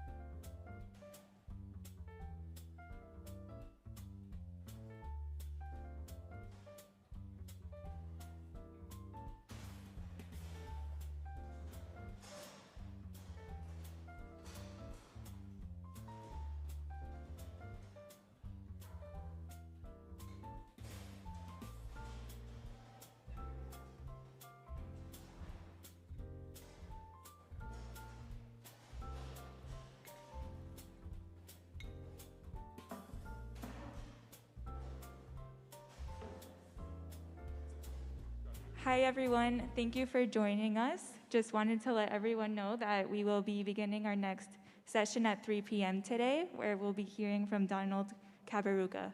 Thank you.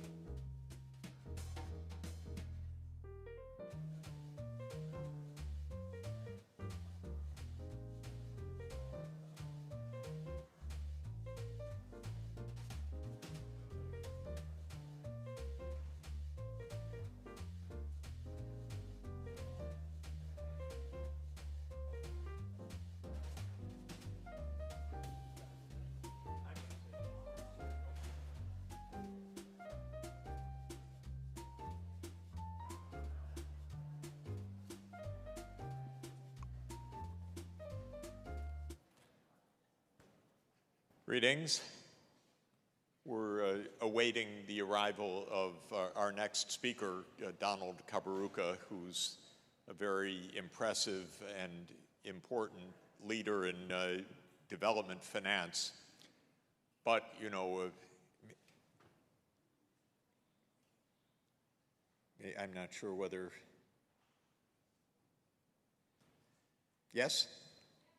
Great. See, all it took was for me to come out. Good.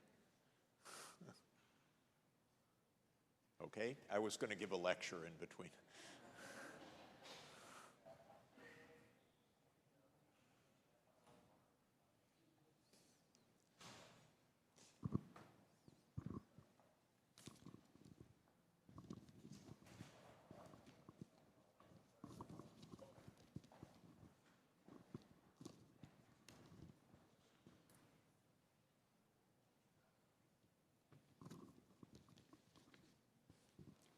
One moment.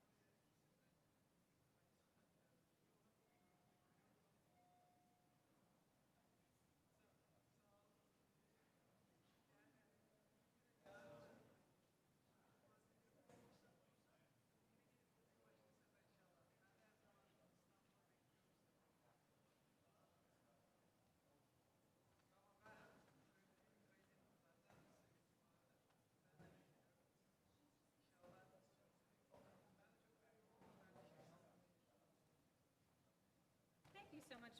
Oh. I can also just stand at the podium. 7 and 8 are both live.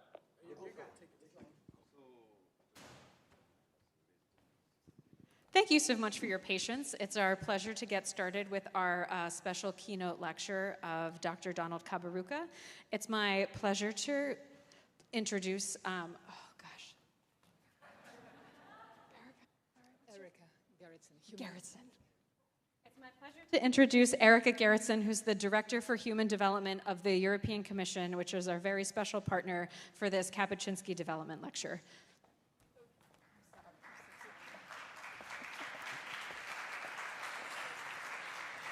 Good afternoon. Good afternoon. It's really a great pleasure for me to be here with you today for this conference, and really looking forward indeed to hearing the conference which will be given by Mr. Kaberuka. I am Erica Gerritsen. I'm indeed the Director for Human Development in the Director General for International Partnerships in the European Commission in Brussels. The European Commission is partnering for these Kapuscinski lectures with UNDP to organize a series of conferences on sustainable development. This has been taking place for many years, and I'm really thrilled to know that there have been thousands of students and interested participants who have been able to participate in those conferences where we can think together about sustainable development and how we can work better together in this context. Of course, we are here today and during this week, a special week in New York, around the UN General Assembly and all the other events and encounters that are taking place. And it's really a great moment for us all together as government partners, institutions, civil society actors, private sector actors, to reflect on where we stand on sustainable development goals and how we can partner better to move further on this agenda and eventually, as much as possible, reach the 2030 goals. As we know, only 12% of the goals have met so far or are on track of being met. So there's a lot of work that we need to do, a lot of thinking, and this thinking is taking place in places like this one. The European Commission remains, and the European Union remains fully committed to the SDG agenda. to the Sustainable Development Goals, and I would like to highlight two specific features of our common and current engagement on this agenda to highlight to your attention. First, the EU has started and launched since 2021 the Global Gateway Strategy. The Global Gateway Strategy is our response to the finding that official development assistance alone will not be able to support and make sure that the SDGs can be met. Therefore, we need to mobilize private financing, domestic financing around the agenda of the SDGs, around policy and priorities from our partner countries around the world. And the Global Gateway in this endeavor is also promoting developing infrastructure, as we know that infrastructure in many different sectors is essential for the development and for the creation of jobs and long-standing and sustainable development. So the Global Gateway has 5 different key pillars and sectors in which we are intervening on digitalization, obviously, the green transition, connectivity, health, where we are investing a lot in promoting, for example, the production of vaccines and medical products in Africa. Because we know that Africa has been extremely dependent on the import of vaccines, for example, during the COVID crisis. And the 5th pillar of the Global Gateway is around research, development, and education. Education being a key feature, obviously, and a key, if not a prerequisite for the success of any of the other pillars which I have just mentioned. So that's what we are doing through the Global Gateway, and really working in strong partnership, looking at the twin transition, the digital and the green transition, and working together, EU, together with our partner countries around the world on this shared agenda. But within this, and this is the second point that I wanted to come at, we know that inequalities are rising around the world. They are rising in Europe and in other countries where we work with, in regions. They are rising within countries, and they're rising among countries.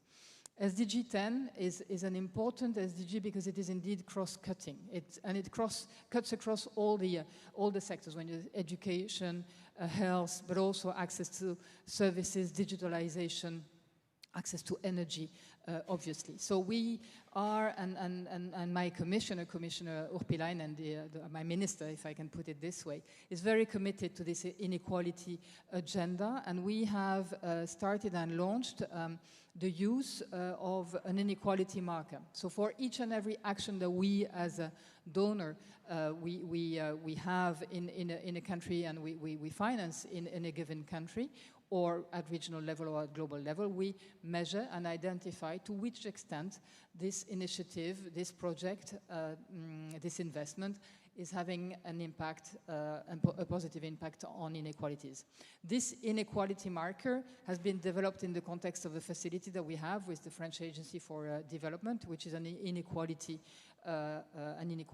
partnership around inequality, which is producing a lot of extremely valuable research papers and documentation, data-based research around inequality. And I think that for those of you who might be interested, it's good to look at the wealth of documentation and research that has been done on inequality in the context of this facility. So these are the 2 features that I wanted to highlight from the European Commission's development and commitment to the Sustainable Development Goals agenda. There are, of course, many more.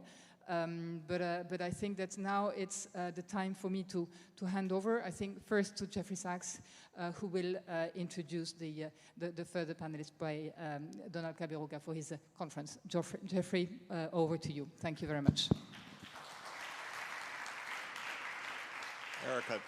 Erica, thank you so much, and thanks to the Commission for its wonderful work, because the European Union is one of the most important development partners, probably the most important development partner in the world. The scale and the scope of what you do is enormous and very, very important. And thanks also for partnering in the Kapuscinski Lecture Series, which we're absolutely thrilled. Thank you all for being here, and also the online audience around the world because we're connected all over the world through the Sustainable Development Solutions Network. We're going to hear from a very remarkable person and a person with a unique experience, Donald Kaberuka. I don't know if there is anyone else that has his range of experience of development finance, because development finance is complex. How do you finance the SDGs or finance sustainable development? Partly through national budgets, partly through partner support, partly through multilateral development banks, partly through private capital markets. And Donald Kaberuka has been a leader in every one of those spheres. So he has been the finance minister of his country, of Rwanda. That's a big deal, because the finance minister is really the place where all of these pressures come together and where the budget is the core of achieving sustainable development. In that capacity, he led the coordination of many partner institutions, because one of the difficulties of being a development partner is there are a lot of them. They're not all the scale of the European Union, but there are more than 20 bilateral donor partners and then many institutions. And many countries get completely pulled apart by this, demand for this, demand for that, whereas Rwanda very distinctively said, we have a plan, you support us. And that is a very clever thing to do, which he really implemented. Then he became the president of the African Development Bank. So that's Africa's multilateral development banking institution.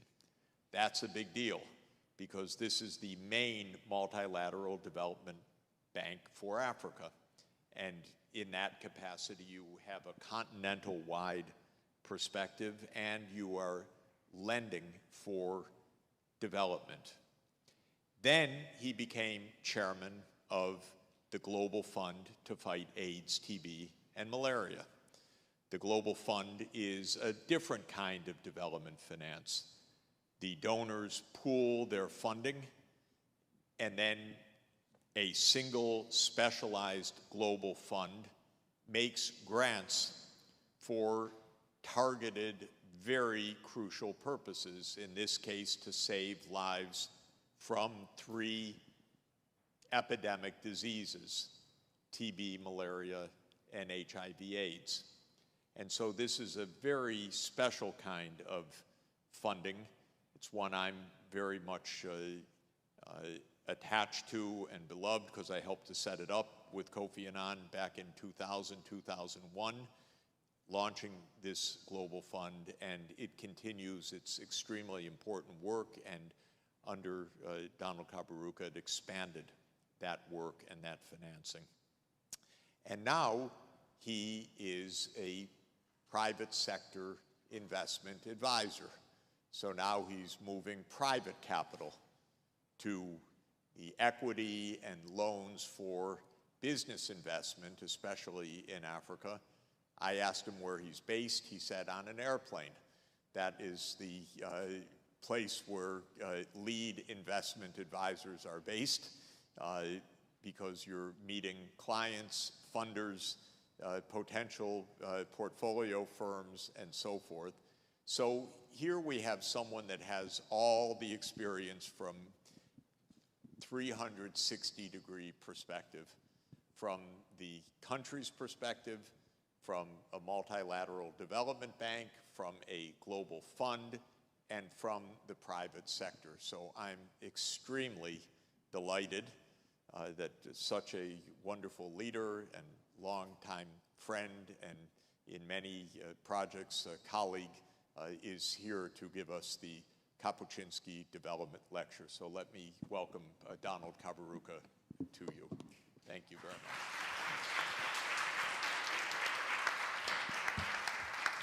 Thank you. Thank you very much, Jeff, for those kind words. I must say that Jeff, in setting up the Global Fund and his teams, these guys are visionaries. Visionaries in a sense that in the 1990s, especially those of you who are still very young, you'd not perhaps appreciate what HIV/AIDS meant for almost everything. Schools were emptying, doctors were dying, private sector could not find a skilled workforce, and HIV drugs are very expensive, very costly. But thanks to what Jeff and his colleagues did, now we've perhaps reached the point where I think I could confidently say it's a point of no return on HIV/AIDS. In fact, in many countries, we are targeting what is known as 90-90-90. So 90% of the people should know their status, and 90% of the 90 should be on drugs if they have HIV, and 90% of them should be virus-free. That is an amazing development. So Jeff, I wanted to say this, because sometimes you have to try and translate SDGs into reality, and that is one of the achievements of this, I think, of this century. Now, again, thank you for inviting me. As Jeff said, I come to the field of development from all the circles you have mentioned. I began off as finance minister of a country with not much financial resources and with big ambitions. So we had to figure out how you fund development in those kind of circumstances. And managing the donors was one of them. Oh, all right. Can you hear me now? Just to lift it up a little bit, I think. Maybe just all right. There. Sorry, can you hear me now? Good. So I was saying that I began off as a finance minister of my country. And you know the history of my country is quite challenging. And then thereafter, I became head of the African Development Bank. So I was providing now development finance. So I went from the one who you may call the recipients, that was the word, to become what they call a development partner. And then as Jeff said, when I left the bank, I ended up in the Global Fund, now mobilizing global donor funding for these epidemics. So I've been there from these three angles. And so what I thought I could do today is just make three key points. And I want to focus on Africa mainly and around development finance. You know, the continent of Africa, up to the year 2000, was mainly experiencing negative real per capita growth for almost 30 years. Growth was about 3%, and population in some countries like the Sahel above that. So the continent was getting poor.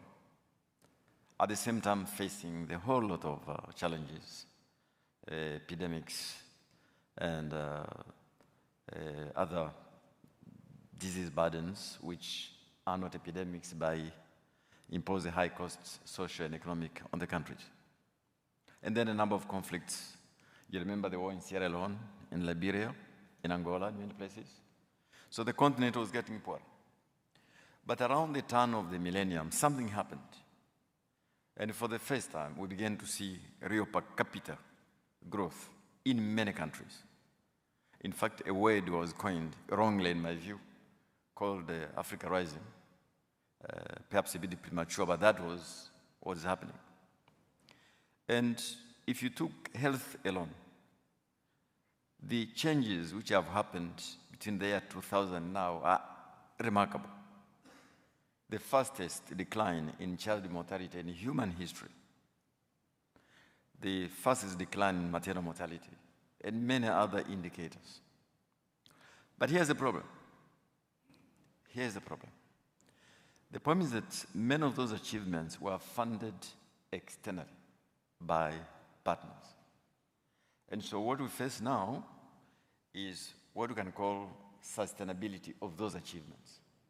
How do we sustain those achievements in a new global landscape where probably, judging by what happened at the last Global Fund replenishment, when one of the G7 countries literally dropped out, it is most likely now that we'll have to figure another way of funding those kind of programs. Now, it's not simple about sustainability, it's more than that. When I was giving my farewell speech at the Global Fund, I said to my colleagues from the Global South that outsourcing the health of your people to the goodwill of foreign taxpayers is not a policy. It is an alibi for the absence of one. You simply can't do that. So the starting point is developing countries will have to do a lot more for themselves. Now you may say, but this is a cry in the wilderness, but just look at what the new president of Nigeria has just done. Oil subsidies were costing the country about $10 billion per year, $10 billion. And as you know, in all these untargeted subsidies, they're inequitable and they're inefficient. They benefit mainly wealthier people with big cars and so on. Okay? But if you reduce those subsidies and you target them to those who need, the savings are huge. And if you target those savings to funding things like SDGs, that could be a reflection of your own commitment to your own people without necessarily increasing the tax burden. Angola is the same. Angola spends about $4 billion on oil subsidies. All right? So already, in terms of public finance management, there are many things we can do ourselves in our countries by raising more revenues, by better spending, by more equitable spending. So the starting point in funding the SDGs, I want to put it to you that for the majority of countries, we'll have to do a lot more for ourselves in terms of better spend, more equitable spend. So that is the starting point. But that will not be enough, especially in countries which are characterized as fragile states or with lower tax base. So the next thing then would be what? So I traveled to Vietnam about 2 months ago in the activities of the Global Fund. And the Minister of Health said to me, they have not had a single case of malaria for 2 years. For 2 years. And I just was curious about what have you done? And when they walked me through things they have done, remember Vietnam where it is, all right? Vietnam, Laos, Cambodia, where there are these malaria areas. For 2 years, not a single case of malaria. All right?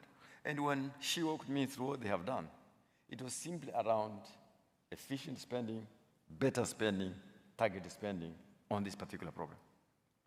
But there is something else the Vietnamese have done, which, Jeff, maybe you, since you're an expert in these issues, you may have to explain better than I. The GDP of Vietnam was about $14 billion in the early 1990s. 14, 1-4. The GDP of Vietnam now is just below $500 billion. From 14 to $500 billion in the last few years. So I was keen to understand, A, was this a mere increase in GDP, or did it also impact the people in terms of housing, health, and education? Yes, it has. All right? But how did you actually transform the economy in such a big way? It turns out, number one, investment in education, outcomes, not education inputs, education outcomes.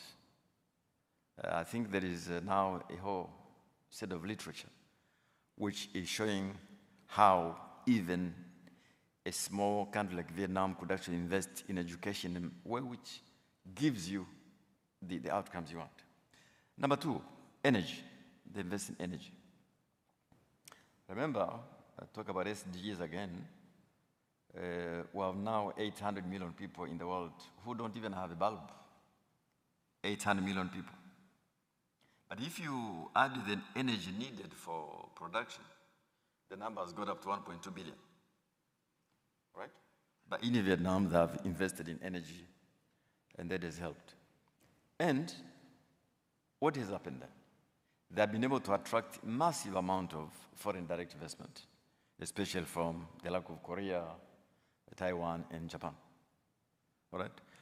I don't know if some of you may be aware that each time you buy your Samsung product, the chances are 1 in 4 that it was been made in Vietnam, not in South Korea. So attracting investment.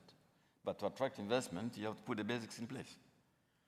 So that is one more thing we'll have to do, how to grow the economies, but grow them more equitably, attracting investments, and then collect the revenues needed for funding development.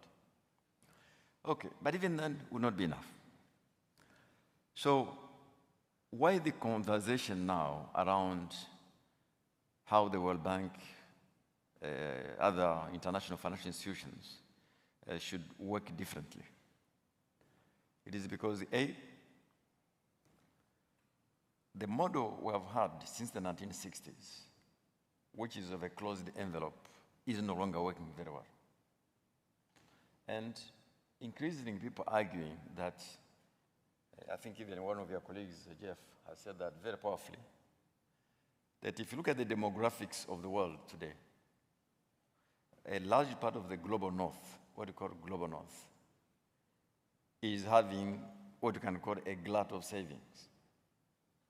But again, because of demographics, those savings are not attracting an interesting return.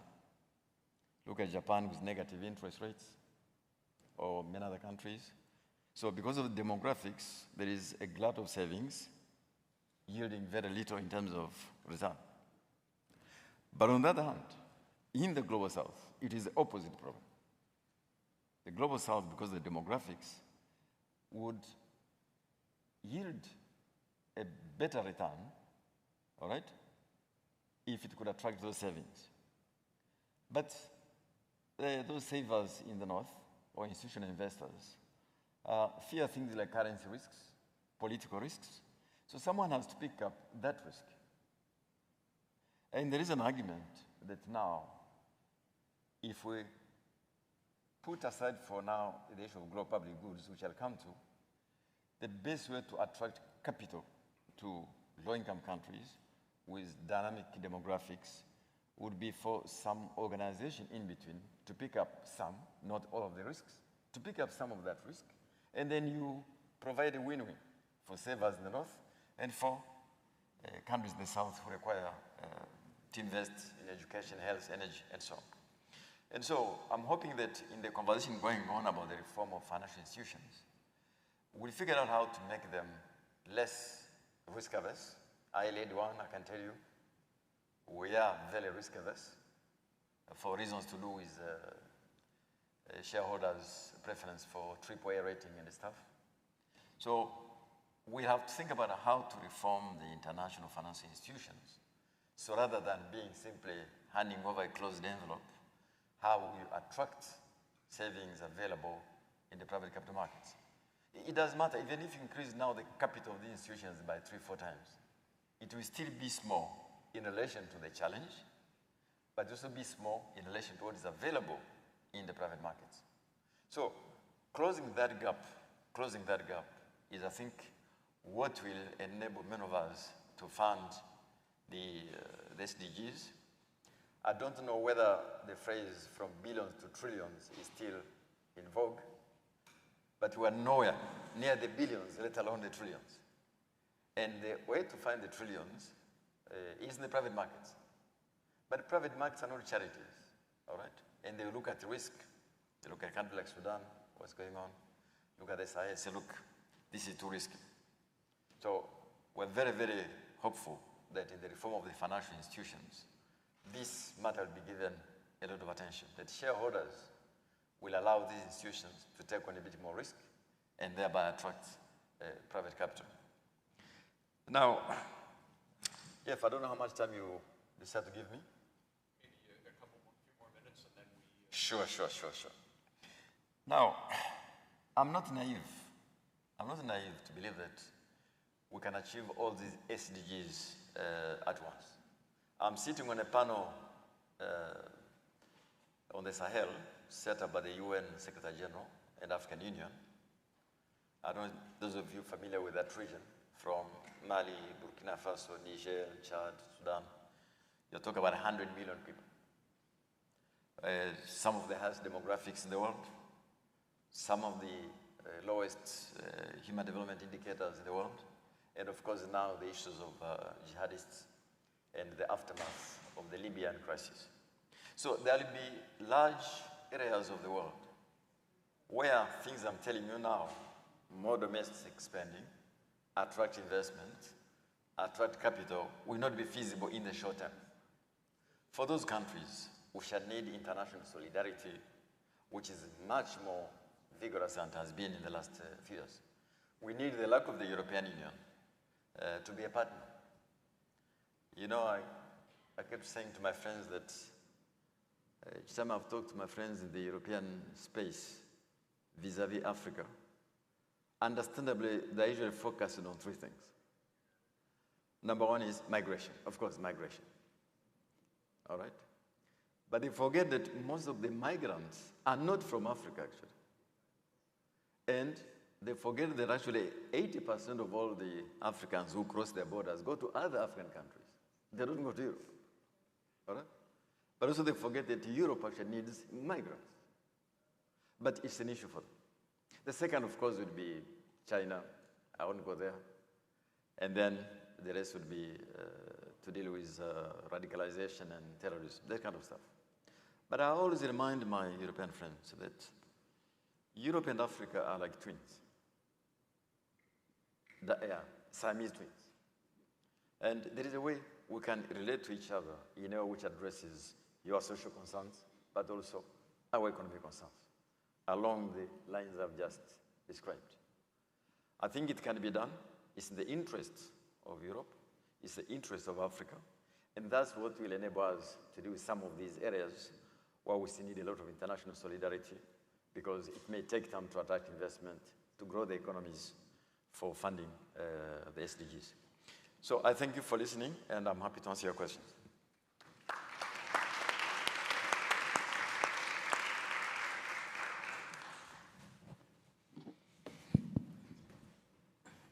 Thank you very much.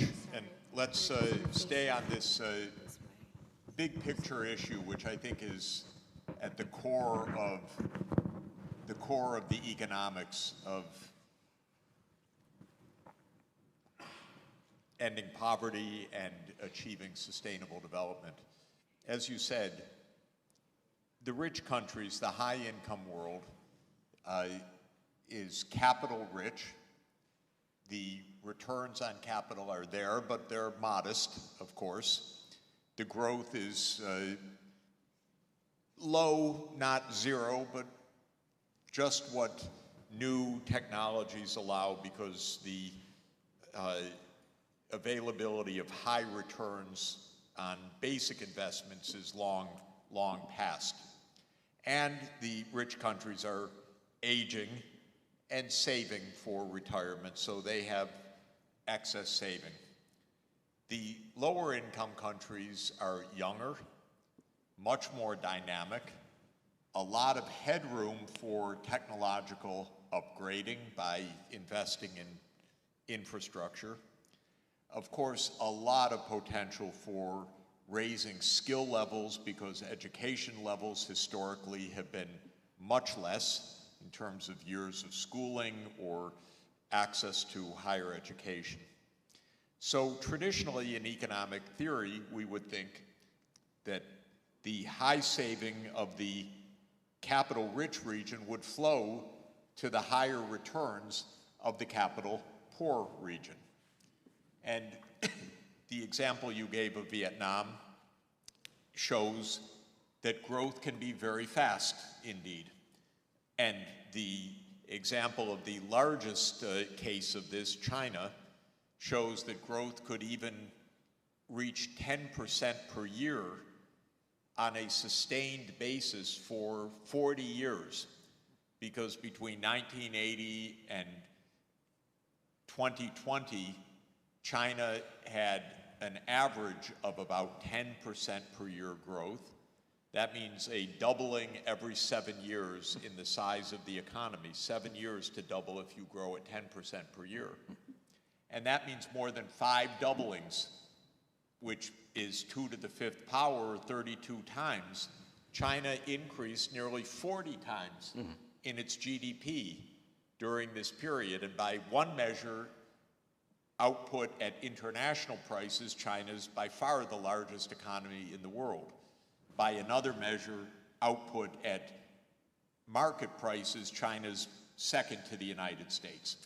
But all of this is to say the growth potential is very high in a capital-poor country if the right investments are made. And those investments are education, health, infrastructure, and the business that thrives on that, whether it's for mining or agriculture or tourism or industry. So just to say, I've been trying in recent weeks to make a simple calculation.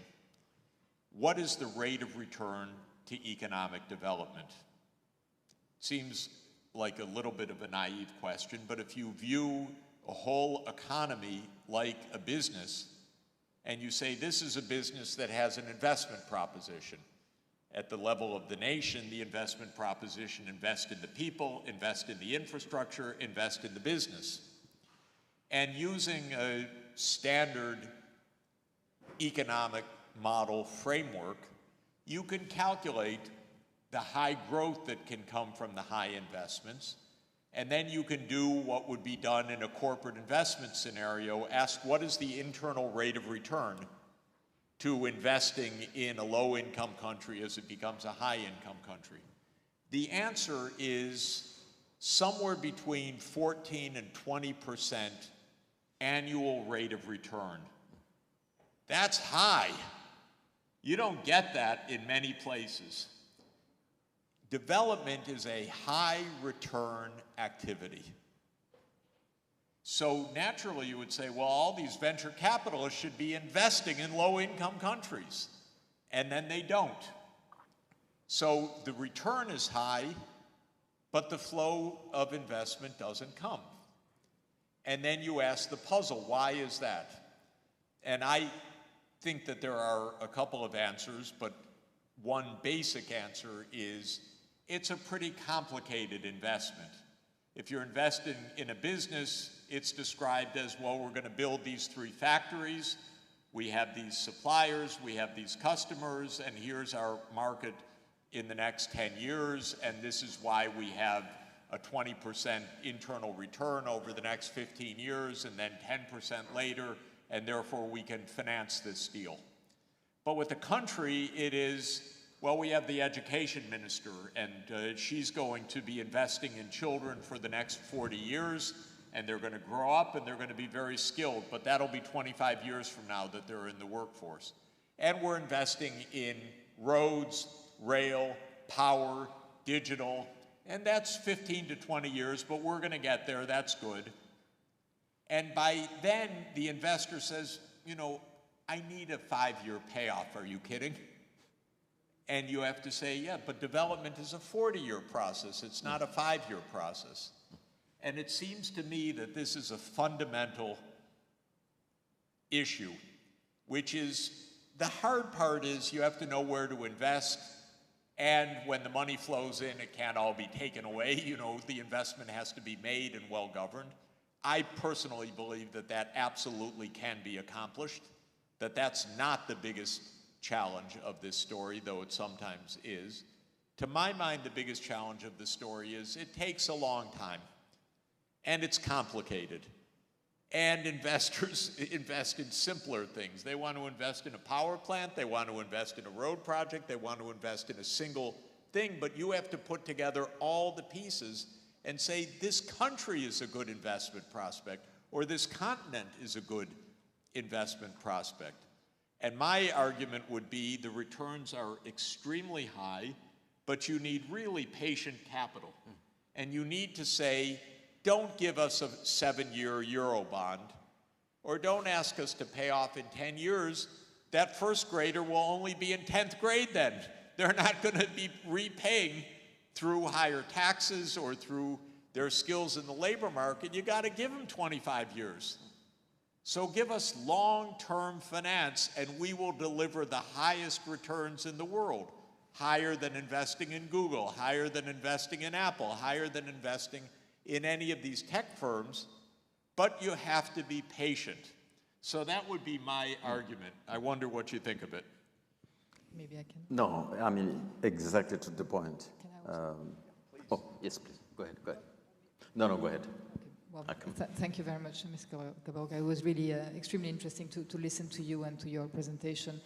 I really like the way you framed also the relationship between the European Union and, well, between Europe and Africa more generally, and indeed I think that this long-lasting relationship is very dear to many people, very important to many of us, and we want to cherish this relationship. And I believe indeed that, as you put it, the shared interest is really at the core of the renewed partnership between the continents, as we recognize that there are indeed that there is so much potential indeed in Africa for Europeans to invest, European private sector. And this is actually exactly what we are doing with this global strategy, global gateway strategy, which I was mentioning in my introduction. Just to name two sectors in which we are particularly looking at, but there are many others. Well, there is the energy sector and the climate, the energy transformation, and there was an important summit in Kenya recently on the climate agenda, or the African climate agenda, which I think was really interesting, and where the EU showed a strong interest with our President von der Leyen, who was there, notably to speak about hydrogen, for example, investments, etc. So a lot of potential in the energy sector, a lot of, and which goes with it, a lot of investment and potential in the critical raw material sector, which of course also here needs a lot of good governance around how you are going to extract those resources, and making sure that the revenues and the wealth that is coming from this extraction is actually staying in Africa. So there is also very strong agenda in relation to this private sector investment. The pharmaceutical industry, I was also mentioning earlier, is one of these areas where we want to, or sectors in which we want to trigger exactly this investment by private sector, European private sector, but not necessarily, to invest in Africa, create jobs and value in Africa, and really having these value chains built along the road, and creating the wealth and again, resources and maintain them in Africa. But from an economic perspective, I think it's also interesting, and you mentioned the fossil fuel subsidies from the financing viewpoint. Fossil fuel subsidies are indeed still there. As we know, it's a completely regressive public spending. It is not contributing to reducing inequalities. The contrary, even if it is sometimes complicated for people to understand. I think it's important to reduce those fossil fuel subsidies, making sure that the most vulnerable, or those who actually cannot afford the extra prices that this would mean, could be compensated for that in one way or another through social protection systems, for example. On the financing side, I would say there are two things. There is the financing of the private sector, and making sure that the private sector can invest. And for that, you mentioned de-risking, and de-risking is obviously the key word, because the 14% is not happening. Why? Investment is not taking place. Why? Because the risk is perceived as too high, and it's really a question of risk perception. And I think that more sort of analysis on this perceived risk would be very useful. We are, for now, completely dependent on credit rating agencies, private agencies, who are measuring these risks. Should we actually maintain such a system? And should we really be dependent on this? And I would really like and be curious to hear your views on this. And then there is also the sovereign financing, and there comes the question of debt, obviously. And we are now facing again a situation where the debt levels are becoming very high, unsustainable in many countries. And here also I would be happy to hear your views on how do you see this debt situation moving forward and unfolding. And another source of financing that we are not mentioning, that we should mention more, in my view, is the illicit financial flows and the tax evasion. And here again, there is an untapped potential for African countries to really make sure that taxes are paid where they are due, and that those revenues actually flow into the national budgets. I will leave it at that for the moment. First of all, I really want to agree with both of you. Jeff, issue of patient capital, I totally agree with you. And the tenure of these loans is ridiculously low. So I totally agree. I just want to add a nuance on the issue of debt. And I want to frame it this way. So on the issue of debt, there is the composition of the debt, the speed of accumulation, and what you invest in. These things have to be taken together. My country has no problem with debt now, right? The net present value, the debt is 30%, debt to GDP south of 50%, so we're fine, all right? But there are a few countries where the composition of the debt, the speed of accumulation, and the things they invest in, they could have issues. But there is something else we should also see. You see, in the aftermath of all these crises we have had, rich countries had one huge advantage, which is they could print money. They could print money, they did print money. Okay? So, now economic laws have not disappeared. If you push too much liquidity out there, one day you'll have to pull it back. Okay? Now we're facing inflation. So the countries who printed money, all right, are now pushing up interest rates, all right?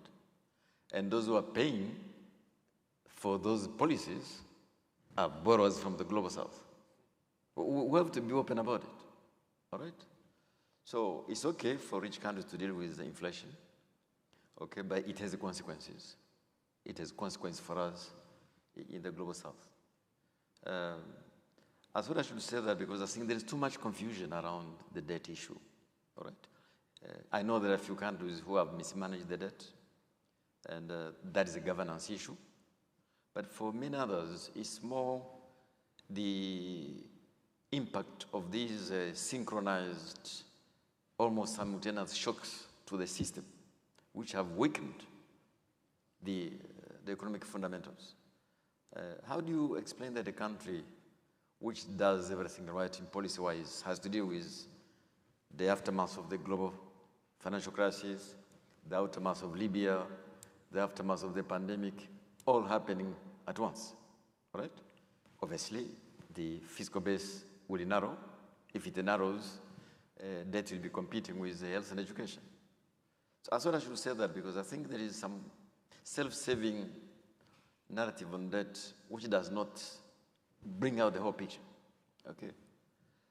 Number two, on credit rating agencies. I really wonder sometimes, because during the global financial crisis, this matter was discussed in the G20, right? How come they never saw Greece coming? How come they never saw all those issues in the Mediterranean region, all right? When those guys could borrow at competitive, because they were seen to be less risky, all right? But was Greece probably even more risky than my own country, maybe, because the rating agencies believe African countries are risky, by definition, almost, all right? Perception. And so there is a discussion now going on about what to do about it. Of course, investors will always make their own assessment. Even if you say to S&P and Moody's and Fitch, get out of the way, investors will find another way of assessing the risks. So I'm more for international financial organizations to take this matter up in terms of de-risking, but also help in clarifying what are the risks which investors face. And I'm happy that that conversation is going on. I want to end also by saying this, Jeff, and this on the global public goods. Because I'm just wondering, since Copenhagen, who has not heard about the $100 billion per year to deal with adaptation and mitigation? We're still talking about it. we're still talking about it. Look at pandemics. Because COVID was a threat to everyone in the world, it became top of the agenda. But since the WHO declared that COVID is no longer a threat to public health, global health has come down in the list of priorities. But you know what? COVID has now joined HIV, AIDS, malaria, and tuberculosis as a problem for the global south, all right? But it is no longer a problem for the global north, all right? So I think there is a way we have to think about these issues because there is again another self-serving argument about no one is safe until all of us are safe, and then suddenly you find you have no vaccines. I was on the African Union team during COVID, which is set up by the President of South Africa as chair of the union. Even when we had money, we could not find the vaccines. Even when we had the money, we could not find the vaccines. But there are some countries, you know very well, who had purchased the vaccines several times what they need. And then a couple of months before expiry, look, they ship them to us. So those kind of, I won't call it unfairness. Unfairness is not strong enough. It's not strong enough. When is a pandemic a threat to global health security? Only when it threatens rich countries. But if it threatens only countries of the global south, there is a matter for philanthropy, development organizations, all right? And so these are issues you have to handle. And I believe that, again, the reform of the international financial institutions on how we handle global public goods will have to be given much more attention than I fear the current agenda of rich countries is giving it. If I could add, jump into this discussion also with so many resonant points that are important.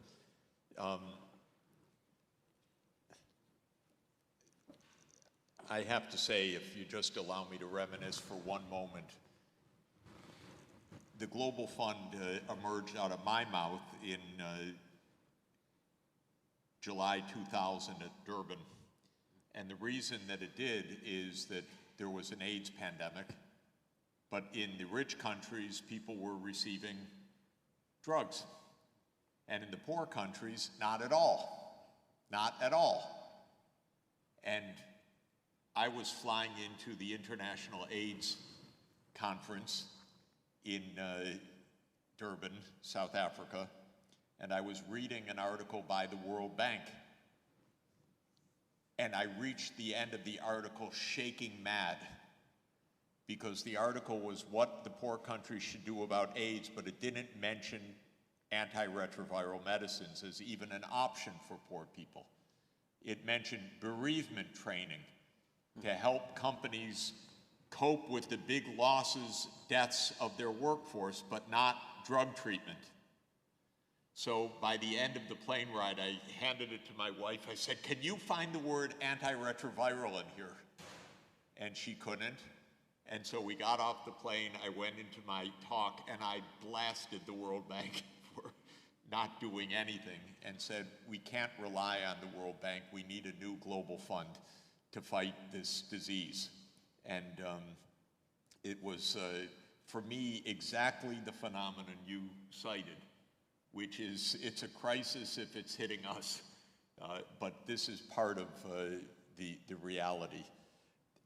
On the question, I would say, of debt and finance, I just wanted to add one thought.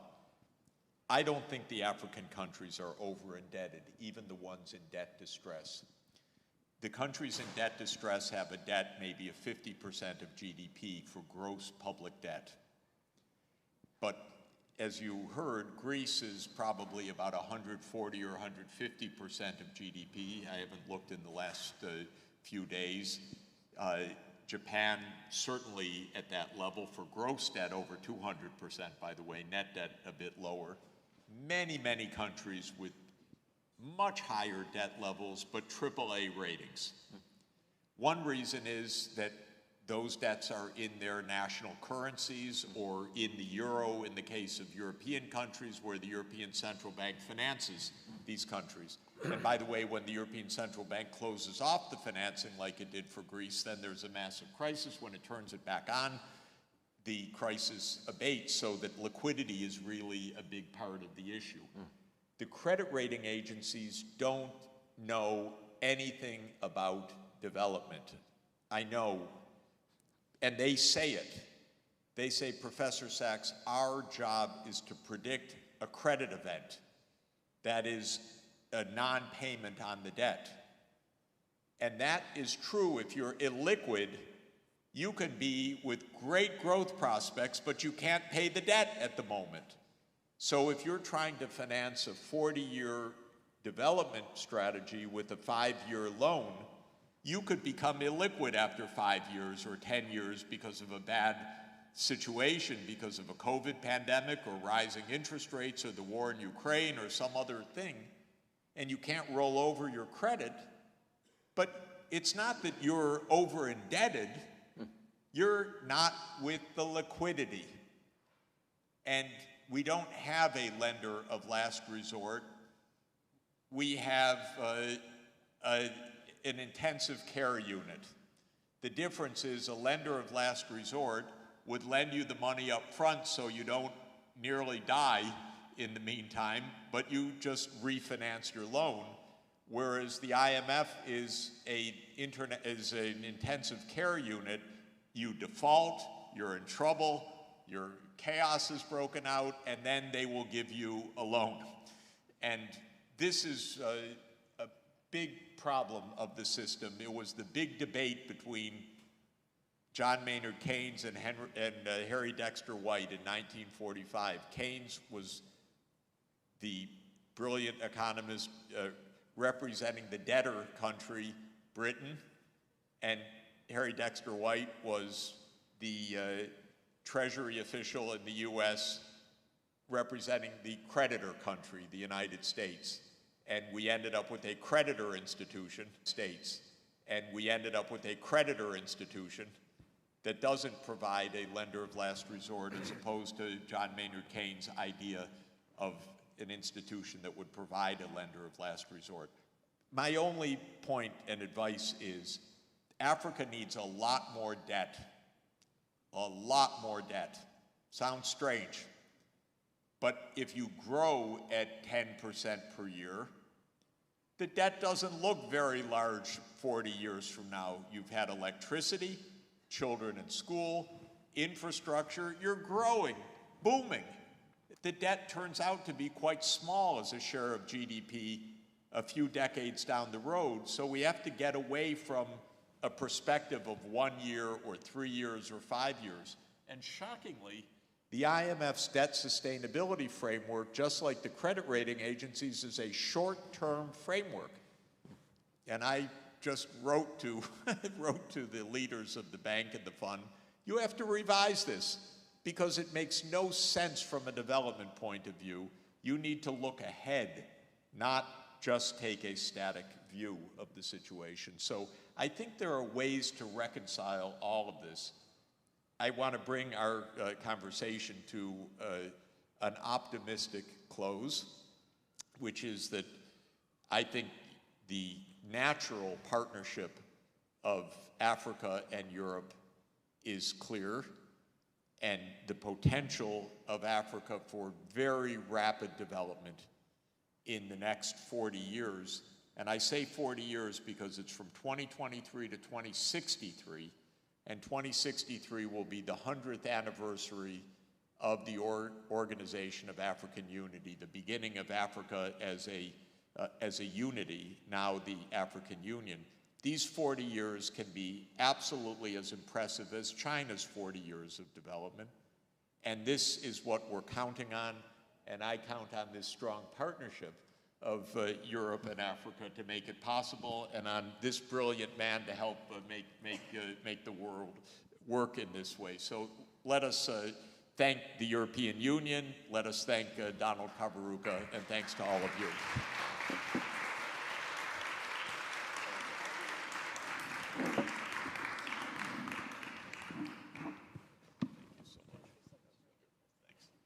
Thanks, Jeff. Excellent.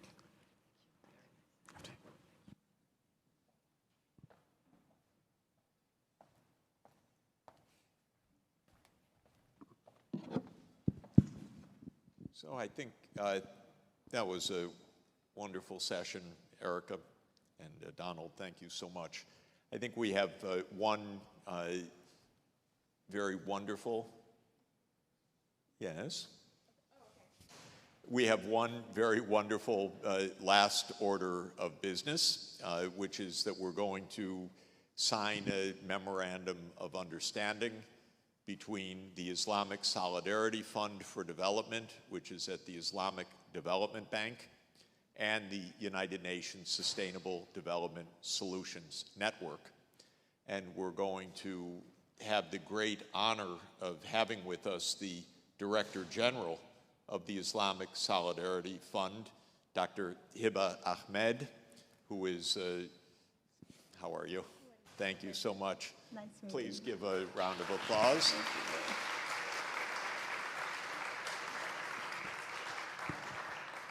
Dr. Hiba Ahmed is the Director General of the Islamic Solidarity Fund, and this is the great development fund for the Islamic Development Bank. And as you know, the Islamic Development Bank is the multilateral development bank for the, I think, 57 countries of the Organization of Islamic Cooperation of the OIC. And it is based in Jeddah, in the Saudi Kingdom, and it's a wonderful institution, absolutely a wonderful, amazing institution. The 57 countries of the OIC are all over the world, in all parts of the world, and very diverse. Many in Africa, many in Southeast Asia, Central Asia, the Americas, covering the entire world.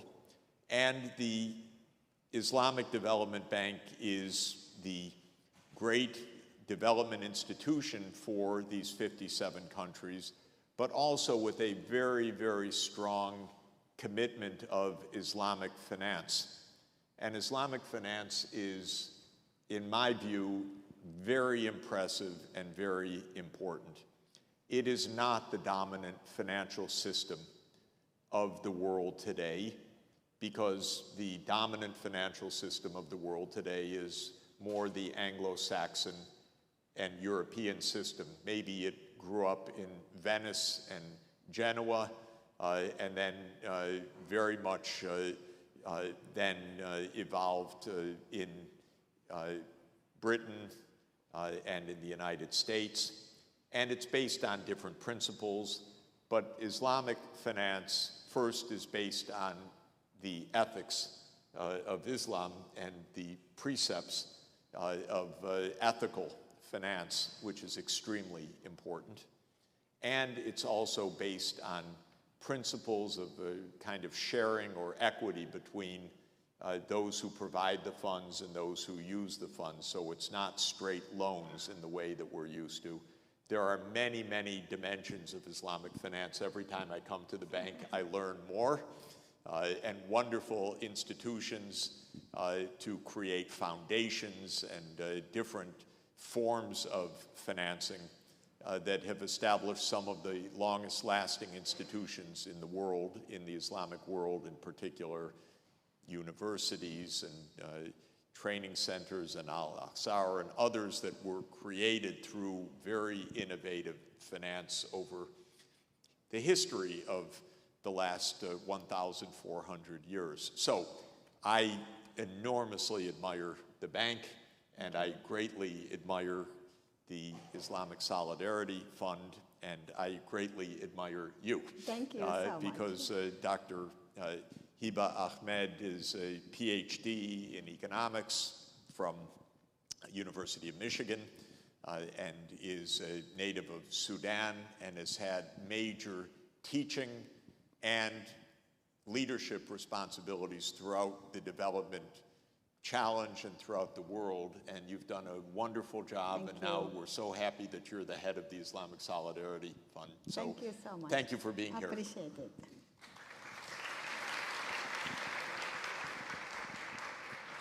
And we are signing a memorandum of understanding that is based on the work of Dr. Hiba to get kids in school everywhere.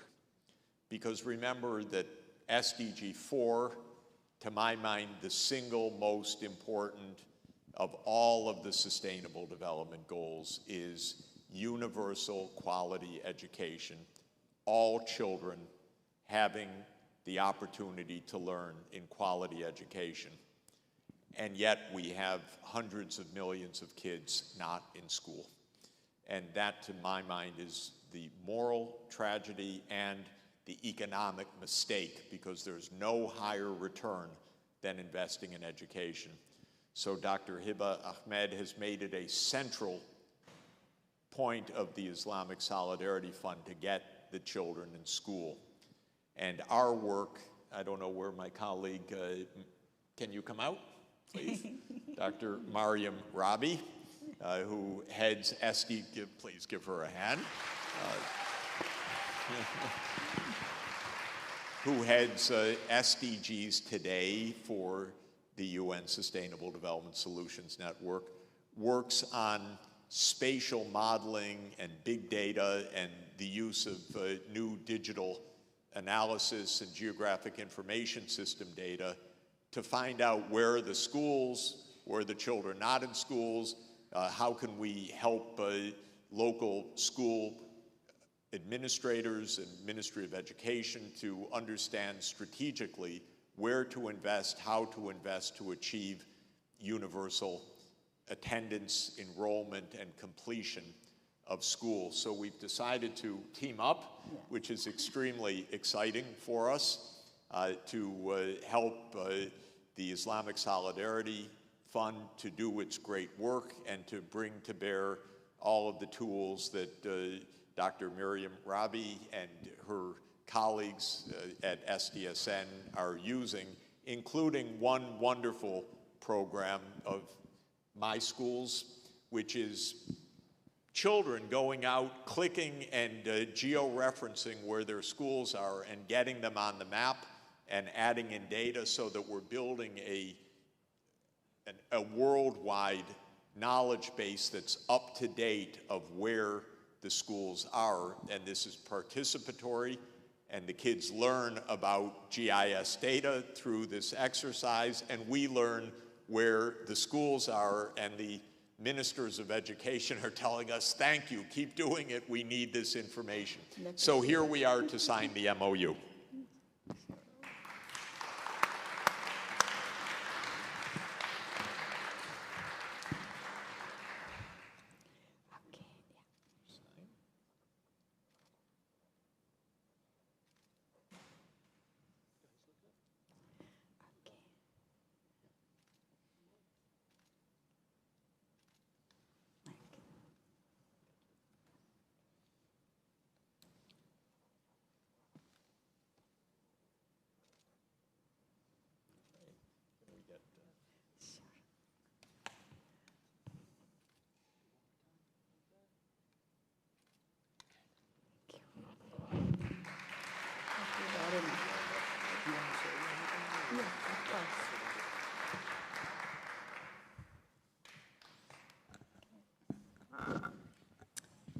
Good afternoon, everybody. Thank you for having us here today. It has been a very hectic day. The ICSD is the poverty reduction arm of the IDB. It's a special fund with resources north of $3 billion and targeted capital of $10 billion. The ICSD has a singular vision of reducing poverty in our Islamic member countries, and a mission of leading innovative poverty reduction programs with a focus on comprehensive human development, including health, education, economic empowerment, and community development, predominantly in our least developed member countries. The ICSD is pleased to sign this MOU with the Sustainable Development Solutions Network Association with an objective of promoting the use of data driven strategies to enhance access to education and alleviate poverty in ISFD member countries. By virtue of this MOU, we intend to promote the use of geospatial data and technology to improve access to inclusive and equitable education. The ISFD is already committed to reducing the number of out-of-school children in our member countries.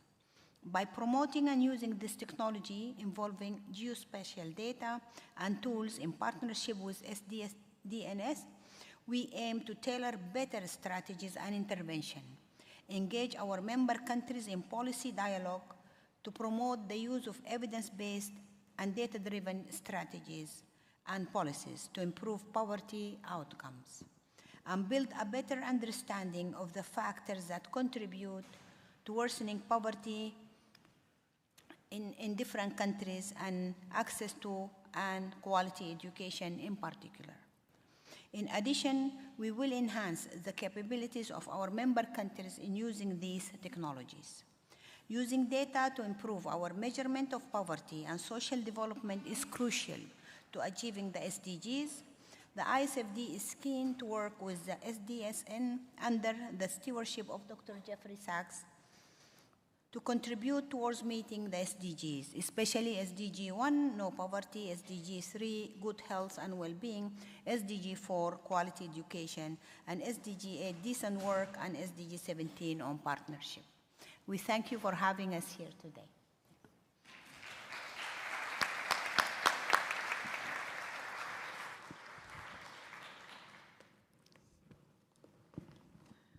Shall we talk for a couple minutes?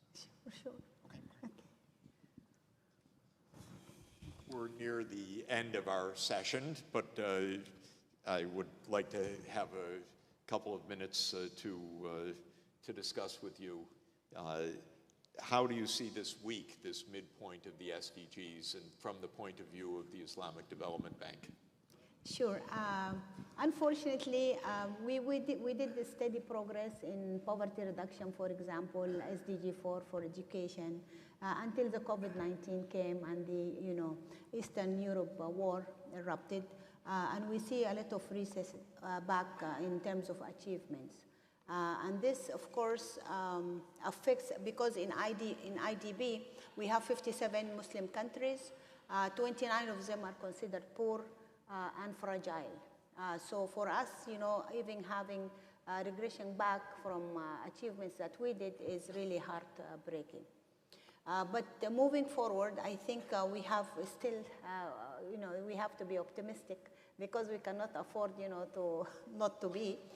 So we're hoping in the coming 7 years, in ISFD in particular, to enhance our usage of data for a number of reasons. The first reason is that we want to allocate funds more effectively. In ISFD, we focus on concessional financing, concessional loans and grants, which are dwindling, unfortunately, despite the increase in the need for them. So we would like to do more effective allocation of resources. Also, we want to do better targeting of social programs to those who need them the most. Also, using good data and evidence-based intervention will help us monitor progress better and support more coordinated effort on the ground. Great. I wonder if you've seen in some of the countries innovative use of digital, whether this is something that you're seeing, because one of my hopes, it's a hypothesis, but one of my hopes is that if we can get devices into the hands of young people, get them connected, we can really enrich education. Maybe some don't have a school nearby right now, and others can be enhanced in the quality and interest of what they're doing. So I wonder if you've seen some cases like that look promising. Definitely. Before joining ISFD, I was the first female Minister of Finance for Sudan. So my role was very challenging because we had very limited resources, and the education sector, unfortunately, to scratch even the surface on SDG 4, you need to spend at least 15 to 20% of your general budget on education. Unfortunately, in Sudan, we started with 2% on education. And definitely, we didn't have schools everywhere. The problem of access to schools was a big problem. Hence, using technology was not really the fancy things to do, but actually the most necessity. It's a necessity. Because definitely by using technology, especially when COVID hit, it was really a good chance for us to kind of reach people who are harder to reach before. Teachers themselves could use the technology to enhance their teaching, and also we could reach people who were really, we couldn't reach before. And this all was done at a smaller cost of the budget than if we had to build the school and the teachers go there and so I think using technology is essential. Yesterday we had a session on financing for education, and definitely technology had the first. Can I ask you about when you were finance minister? Sure. This was after South Sudan and Sudan separated. South Sudan took all the oil with it. Yes, so you lost all the revenues. That's true. That's brutal for a country. Definitely. Definitely. Yes. So you had an adjustment to manage finance after losing a core of the revenue stream for the government. And actually, that was not the only thing. Unfortunately, 1 month after I took over as the first female minister, I wanted to show a lot of success, so that other females can do the job. The second month, we were hit with COVID. So the government revenues were kind of wiped out. So I had to run the country with 40% of the revenue, which was a big, big challenge. Yeah. Unbelievable. Can you give her a round of applause? No doubt you have inspired countless young women of what they should be doing. But boy, they hit you with every incredible thing because honestly, I've never seen a budget like Sudan's because when South Sudan became independent, the oil, which was a big part of the revenues, went with South Sudan, and Sudan's revenues just collapsed. And now I'm thinking, okay, as you say, COVID, which was the second huge shock. So that's quite an event. But I still believe women make very good ministers of finance. Of course.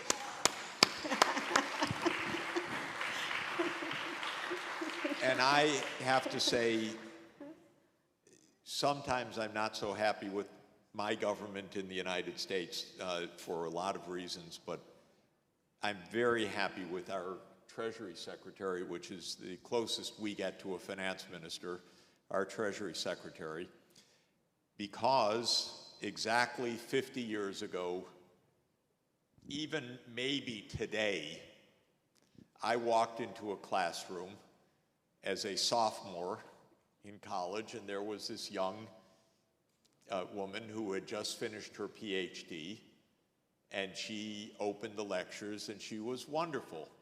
And that was Janet Yellen, who is our Treasury Secretary today. So she was my teacher 50 years ago, and we've been friends ever since, and I regard her as the finest finance minister we've ever had, with the possible exception of Alexander Hamilton. So I don't know whether there will be a musical Yellen, but she definitely deserves a few songs like that. So I agree with you. Women make the best finance ministers, and you're the proof. Thank so you. Thank you very much. Will you thank Dr. Hiba Ahmed? Thank you. And thank you for the MOU. We're completely grateful, and we are excited about the work ahead. We are very excited to do this. Thank you so much. I appreciate it.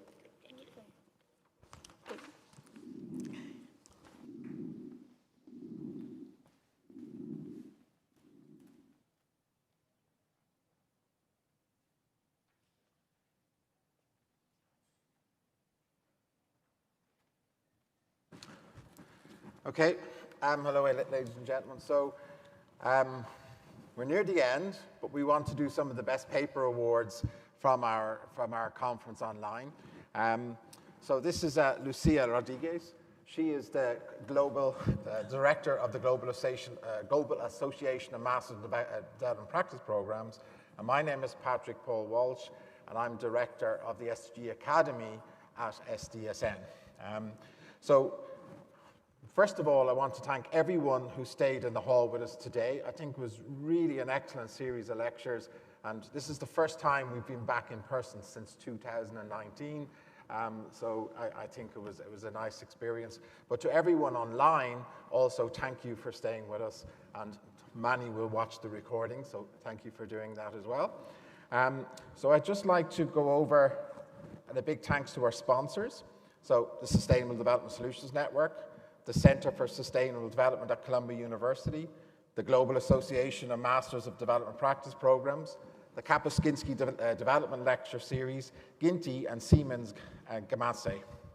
And so without further ado, I'm going to invite Lucia to, by the teams of our conference, announce the best papers. And there's a lot of people online waiting eagerly, so we'll give an applause to each and every one of them.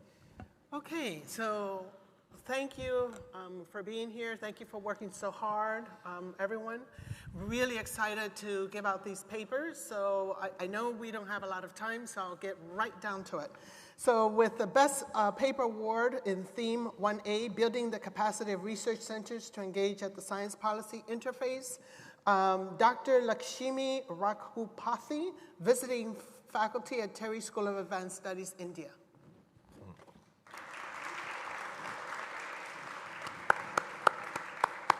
The same theme, Building the Capacity of Research Centers, Joel Gill, Chief Executive Officer, Geology for Global Development, United Kingdom.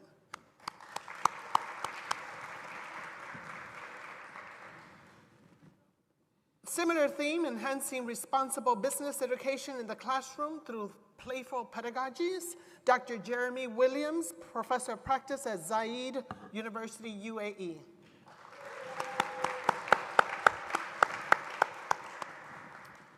Higher Education for Sustainable Development, Dr. John Barimo, Manager of SDSN Ireland, and Dr. Gerard Maluli, lecturer both at the University of College Cork, Ireland. Another one also for Higher Education for Sustainable Development, Dr. Aluri Venkata Nagavarma and Mr. Akula Ramesh, both professors of economics at Adikavi Nanyi University in India.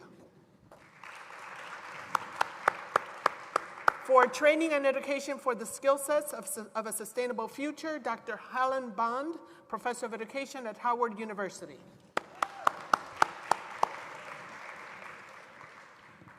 Two-way data, data knowledge and technology to combat the climate crisis, Dr. Dibayaduti Dash in India. Linking the SDGs, disaster risk reduction and climate change adaptation and mitigation in sustainable land use and development planning, Dr. Farhad Zulfikar, Assistant Professor at Asian Institute of Technology in Thailand, and Ms. Kanwal Fiaz, Graduate Student at Kamsat University, Islamabad in Pakistan.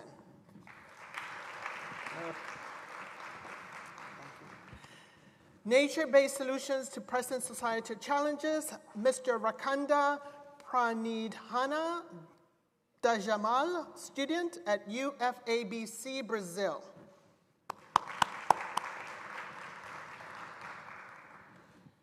Best Paper Award, the theme is Sustainable Development of Mountain Regions, Dr. Grace Oshinfowakan, Dr. Muritala Otse, and Dr.